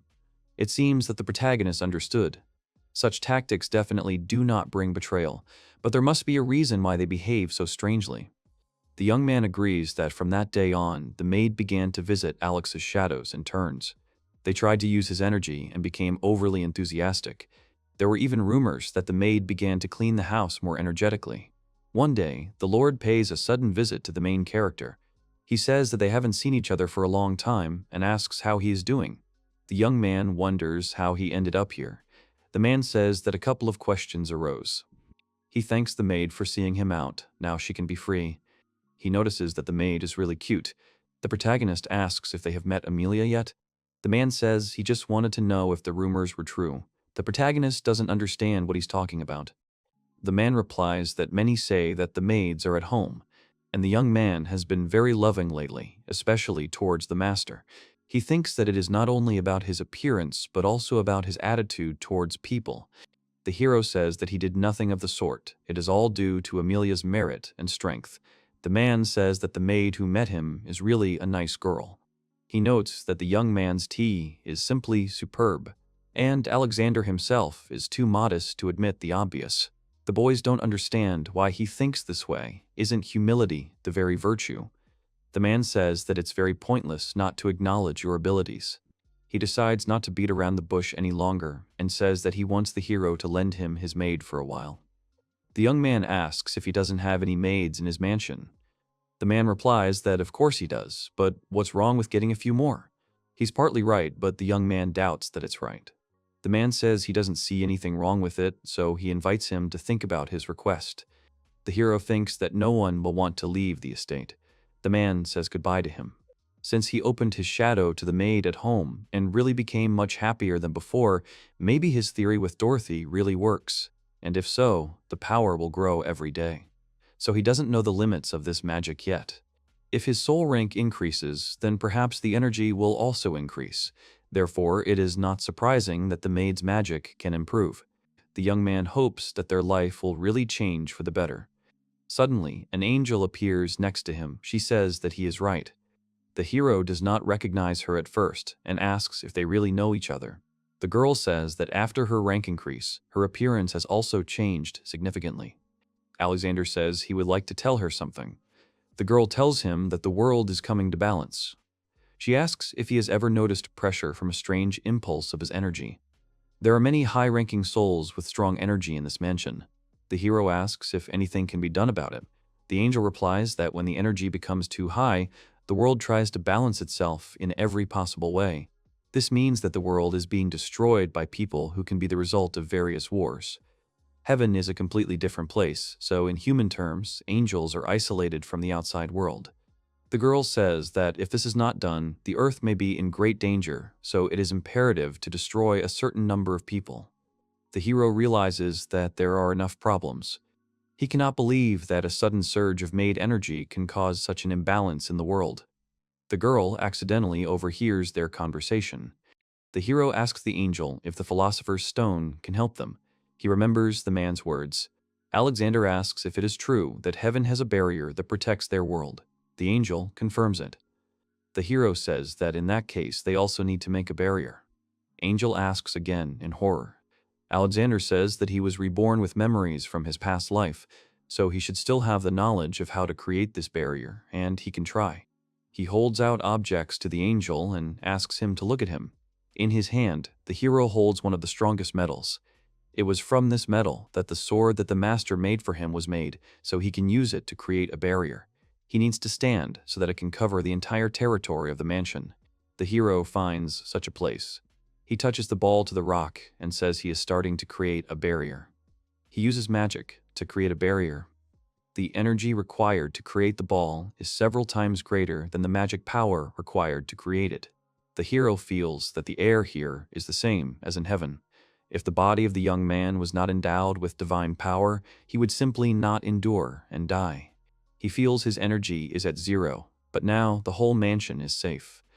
Angel says that this truth is real magic, but it is wrong. The action takes place during tea drinking. The heroes are sitting at the table. The girl sings over tea and says that they haven't stayed like this for a long time, haven't talked together. Alexander supports her. The heroine says that her friend looks very good. Da replies that he and Alex showered her with compliments. The maid apologizes and gets ready to leave.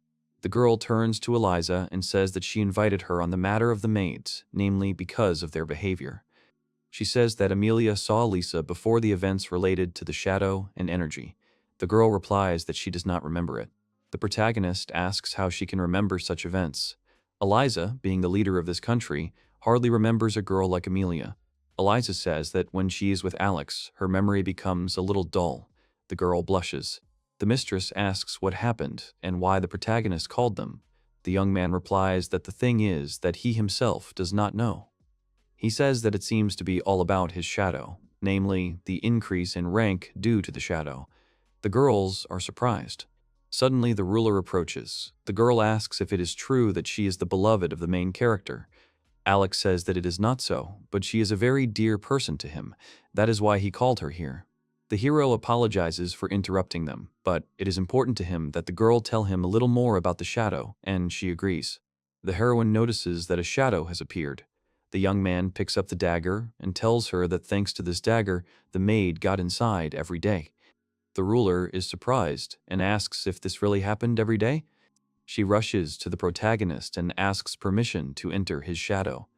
Their mutual friend is also not against it. The main character agrees. He asks the girls to be careful. Both heroines dive inside. They notice that it is very warm and spacious here. It would seem that it should be cramped and dark inside the shadow, but there is a lot of light here. The heroine notes that it is so warm, as if in Alex's arms. The friend calls out to Eliza. They feel somehow strange. The girls ask what's going on and why they feel so good. None of them thought they would ever experience such pleasure. Eliza is jealous of Alex's maids, who also experienced similar feelings. The main character does not understand what is happening, why they are shaking so much. The girl walks past him. She falls exhausted onto the sofa. The young man watches her. The heroine says that it was quite unexpected. The young man starts to worry and asks if everything is okay with her. She says that everything is fine, but have all these maids really been in his shadow? The hero says that absolutely all of them. The girl says it's not just about rank. They are motivated by his praise, so they try their best. The girl sadly looks into her cup of tea and says that she wants to stay in his shadow today. Then she looks up, her eyes full of tears, and begs him to allow her. The hero agrees. The girl is happy about Alex's shadow. It really drives everyone crazy. The man says that this is their first meeting with Alexander. The aristocrat wants to give his daughter to be a maid. The protagonist asks him again. He thought that the duke had some important business, but he clearly did not expect this. The man knows that this may seem disrespectful towards the protagonist. Alexander asks if this is really his adopted daughter. The man answers that no, she is his own. This statement really comes as a surprise to Alexander. If he gives his daughter to a maid, her status will immediately fall. What is on this man's mind? To tell the truth, he is embarrassed to say this, but his daughter does not know how to do anything. So the man thought for a long time about how exactly he should raise EE, and then he heard His Majesty praising the main character's maid. His girls are trained at the highest level. Whatever girl enters his service, she will become a wonderful person and a housemaid. Moreover, the training is incredibly fast. The protagonist cannot imagine how even His Majesty can praise his maids. He says that he understood the man's request and will gladly help him. The father, who tracked him down, thanks him. The protagonist asks to listen to the end. He says that his daughter will be on an equal footing with everyone else and asks if her father is okay with him treating her like the other maids. The man replies that, of course, he thanks him again with all his heart. The young man worries whether everything will be okay. His relative laughs and says that among the main character's maids, there are more and more noble daughters. He praises his son-in-law. One of those present wonders whether he should give his granddaughter to the protagonist to raise. The young man tries to calm them down, which was to be expected. The other aristocrats also joined in. He may have refused to marry their daughters, but he said he would definitely help them. That's why he took their maid to teach her everything she needed. Often, people who grew up in noble families became terrible people, so they were reborn as low-ranking beings in their next life. If he took them in as maids, perhaps he could help them avoid that fate. Everyone tells him that this is very good. The more girls he takes as his maid, the more courageous he will become. Will the emperor's daughter become his maid someday? Everyone laughs and jokes. Alexander asks why they are grinning. Suddenly, someone asks him for forgiveness, says that he brought him more. The protagonist recognizes a familiar voice. After their death, people learn about this rule. Deliveries in the past life will affect the next one. The action takes place in heaven 15 years ago. The angel says she was waiting for the soul. She calls the number. The soul doesn't like it. The girl apologizes to her, but the soul does not want to be called by the name of the past life. She has not yet realized that she has died. The angel says that this is the afterlife. Now they will determine the rank of reincarnation. The soul asks her to wait, begs to be made anyone, just not enslaved. She even agrees to become a beetle. The angel asks her not to worry, to say that everything will be fine. In life, she joined a partisan organization, participated in the Servants' Rebellion. Having sacrificed her life, as a result, she, saved about 3 slaves. This could have given her a high rank, but since she killed merchants and nobles, she will most likely be lower. The angel asks, what about the noble's daughter? If she were to achieve this rank next time, it was possible that she could become the ruler of some small country. But now she would be reborn as a noble's daughter. The soul would agree to anything. The girl writes it down like that. It looks like the soul will remain a narcissistic, selfish girl, but nothing can be done. The angel's friend comes up to her and says that the girl has done a good job today. She asks if she has heard that they have been sending such people to Earth a lot lately, so they will work as maids. Recently, the goddess said that in a few years, there will be many girls from noble families who will become maids. However, this will not affect their happy life. Angel was amazed. Everyone on her without looking forward to seeing these girls when they work as maids. It looks like the angels won't be going on vacation anytime soon. Each era is different, especially the current era is a bit unusual. Alex's birth marked a new era, an era in which aristocratic women will become maids. A group of maids and noble girls will appear in the world who will be much happier than their predecessors.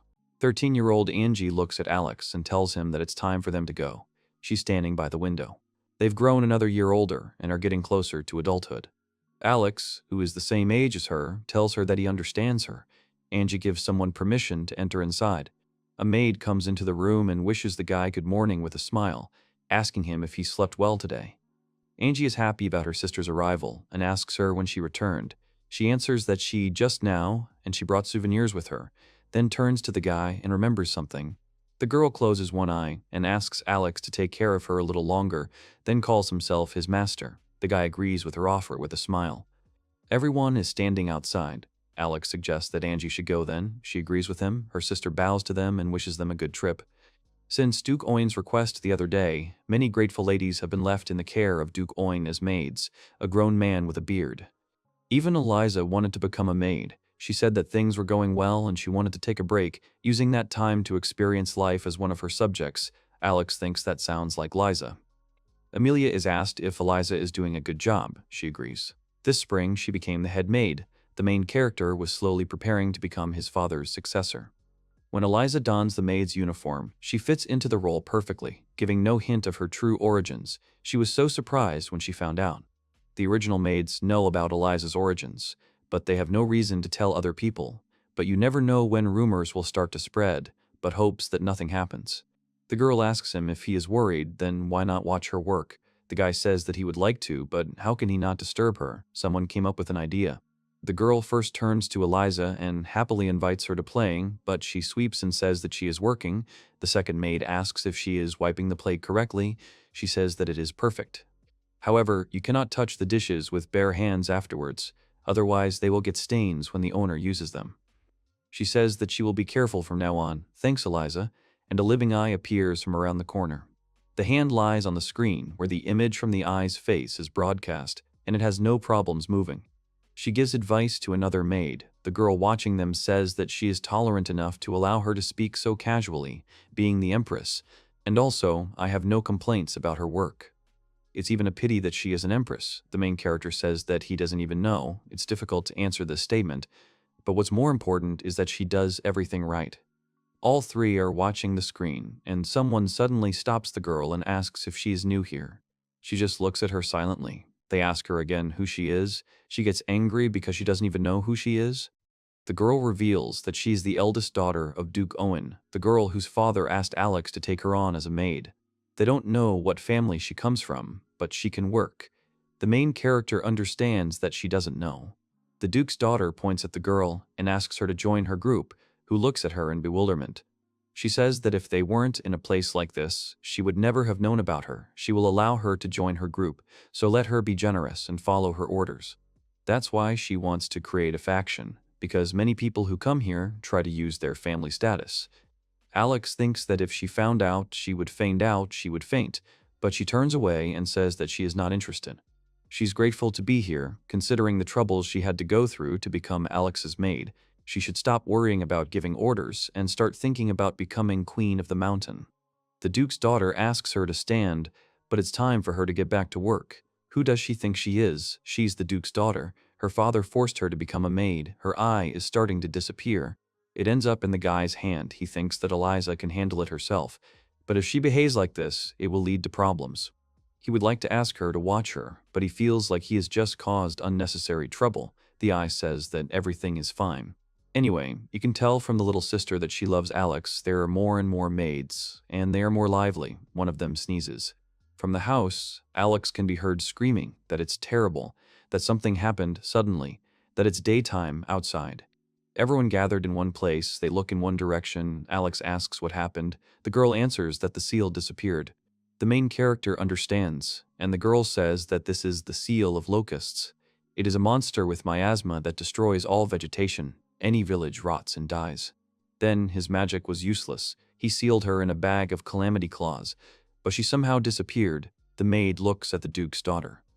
She asks her to explain, which frightens her, sharply points her finger at the girl and shouts that she is to blame. It was a dirty bag. It was her fault for not telling her how important it was. But no maid was allowed to touch her master's things like that, even if she hadn't been told how important it was. He asks her to stop being stubborn about it. She is about to argue, but the protagonist stops them both. Now it is more important to find the locusts. The thrown-out garbage is usually taken to the incinerator, but they have not found it yet. Then they need to find it. She shouldn't have gone far. Suddenly, something huge appears. The Duke's daughter screams. The protagonist defends her, realizing that neither magic nor physical attacks worked on her last time, but now he has gained divinity. Now he will stop her rampage. He cuts her with a sword. Something falls from the sky. The monster suddenly starts screaming. The Duke's daughter watches all this closely. The main character lands. Everyone is happy that he managed to do it after all. He was so close to her when he appeared. Is she hurt? Is she hurt? Chosen says no. The guy says with a smile that it makes it easier. But let her never do something like that. It would be terrible if something happened to her, she knows. But despite the fact that she did something bad, he takes care of her. The guy asks the maid how Chosen is doing. She seems to be thinking about him. Now she is under punishment, sweeping the floor. If she obediently does all this, does it mean that everything is settled? But from time to time, she looks dissatisfied. However, if she had explained it to her properly, nothing would have happened. She is terribly sorry. She bows. She sees an egg and asks if she wants a pet, but it's actually Locust's egg, who she thought killed her. He defeated her, but it seems she has the ability to transform into an egg when she is defeated. I never thought that in the end all that was left of her was an egg. Father simply said that, as expected of her, he looked happy. Does this mean that when the egg hatches, the locusts will be reborn again? He thinks he can't just break it. He can just let him eat it. The guy is glad that PI wanted to help. Suddenly, the egg cracks.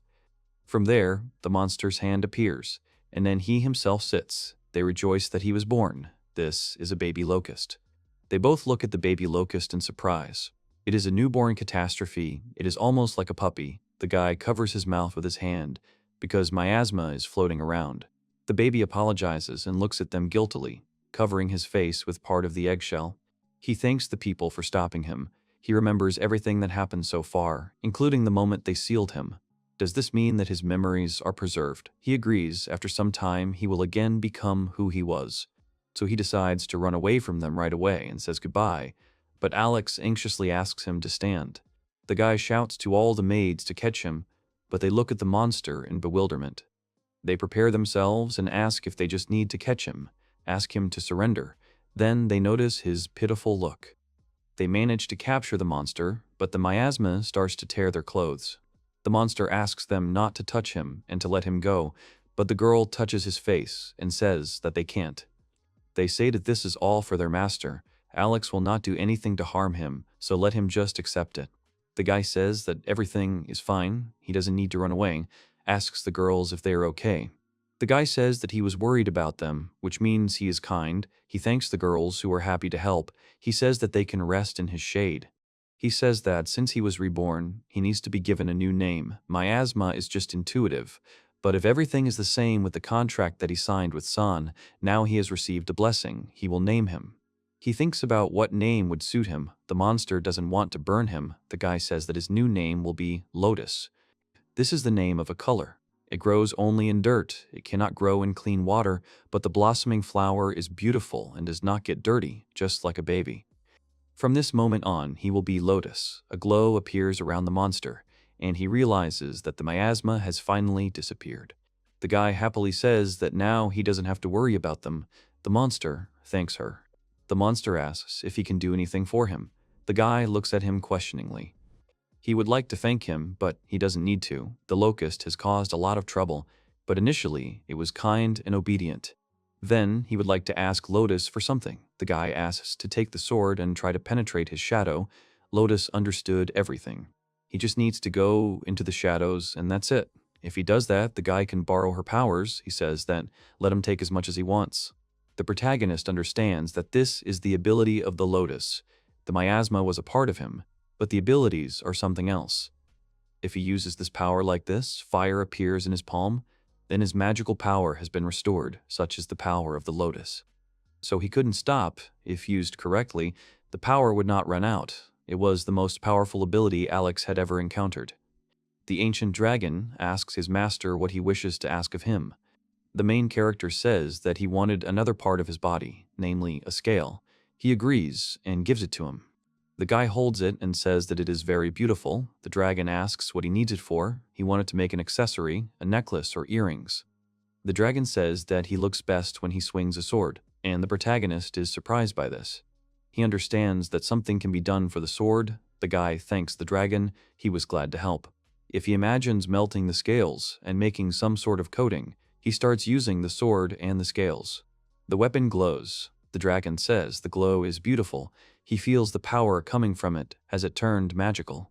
The protagonist says that it was expected. The effect of magic, something like automatic absorption of magic power, just holding it. It consumes 1/10 of his magic power every second. The dragon asks if this isn't a curse. In essence, why does he need this effect? Lotus, his new friend, shows up. Alex strokes it and tells it that with its help, the magical power absorbed by the sword will be restored. Like muscles, the more you use your power, the stronger you become. It's an automatic learning of magic. The dragon says that this is what was expected from the owner. Let him continue to help the baby. He will try. Suddenly, Eliza appears, happy that she found Alex. He asks her what happened. She wanted to inform him about something. She doesn't know why, but he's glowing. It's because of the dragon scales. He's done something like this before. Things made from his scales seem to have a mesmerizing effect on the opposite sex. Eliza doesn't think it will be a problem. He will try to control it. The dragon asks if she had a reason to come here. She remembers. She gives him a letter with a seal and says that it is from the Empress. The guy understands that she is the Empress, but she says that she is just a maid.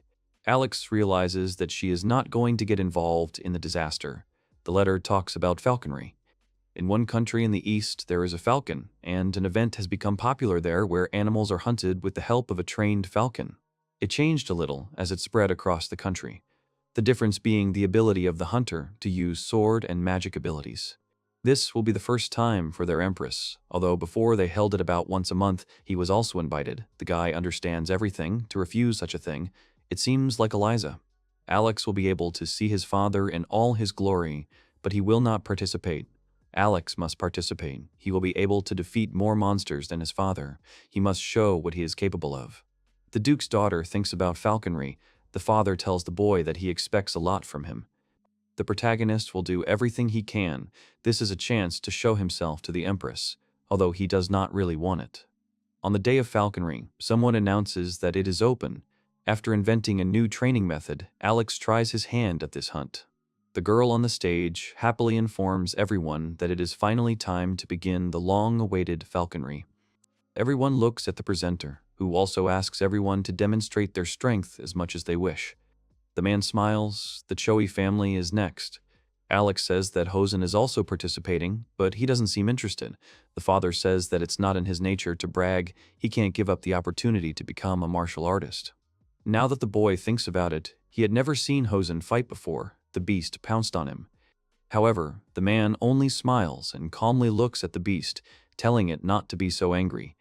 After that, the two guys attack the beast with swords. The defeated beast lies on the ground. Alex says that he did not fight himself, but only used pressure and allowed his subordinates. The host says that this is what was expected from the strongest in the empire. She will give him a reward. He has already passed on the title of the strongest to someone else. The girl says that the next family is Carlisle.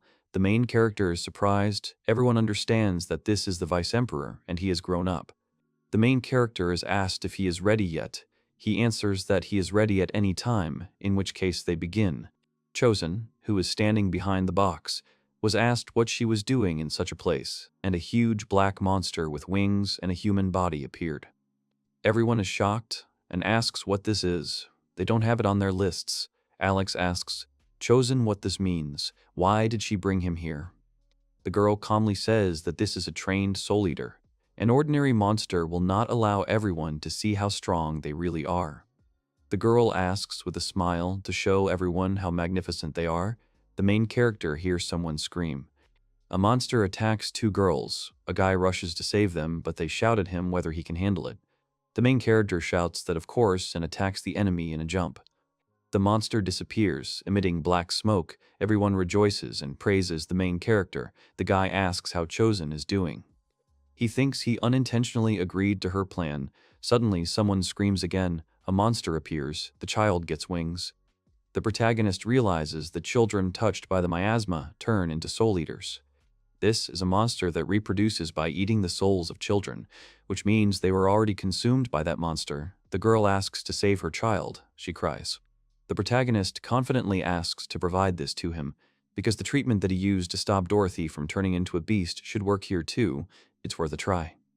Alex closes his eyes and concentrates. He will create a homunculus and transfer their souls into them, leaving their bodies temporarily dead. Then he does it. The protagonist sees and understands that the soul eaters have disappeared. Now he just needs to return their souls back to the body. The children look around in surprise. The girls hug the children and thank the guy for saving them. As expected from the Emperor's vice, he is glad that they are all right.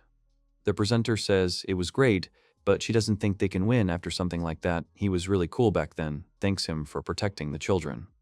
The presenter orders people to immediately investigate what happened. They agree. Someone turns to her. She listens to Alex, who says that in fact, she already knows how it happened. He hopes that they will trust it. It's up to him. The culprit is Chosen. The girl hears his voice in her head. He speaks to her directly with the help of magic. He asks permission to resolve this matter with her himself. He doesn't want others to find out. She understood him and leaves it to him. In the building, Alex tells Chosen that he knows she did it for his own good, but she put everyone in danger. As punishment, he forbids her to be his maid for a while, and she is shocked to say that her father has agreed to take her in. This is Amelia's plan. However, she wants to stay with him. It's too much. He's glad that she treats him like this. It was hard for him to do his job in such a state. He feels a little sorry for her, but it affects her. Amelia is good at dealing with them, that should be enough. The guy asks her to forget about him for a while and focus on her work as a maid, and she sadly says that she understood him. A few days later, the protagonist comes to the girl. She tells him that it seems that his magical power has become stronger thanks to her lessons. They helped only because she has talent. Why did she come today? She wanted to ask something. He will not refuse her any request. She's a little shy. The girl shouts out a request for the guy to take her on as an intern. He has a sense of déjà vu. He thinks that something terrible has happened, which means it's time for the internship. They say that those whose village has rotted go to the army, or the guild, or the houses of nobles. They look for places where they can get the necessary experience. The schools of magic serve the mentors of the empire and send students on internships. When their part leaves, he has several angels who replace them. Alex understands that she has already left. He just felt nostalgic for the first meeting. It was a disaster. He agrees to accept her at any time. Someone asks if Alex is there. He agrees and allows them to enter. The maid says that soul leaders have appeared in the villages of Psyche and Reincarnation. He will go there right away. The girl asks if these are the same monsters that were during the falconry. He answers that yes, they are in different places. Only he can deal with them.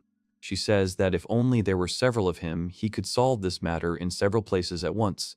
A new idea came to him. He thanks the girl and holds her hand. She blushes and is glad that she was useful to him. In the village of Reincarnation, the protagonist apologizes for being late and asks where the children are. They have already been absorbed by them. It's good that they are still alive. He will return them to their previous appearance. He takes out some kind of sphere. People take it and ask what it is. He asks them to try throwing it at them. They don't quite understand, but they throw it at the monsters. The sphere explodes in flight, and in place of the monster appears an unconscious child. The mother is happy about his rescue. The boys ask Alex what it was. He will explain later, but now they need to throw balls at them. The ball is a magical tool, a conceal magical tool. He placed the magic of destroying demons, so they can defeat the soul eaters without it. He asks not to think too much. During that conversation, he remembered how this tool froze his room, so it can be used like that. Also, if that dragon shows up, they can use them against him. He doesn't think it will completely wipe out the devourers, but the numbers will decrease. The girl takes the ball. The main character thanks Xiaomei, but she says that there is no need for thanks. Agnes asks a thoughtful Alex what's bothering him. They've created so much that he wonders if there's any way to use it elsewhere.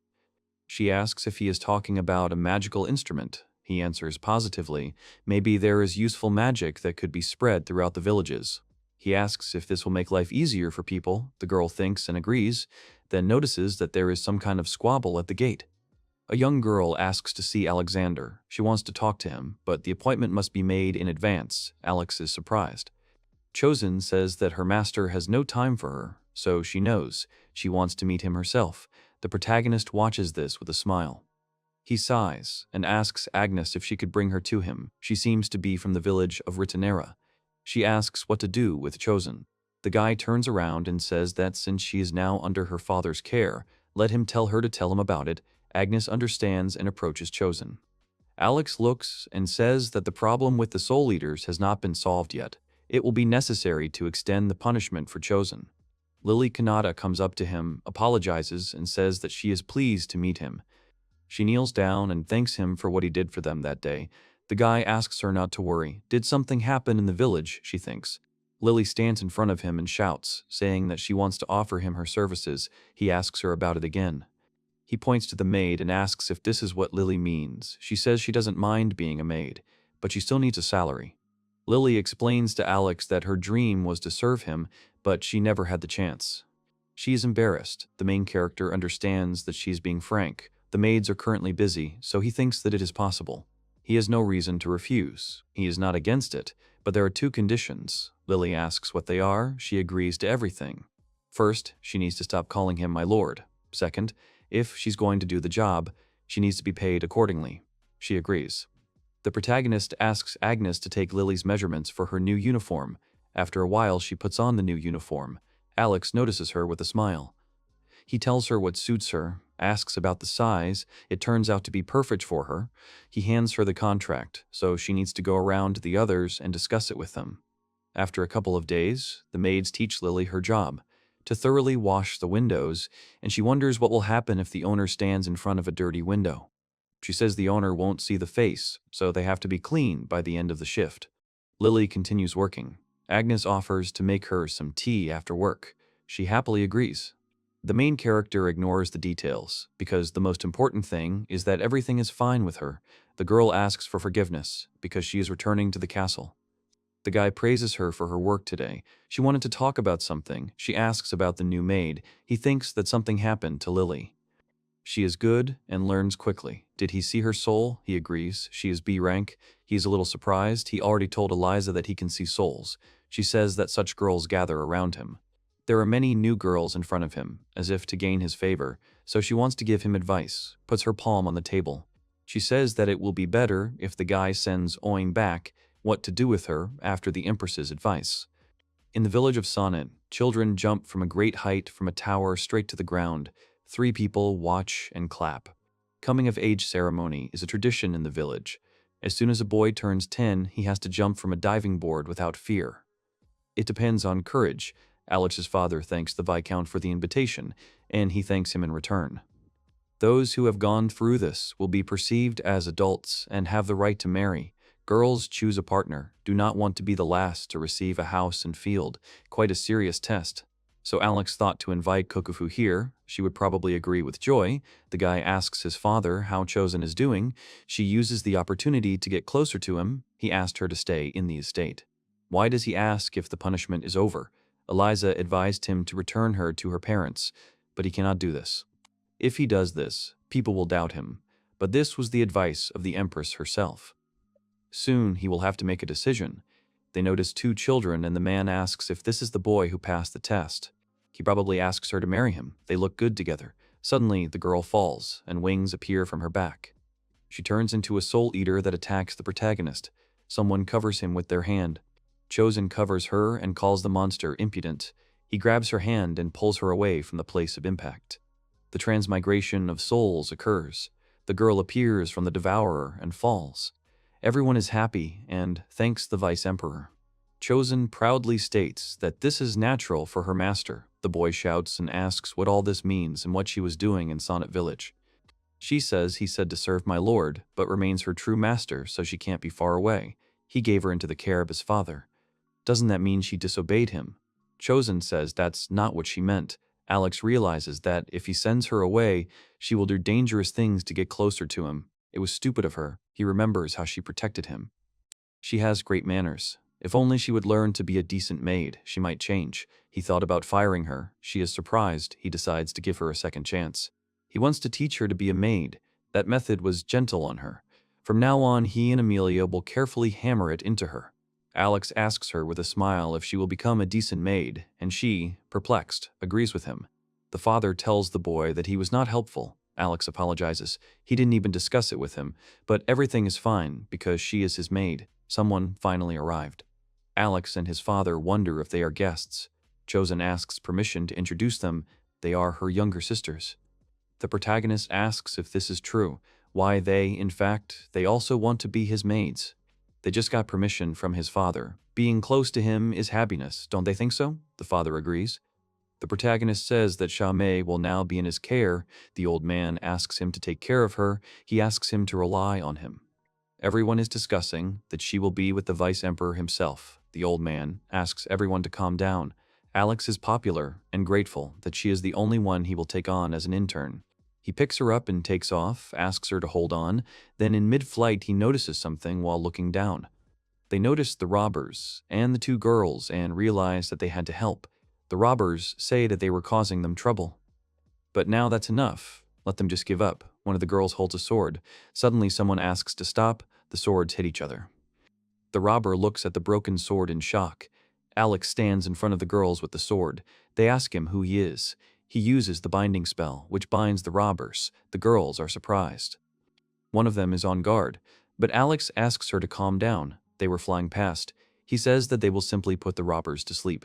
The girl asks if he is the real Alexander Carlyle, asks him to prove it. He gives them a document, which surprises them when they read it. She apologizes for being rude. Her name is Zara Betrayal. They were heading to him. She asks for help with the escape of her mistress, Princess Lee Silvermoon. Alex asks if she is a vassal of the Empire. She agrees. Their kingdom has been a loyal vassal since they swore allegiance 100 years ago. But the king doesn't care. He strives for independence. The princess does not want to break ties with the Empire. She only wants to protect the kingdom. Those living on the royal land have eternal youth. The previous emperor attacked the lands, but only members of the royal family can have this.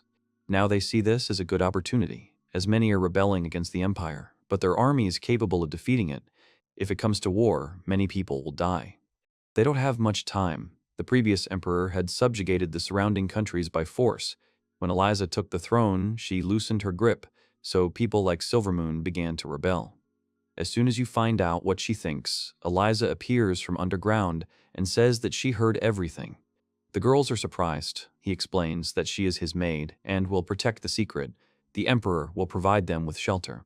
In addition, if Silvermoon really starts a war, then they will only face them on the battlefield. Well, in the meantime, Alex will protect them at his place.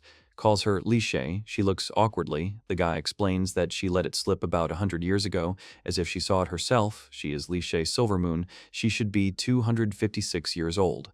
The main character with 3 girls tells Agnes that he is back. She asks if he brought guests. The guy explains that they will stay with them for some time if something happened while he was gone.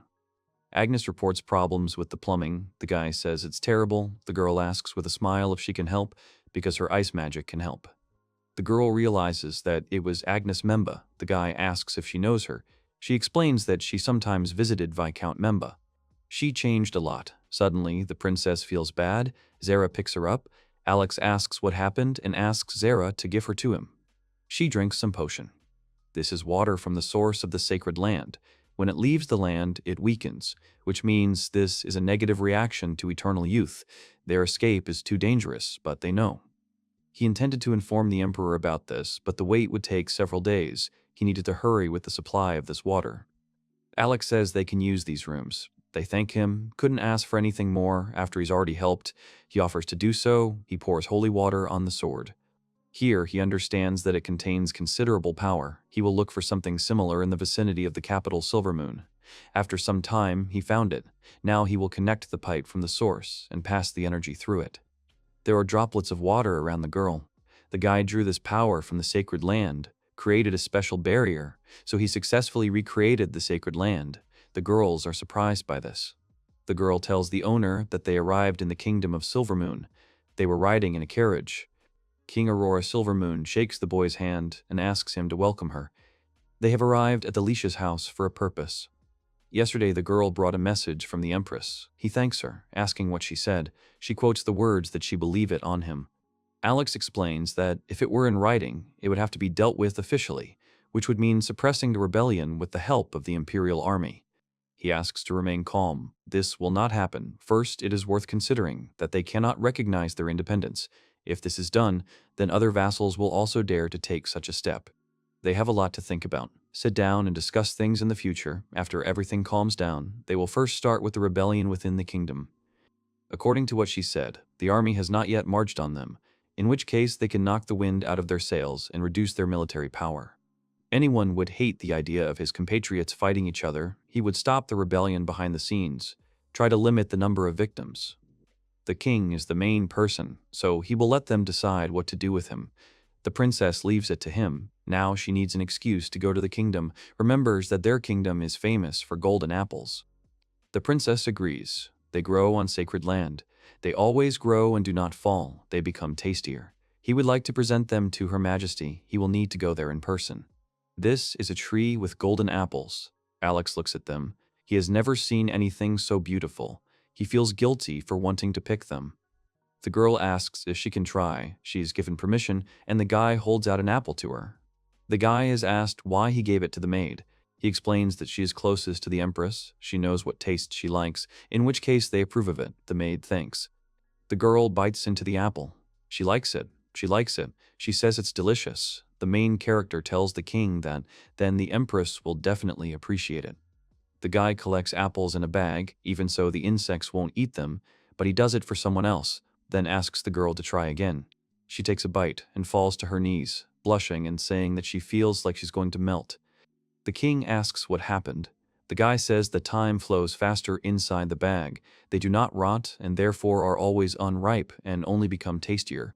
He gained this ability with divinity. It's unimaginable. Now they shouldn't suspect him, even if he stays here for a while. Somewhere on sacred ground, it's night. At the table they are discussing that when Alex appeared, he thought that their plans were exposed. But those apples were very tasty. They will give him as much as he wants. He needs to leave in the mood. They ask to continue the preparations. Someone goes ahead. The protagonist thanks Eliza and then tells the girls that they can go out. They take off their robes. They would never have thought that they could move in someone's shadow. It's convenient because they won't be detected. Alex asks Dorothy about the situation. Dorothy reports that they are preparing provisions and weapons. They will set out immediately after finding the princess. The guy thanks her. This is his spy. They are determined to rebel. This means that they have to go and let themselves be caught for a while. The girls are surprised by this. The main character thanks them for everything. They not only gave him apples but also provided security. It is about the safety of Mr. Kokufu. The king asks to convey their sincere wishes to the Empress. Alex agrees, and with that they say goodbye, they leave, and someone addresses the king behind them. He is informed that they managed to capture lice. He is surprised and sees a girl with her hands tied. Lisha is asked what came over her. Dorothy watches from behind the bushes. 2 days later, the guy asks her if there is any news. The kingdom has prepared an army of 3,000 warriors for the attack. They plan to pass nearby. The guy thanks her. She helped a lot. He strokes the girl. For her, it was a trifle. The girl at the bed where the princess sleeps asks if she is sure she is safe.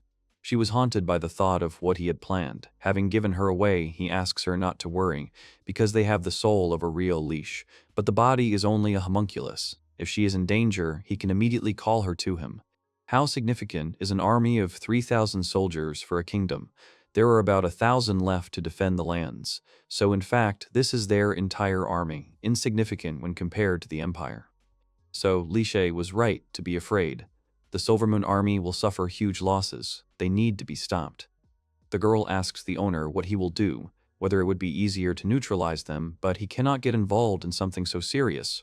He would like to avoid the fact of his interference. It would create problems for the Empress. She does not mind, then says that she thought that the Empress would say so. The guy understands that, in essence, she said, as he already said, he will start with a civil war. He holds his hands on the glowing sword. He is going to influence the minds of the warriors. They are going to war. They will not win. They will free the kingdom. It seems that everyone has their own doubts, in which case he orders everyone to return home to the sacred land. The warriors are indeed offering to return. The warriors who remained on the sacred land belong to the leash. They must recapture the sacred land. The girl asks what he did. He sent them the thought of returning. He whispered using the wind. The army only has to turn back. They cannot lose their current power. Then the civil war will begin. If many are wounded, it will not be possible to gather another army. He tried to convey that their compatriots should shed less blood. As expected from Alex, he predicted their moves, but guiding so many people is tiring. He needs to train his magic more. The stage is set. He would like it to end there, but it is too early. Lisha is still in captivity. He needs to move on to the next step. On Mount Isichi, on the other side of the empire, someone approaches the snake and says that he has finally found it. She attacks, but the guy dodges and hits the snake with his sword, apologizing for it. The snake dies. Alex takes its skin and realizes that now he needs to hurry. In a tavern on sacred ground, someone is shouting, someone is asking someone for permission to look. Even if he says so, there are limits. What is the matter? They answer that everything is fine. It's just because of the ointment that he feels pain. The girl in glasses asks again about the ointment. Because of the terrible pain, people scream when using it. But shouldn't we stop using it then? But it is very effective. The guy who got hit in the eye can see clearly. Many people were wounded during the Civil War. Everyone is grateful to have this ointment. The girl remembers the case that Alex spoke about. He got the skin of a snake and used it for medicine. It is painful, but heals wounds. He made it as painful as possible. He sent it to each side. With this level of pain, they wouldn't be able to fight. For their next step, they needed Lisha. They find a place and call upon Lish, who will return Lisha's soul to her body. The girl opens her eyes after this. Lice asks where she is. Alex asks if she recognizes him. She agrees and realizes that she has returned to her body. The girl in glasses asks if there will be any problems. Zara may panic when she sees her body missing, but everything is fine. He explained why he will call her back. Lyse asks if the preparations are complete. Alex answers positively. They need to act as they planned. The girl realized that the hospital uses the ointment that causes unbearable pain. The wounded see someone and ask what she is doing here. She's going to help the sick. This is Liche, who applies her blood to the guy's body, but if she wasn't caught, he notices that now his hand doesn't hurt. Everyone shouts, asking if it was her blood, if it was the power of the royal family. One asks not to be fooled. He asks if this is a trick, that they themselves were distributing this ointment. Lyse explains that she understands why they are so suspicious, but recently she was a prisoner. She could not stand aside while people fought for the country, so she ran away. It hurts her to lie to her people. He says he didn't believe it. People were trying to take over the sacred lands, but she says these are rumors. She asks if she would show it in the city if it were true. When she arrived in the city, she was surprised that everyone was suffering from the ointment. She created it a long time ago. Someone broke into her room and spread it among people, but it was not completed. If you mix the ointment with her blood, there is no pain. She could not do much of it and lost hope, but the fact is that it was made by her. So she will take responsibility and give blood to everyone. She was banished, but she can't ignore everyone who is suffering. She needs to call her father to reason to stop the war. She asks if everyone didn't want to fight from the start. They should have noticed that there was no reason to. If only the citizens of this country would believe in her, she would show them that she could convince her father. The guy in the bed says he believes in her, then everyone else agrees with him. Everyone starts to support Leishe, who starts to rejoice about it. The girl with glasses says that Lyse was convincing. Now many will follow her. The ointment probably helped weaken their will to fight. The rest is on the face. She will succeed. The third party in the face should no longer interfere. Thanks to the ointment, there are almost no victims. This was expected from Alex. The Empire now has a peaceful government that hopes it won't make any rash decisions, but there are other kingdoms that hold a grudge. Alex tells Eliza that he doesn't mind lending her a helping hand if she finds herself in trouble. But she is the ruler of the Empire. Let her not forget about it. After that, everything returned to normal thanks to Licha. Eliza thanks the guy. A few days later, she invited him to the sacred lands to express her gratitude. It seems they found out who Eliza is. Now she is in his shadow. It seems to him that the world is moving in a good direction, but someone denies this fact. The guy looks at the flying girl, recognizing the voice. She says that he saved tens of thousands of people, but that is exactly what is bad. She begs him. He can die now or live, giving in to his secret desires. The main character has a choice. He can die right now or live, giving in to his secret desires. Eliza asks if she can. She would like to know in detail. She is allowed, because the Empire is also partly connected with this. She asks why she has to die. The answer is simple. Her soul has received a new rank, which she asks again. Right after reincarnation, the soul test begins.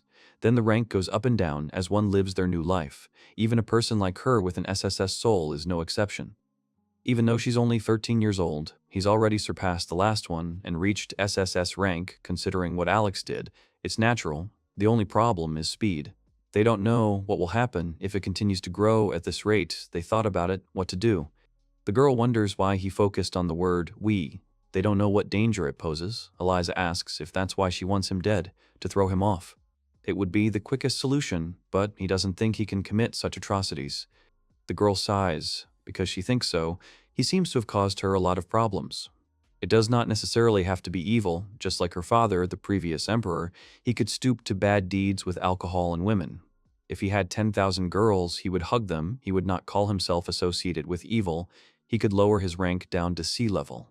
In addition, he may even have angels in his list of girls. If they were that desperate, he was sure it was a big problem for them.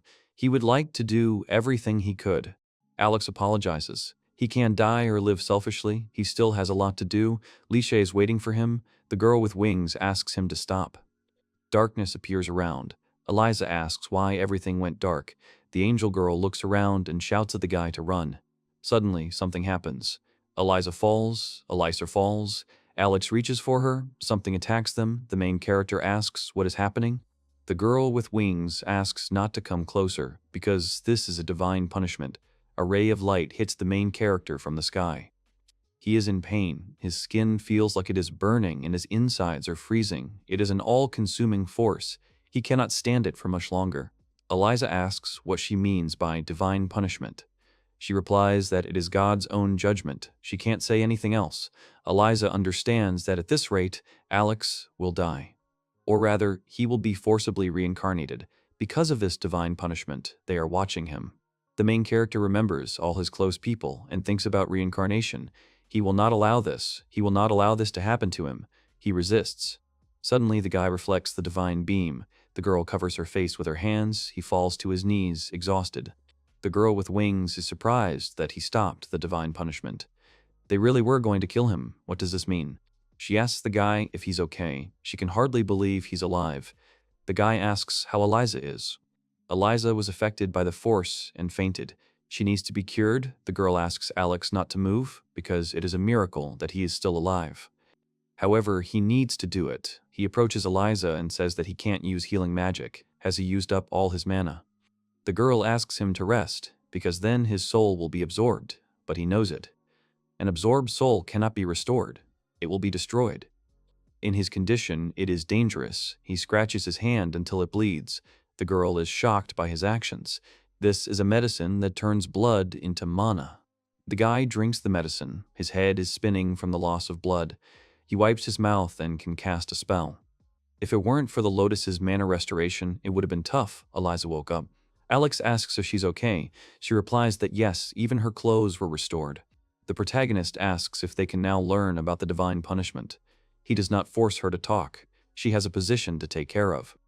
Suddenly, they notice something approaching, several angels with spears and blindfolded. One of them wants to attack the main character, but he blocks the blow and looks at the enemy in bewilderment, falling to his knee. He feels like he's being pulled to the ground. Good thing he didn't take the full force of the blow. The angel attacks again. Alex dodges back. The boy realizes that he can't just dodge and then attacks the angel. He is surprised that he was able to hurt him and realizes that these angels are not real. Eliza suggests retreating. He can't stand it for long before the divine punishment appears again. These angels are stronger than the divine punishment. They would use it again, but they can't use it often. Even if he escapes, he cannot hide from God himself. He needs to get rid of them first. He asks the Sword of Wisdom to tell about the four-winged angels. Four-winged angels are warriors without a soul. Each wing has its own function. The first remembers orders, the second is responsible for attacks, the third for defense, the fourth absorbs souls. Alex can't figure it out so easily since they don't have a soul, but in that case, the main character seized the moment and cut off one of the angel's wings, and they fell to the ground without strength. The girls were already happy, but they stood up again, their wings starting to recover. They stand still, and Eliza realizes that they are waiting for an order. Alex cut off the wing that was giving them orders. So now they follow him. Alex always exceeds Eliza's expectations. It's a great honor for him. The men are surprised that these angels now obey him. This means that they are weaker than the goddess. He would rather slay the gods than the angels. Otherwise, his biography would be boring. He chases his father and the others out of the room. The guy releases the angel, asking her if it was too crowded. She replies that it was warm. Since they don't know when the attacks might happen, they told Licha that the meeting should be postponed. They have already returned home. Alex thinks that the next attack is in a week. According to the legend of the creation of the world, God created the waters and the earth by sending lightning from the sky. It fell 7 times every 7 days, a total of 49 days. According to the Sword of Wisdom and the lightning of divine punishment, they are essentially the same thing. Therefore, they will not be attacked before 7 days. They need to think about what to do with her during these days. If they talk about her, then there is a possibility of killing God. But this is unnecessary. They need to protect themselves from divine punishment. The guy doesn't know why God wants to reset his rank so much, but doesn't want to kill him. Eliza asks, why not? Alex reports that he likes the world. Good people are rewarded and bad people are punished. Everyone does their best to help each other for a better life. He likes these people and this idea that if he defeats God, the system could collapse, so he needs to think of a smarter way to protect himself, then it won't be a problem anymore. Eliza says that she will return to the palace, closing the door. She remembers the words that they do not know why he wants to throw him off. Perhaps God is afraid that Alex will surpass him, that his position as a superior being will be lost. This is vulgar of him. Alex is much more suited to be a god. He tried to remain calm in front of Eliza. He needs to become stronger. A god has terrifying power. When he blocks again, the damage to everything around him will be great. The girl who met him asks if he is worried about something. He replies that it is rare. She thinks that she cannot help in any way. He asks why he does not watch Angie practice magic. She would be happy, but he's worried. He admits that everything is fine. He'll be able to think more clearly if they act like normal. She's practicing today on converting mana from other people into her own. He gets an idea. He asks Angie to use a healing spell on him, but her magic is weaker than his. However, he asks her to do it anyway. The girl does it. He is surprised by the wall of poisonous magic. He thought so. The guy thanks her. The girl looks at him in surprise. 7 days later, everyone gathers in one place. Eliza announces that the time has come.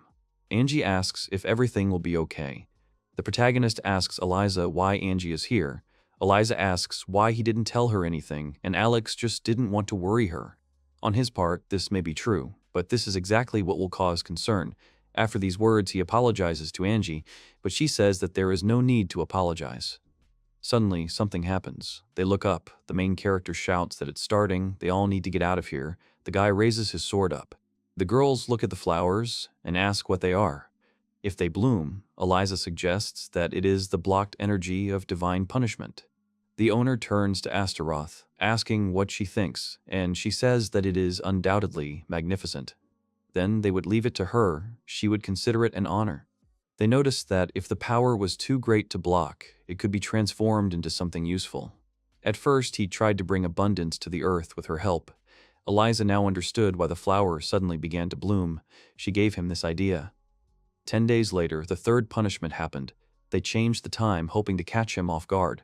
Elise finds it ironic. He turns what should kill him into fertilizer. They are furious now. It only adds to his good deeds. He didn't think about it. He just did what he wanted. Eliza is sure he'll figure something out. After there was no fourth punishment, they realized that it would not work. Eliza reports that they are vulgar creatures. People who know the taste of honey and expect it for free are not waiting for a sweet fate. The guy doesn't know about the part where she calls God vulgar, but the rest is convincing. Eliza says that if the punishment comes again, it will add to his good deeds, and that won't happen anymore. Then we need to think about what to do earlier. We need to consider all the possibilities. Angie apologizes for the wait and gives him a bag. He thanks her. She asks if it's a bag of food. Why does he need it? He had an idea. He prepared it just in case. There was enough food inside to last all the inhabitants of the Alliance territories for several years. Then they add some dirty water to the bag, and the girls realize that all the food is finished. It's a real waste. He's ruined hundreds of thousands of people's food. Eliza knows he's done something terrible, no matter how luxurious her lifestyle is. She couldn't do something like that. Alex uses divine check. His rank has decreased. If he does this, he will be able to control the rank. He needs to think about what to do in case of a real problem with food. Angel thanks him. Eliza tells him that he shouldn't have gone that far. As long as he can lower his rank, that's enough. Besides, if they try to kill him, he will not abandon someone in trouble. The Empress listens to him carefully. Alex becoming SSSS rank was a byproduct of his actions. He did these things only because he was happy to help. The higher powers, on the contrary, are just clinging to their position. The longer they wait, the more the difference will grow. She is happy because she can go home. Eliza asks what else he has in mind. If he does good deeds, it won't be enough, but he can't think of anything else. Wouldn't it be easier for him to go on an extravagant binge and use his money to live in luxury? But he does almost everything himself. He does not think that his squandering of his own money will be considered a sin. But they are talking about buying not only here, she will explain tomorrow, let him come alone to the marked place, gives him a piece of paper. The protagonist asks the dressed-up Eliza why she dressed like that. She asks him not to reveal her by just one look, but he recognizes her. No matter what she looks like, she also dyed her hair. She says that it doesn't matter, they need to get into the carriage. When asked where they are going, the girl says that they are going to a brothel. He will buy himself a woman because it is a sin. He would never think of such a thing. She says that usually he will not think of something that he has not thought of before. Alex asks if she is coming too. She replies that she is his companion, but if she is not around, they can try to run away with him. She does not mind, so he can rest easy.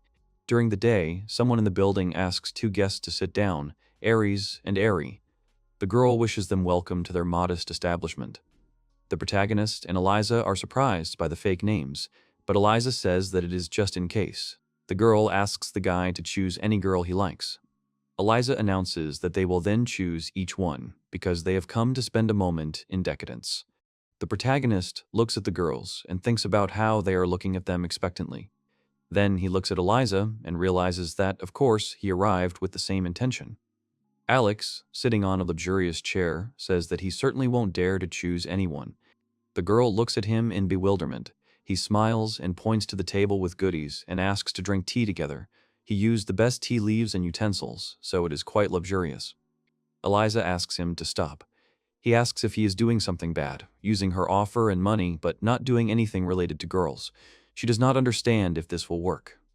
In this case, the main character tells the girls not to hold back and eat whatever they want. They smile happily. One of the girls accidentally knocks over a cup of tea, which lands on the protagonist's hand. He feels hot. The girl apologizes. She bows and says that she has no experience yet. He asks if she works here too. The girl beamed and gave a positive answer. She asks him to allow her to show everything she is capable of. She approaches him and asks him to use her as she wants, as an apology. The guy awkwardly asks the girl to stop. She thought she was not his type. The main character asks if she wants to be liked by someone. The girl answers that yes, because this way she can earn money. The girl explains that it's not all about money, because she wants to earn enough to go to school. She wants to learn to read. The protagonist asks why. The girl explains that she wants to read books. There are so many exciting and touching stories in their world, so she wants to know them all. He understands that he just wants to learn how to read. San also wanted to learn how to write his name beautifully. Going to school here is an expensive pleasure. She is determined to work in such a place for this. She has a thirst for knowledge. The main character hands her an apple and asks her to eat it. The girl asks what kind of apple it is, a beautiful golden color. Alex says that it is the fruit of knowledge. If she eats it, she will learn to read and know all the words. The girl is pleasantly surprised. It's amazing, but she can't just accept it. The main character tells her that he is her client and he likes her. Isn't that enough? He continues to hold the apple in his hands. She understands everything and gratefully takes the apple from her hands. The girl takes a small bite, after which she begins to glow, looking at the apple in her hands in surprise. The girl holds her head. She has a strange feeling. The guy holds out a piece of paper with letters and asks what is written here. The girl manages to read Alex's fake name, Aries.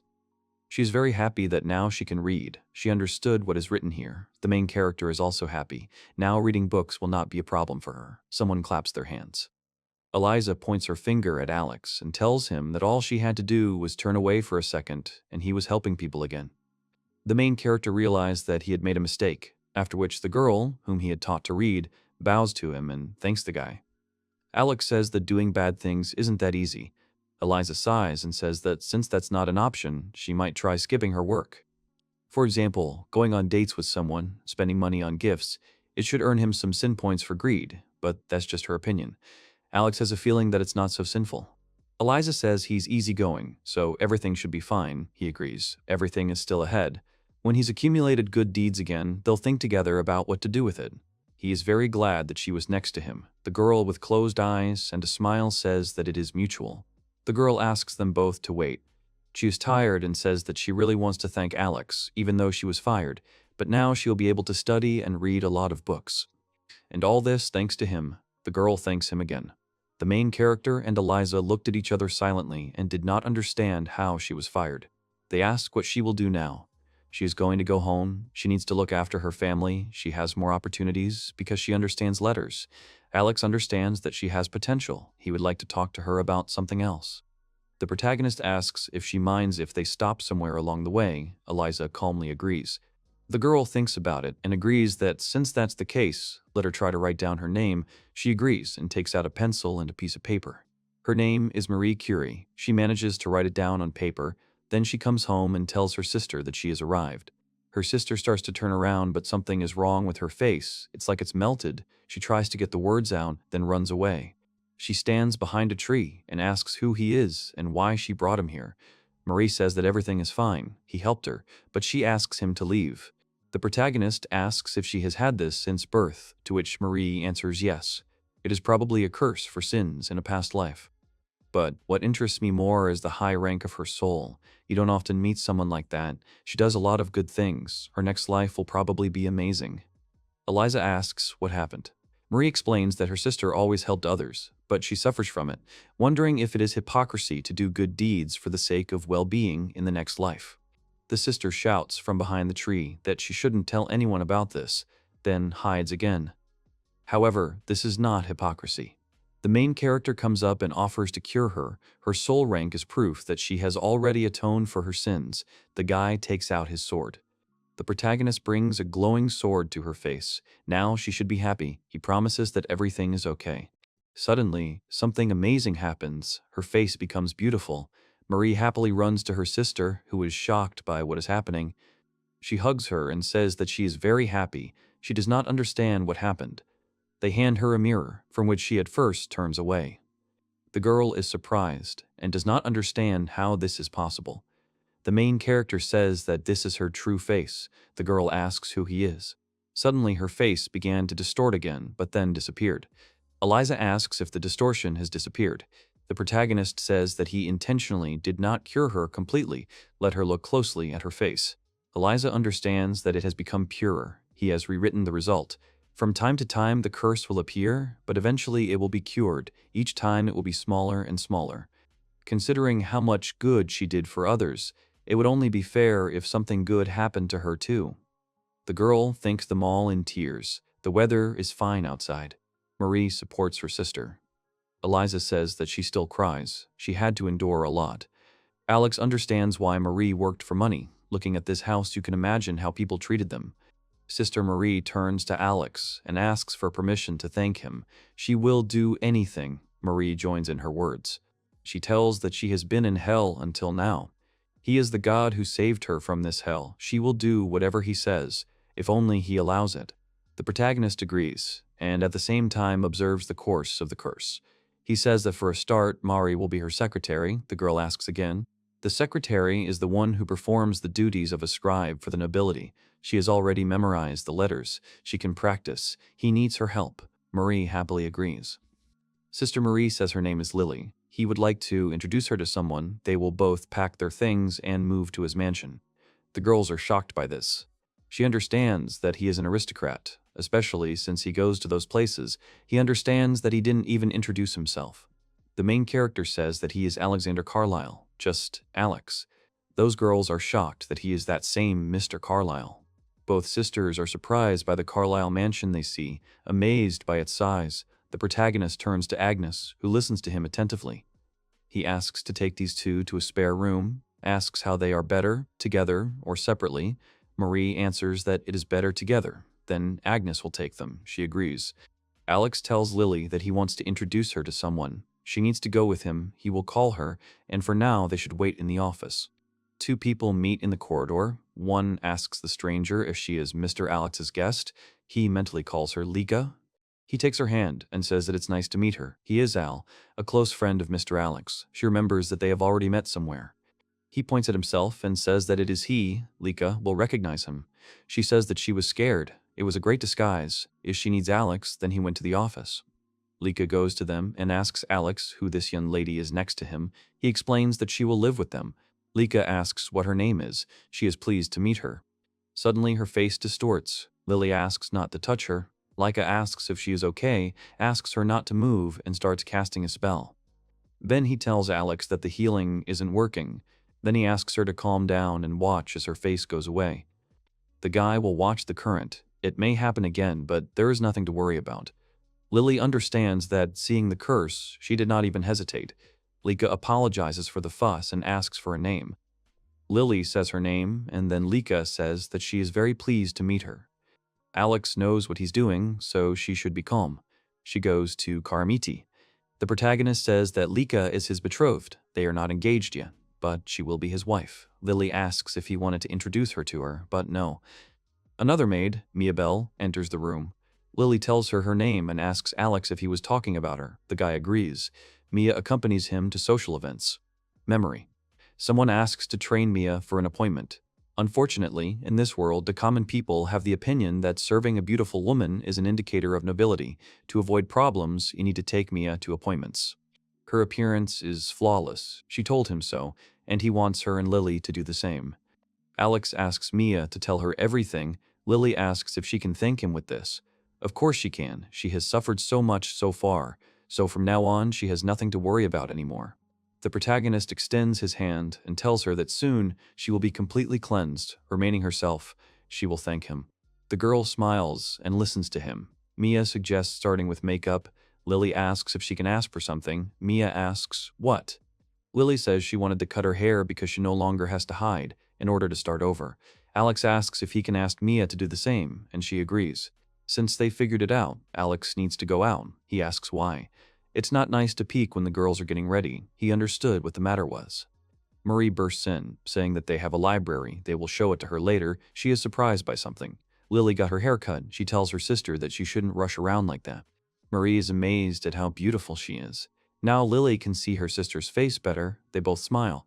Alex comes with Eliza and says that Lily is very suitable. They ask who is next to him. The main character says that it is the Empress. She is hiding with him. Marie and Lily are shocked by this. Marie is amazed at how amazing the library is here, because there are so many books. Is it true that she can read them all? Alex says that even he hasn't read them all yet. He shows her her desk and wants her to get to work right away. Let her copy the contents of the sacred imperial texts onto parchment. She says she understands. Alex's father asks if she is a secretary. The girl bows and introduces herself. He asks, without formalities, to let her concentrate on work, because she works for Alex. The main character asks if they want something. They answer that they wanted to consult with him about the territories. This girl, it's very curious. She suddenly tells her dad that she heard from her dad that a girl came who understands letters well. Marie is surprised that she calls him father. She is just beginning to write modern letters, but they seem to be using the ancient ones that were used when she was born, so she thought how great it would be if they taught her. San has a special passion for writing. Can he ask her for a favor? The girl is surprised, because she herself is still a beginner. In this case, she suggests that they study together, as she herself has a great interest in old books. She hugs her and thanks her, but she has work, so she can only do it during breaks. The main character looks at the girls and says that they seem to get along quickly. He suggests that his father leave. They talk about the incident in the village. Suddenly, a girl bursts in and tells Josen that he is looking for them everywhere. She has very important things to do. They ask her to stand. One girl tells another to straighten her back and try to move silently. She says that she is swaying from side to side. She needs to tighten her abdominal muscles. Suddenly, the girl meets them and says that she seems to be new here. They look at her in bewilderment. She reports that she has decided to get closer to the master by ignoring her, so she challenges her. Lily thinks about the challenge and asks Josen to calm down, but she is willing to do anything for the master. Those who do not have such determination cannot accompany the master. She wants to thank Alex. This is her true intention, accepting her feelings. Alex kindly offered her a job. She says that with her too, her master believes in her growth and guides her with all severity, and he's kind to her sister. He's strong, he never complains, he always takes care of her and scolds her, the girl says. Maybe it's because she always quits her job. Lily says he saved them. That's right, he's always ready to lend a helping hand. Suddenly she grabs Josen's hand. She's surprised. Lily offers her to work together for Mr. Alex. She happily agrees. The third girl looks at them in shock.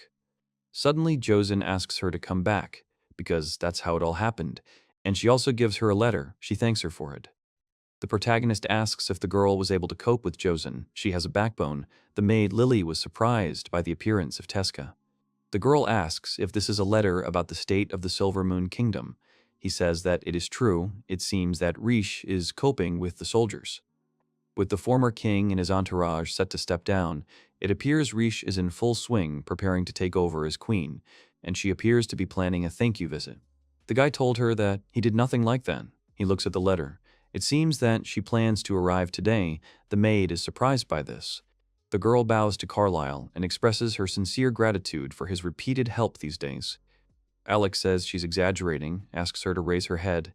She wouldn't thank him so much, it wouldn't be enough. He saved so many lives that she can't even imagine how to thank him. The protagonist asks about some body. The girl asks if she can become this gratitude for him. She understands that he is several times older, But if he only deigns, the main character asks Riche to calm down, whether she thought, well, she gives a positive answer. She thought that since they were accepting maids, she could, but it wasn't feasible until the country stabilized. That was all she could do. Riche asks if the difference in their ages is too big, but rumors spread so quickly she is 200 years old after all. She is definitely more than attractive, so if there is something she can do for the kingdom, she will do it, and then she will thank me. If she can show her the reborn country, that will be enough. What will she say? She agrees.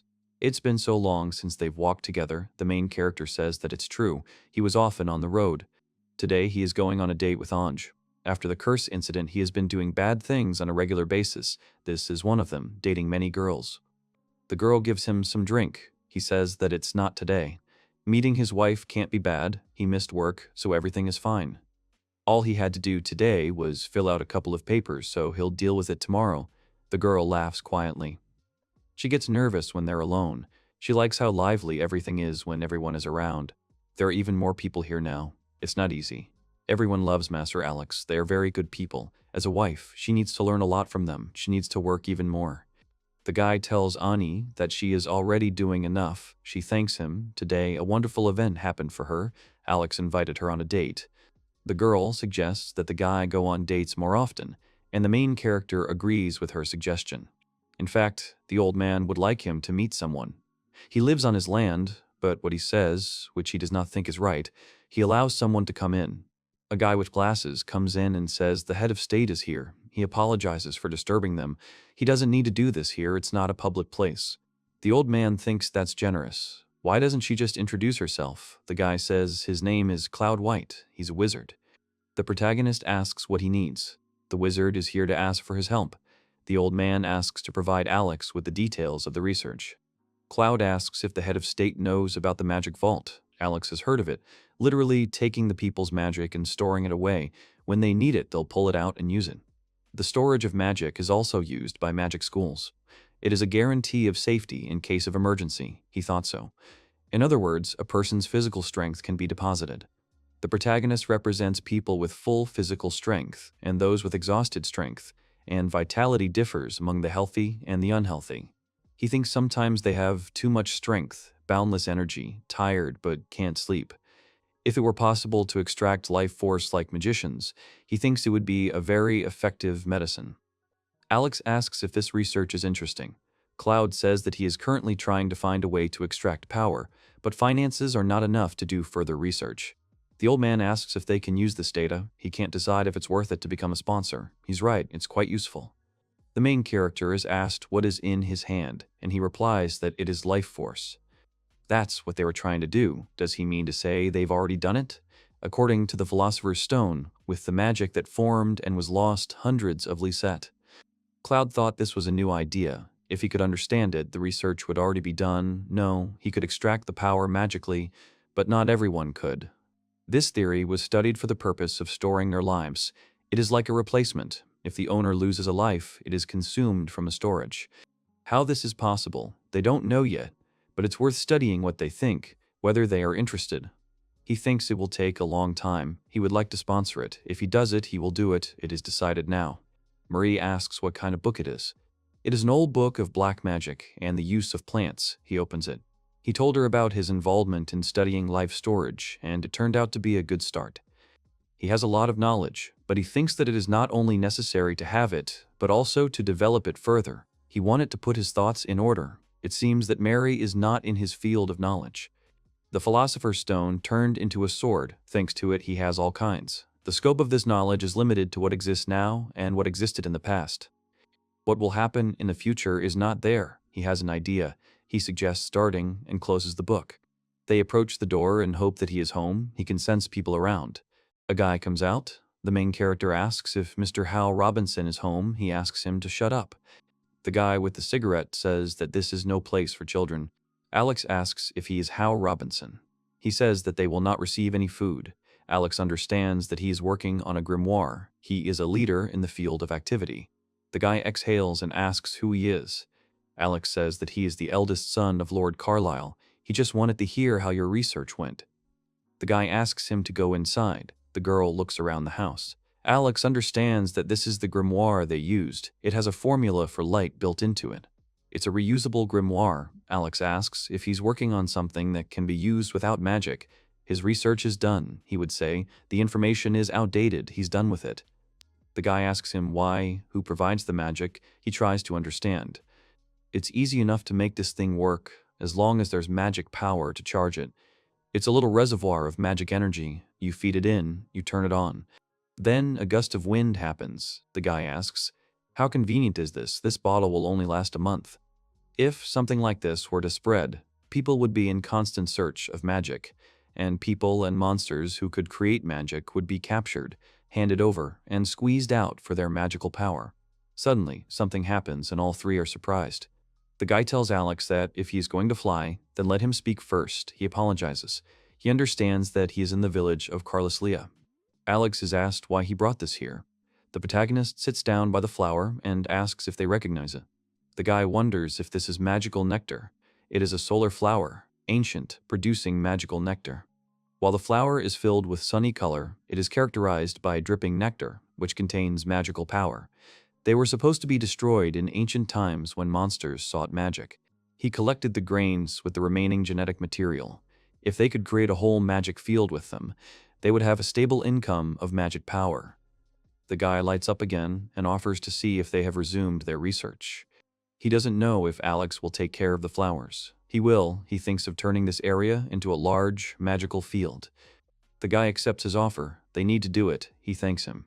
So, well, once they decide, they need to clean out the house and take what they need. Are they sure they're going alone? He provides them with an assistant.